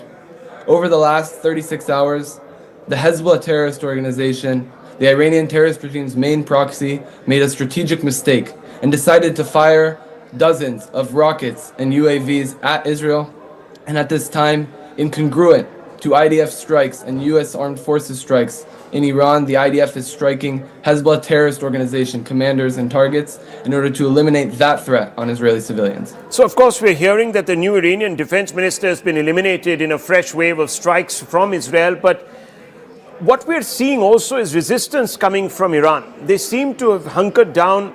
They're sending these drones. Many people are saying that this is a strategy where they are trying to exhaust your munitions, the Iron Dome, patience of the Gulf allies. Is this what Iran's game plan is, or are they actually not being able to react using some of their hypersonic weapons and other bigger weapons because of compulsion? What's exactly happening? From your perspective, how do you read this?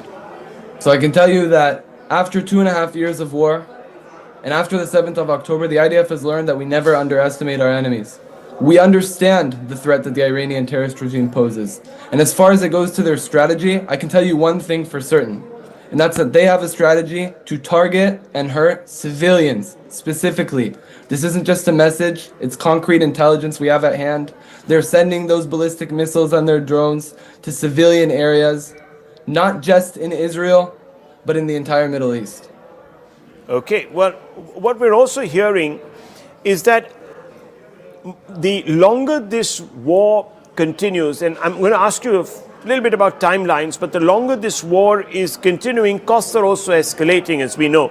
Right now, I'm hearing that oil is up by about 8 to 10%, silver is up by 11%, the Strait of Hormuz is completely blocked. The new Iranian defense minister, of course, has been eliminated, and I just discussed that with you, and you're doing a fantastic job of trying to eliminate the top leadership. But is that really having an effect? Can bombs substitute for a ground invasion and affect regime change? So one is that question, and the longer we obviously stay in this war, there are these knock-on effects. So how do you react to that? So we operate in accordance to clear military objectives. And that military objective is to eliminate that existential threat, those ballistic missiles, the launchers, the infrastructure, to eliminate the ability of the Iranian terrorist regime to operate their proxies on our borders, as we see with Hezbollah, and to eliminate the ability of the Iranian terrorist regime to pose a military threat upon Israel and the Middle East. And we will continue to do that for as long as the political echelon asks of us. We have many targets at hand. We continue to strike all the time, and we'll do that for as long as need be. But I want to make clear our target is to eliminate that military threat. And the IDF, in contrast to the Iranian terror regime, strikes military targets.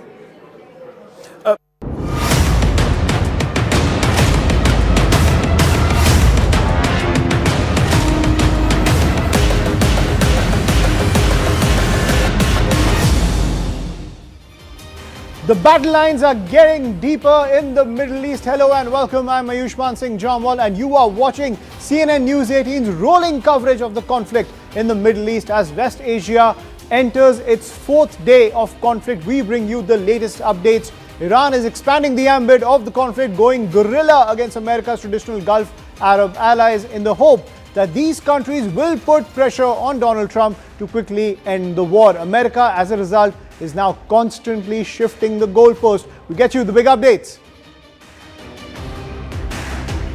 Donald Trump now makes it extremely clear regime change is the aim of the entire conflict, also hitting out at Spain as well as the United Kingdom when it comes to supporting the American efforts in the Middle East. Moreover, Iran moves to escalate the cost of the conflict, targets oil production sites in Saudi Arabia, Oman, the UAE and Qatar. Global oil prices shoot by a whopping 8%, sending shockwaves across the energy markets across the globe.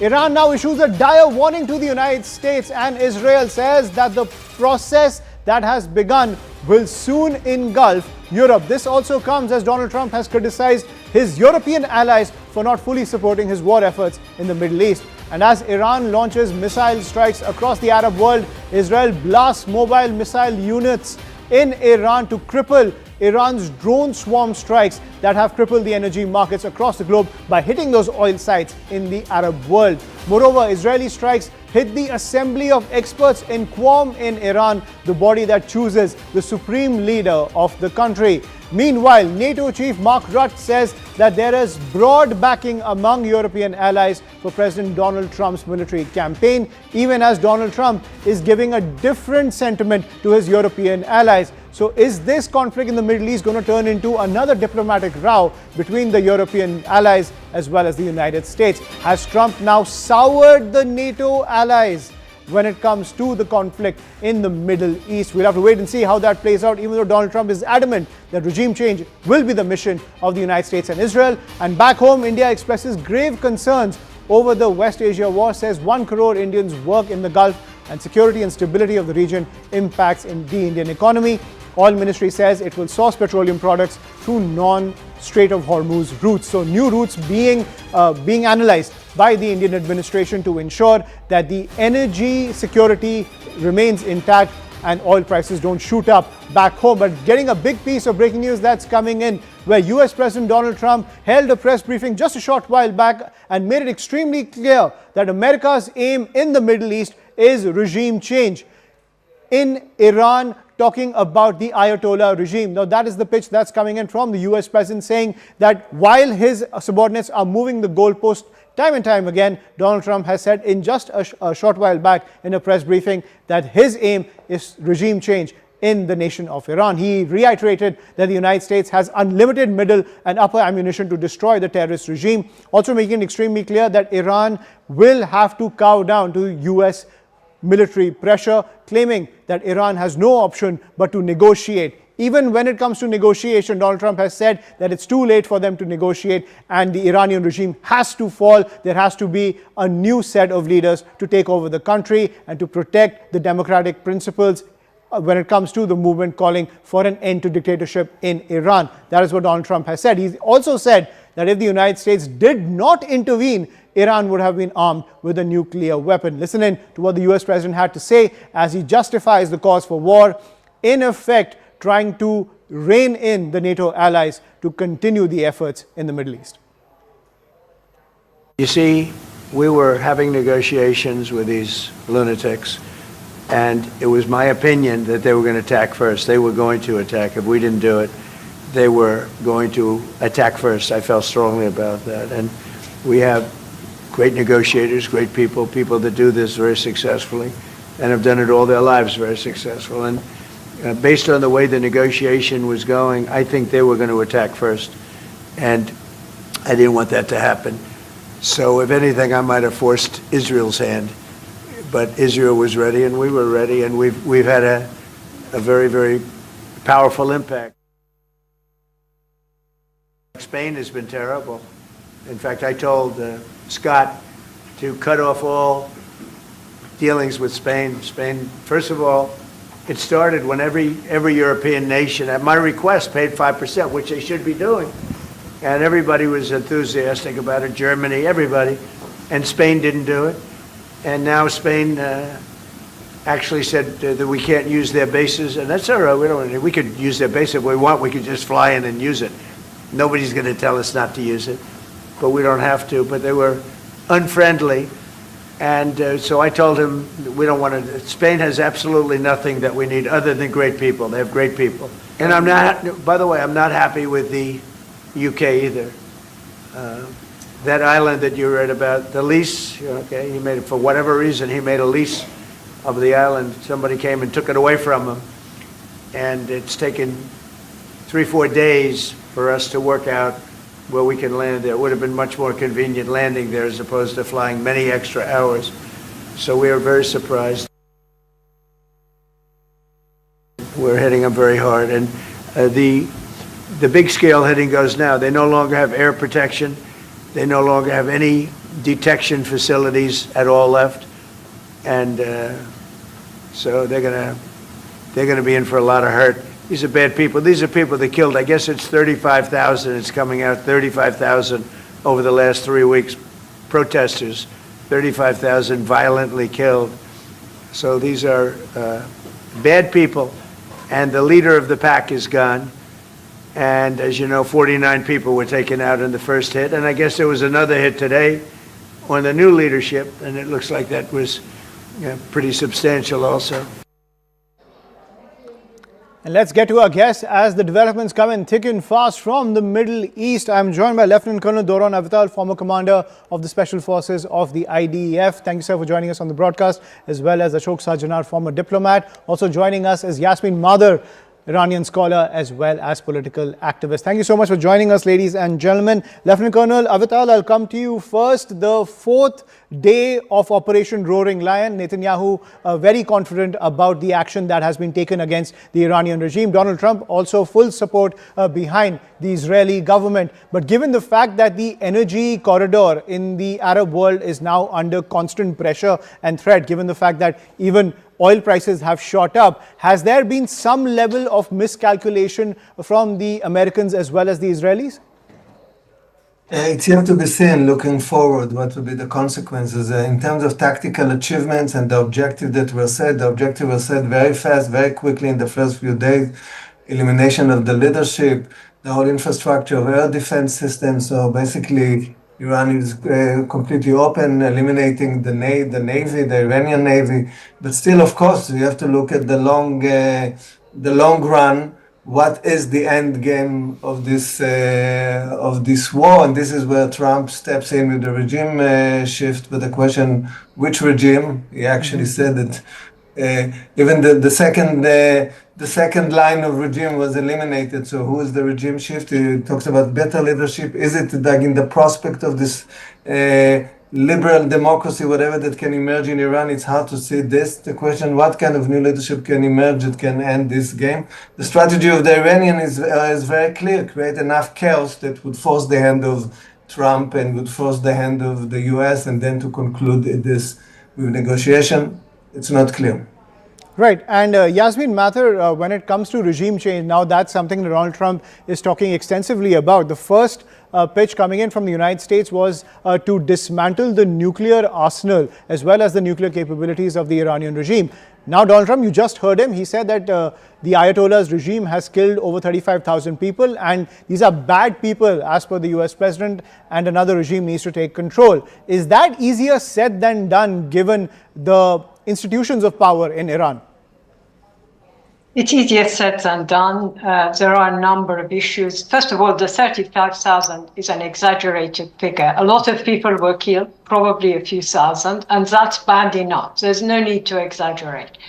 However, this regime has many enemies. Protests show that, it's clear. But it also has a support base. And that support you have seen when Khamenei was killed, that support was on the streets of major cities. So you're either going to have civil war, or this government, this regime in its various formats will be able to repress the protesters. You are not going to have suddenly these people moving away and the new government, a liberal democracy. I don't know what that is nowadays, given the world situation, but a democracy suddenly flourishes out of it. This government has repressed liberal opposition, left opposition, secular opposition. Who is left to replace? Many people believe that Trump believes he can replace this with others within the current regime, or a strong man from the commanders of the Revolutionary Guard. Maybe he has people in mind, I don't know. But none of this will serve the people of Iran or the protesters. Now, the protesters will have to calculate, are they going to face these huge crowds where nationalism, patriotism has changed the equation in terms of how many people are against the regime, how many people are for the regime? We don't know. Right. And that's a very interesting take. Ashok Sajjanar, I want to come to you on that. Could we see the resurgence of a new wave of Iranian nationalism? Of course, there's a lot of anger against the Ayatollah's regime, but given the fact that this is all-out war against Iran, so many people are dying in these strikes, and at the same time, this notion of regime change, as Yasmin is also pointing out, is easier said than done.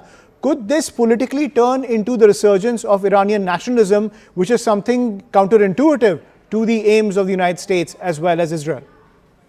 Yeah, thank you very much, Ayushman, for having me on the show. I think it is very, very unclear, number one, as to what is the end game.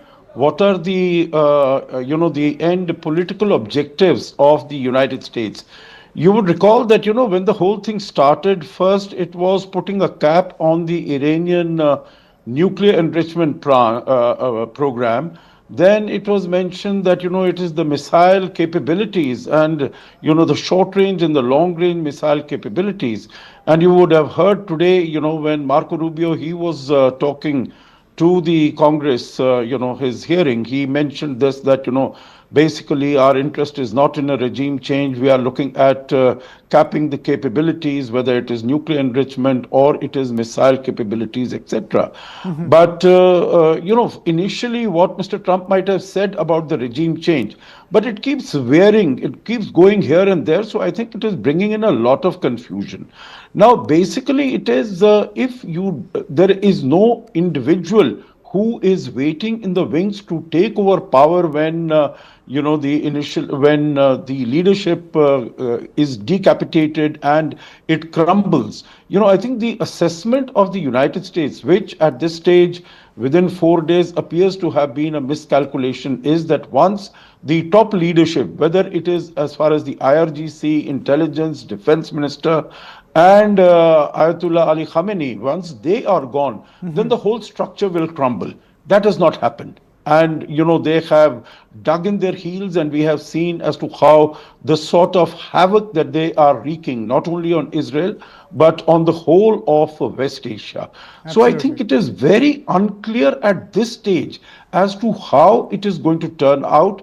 Basically, I think the intent of President Trump would be, get some moderate elements from within the regime. And, this people who are from there, because Mr. Pezeshkian is known to be not an extremist. You might not call him a liberal or something, but like him, the former President Hassan Rouhani was there. He was the one who, when the JCPOA was signed in 2015, then he was the president at that time, and he was very keen that Iran should start collaborating and cooperating with the United States. So if they can get someone of that nature, who, the basic things what they would want is the threat to Israel, because what Mahmoud Ahmadinejad and some of the others would say that we are going to, and even Ayatollah Khamenei, that we are going to wipe Israel out of the map of the world. If there are people who are willing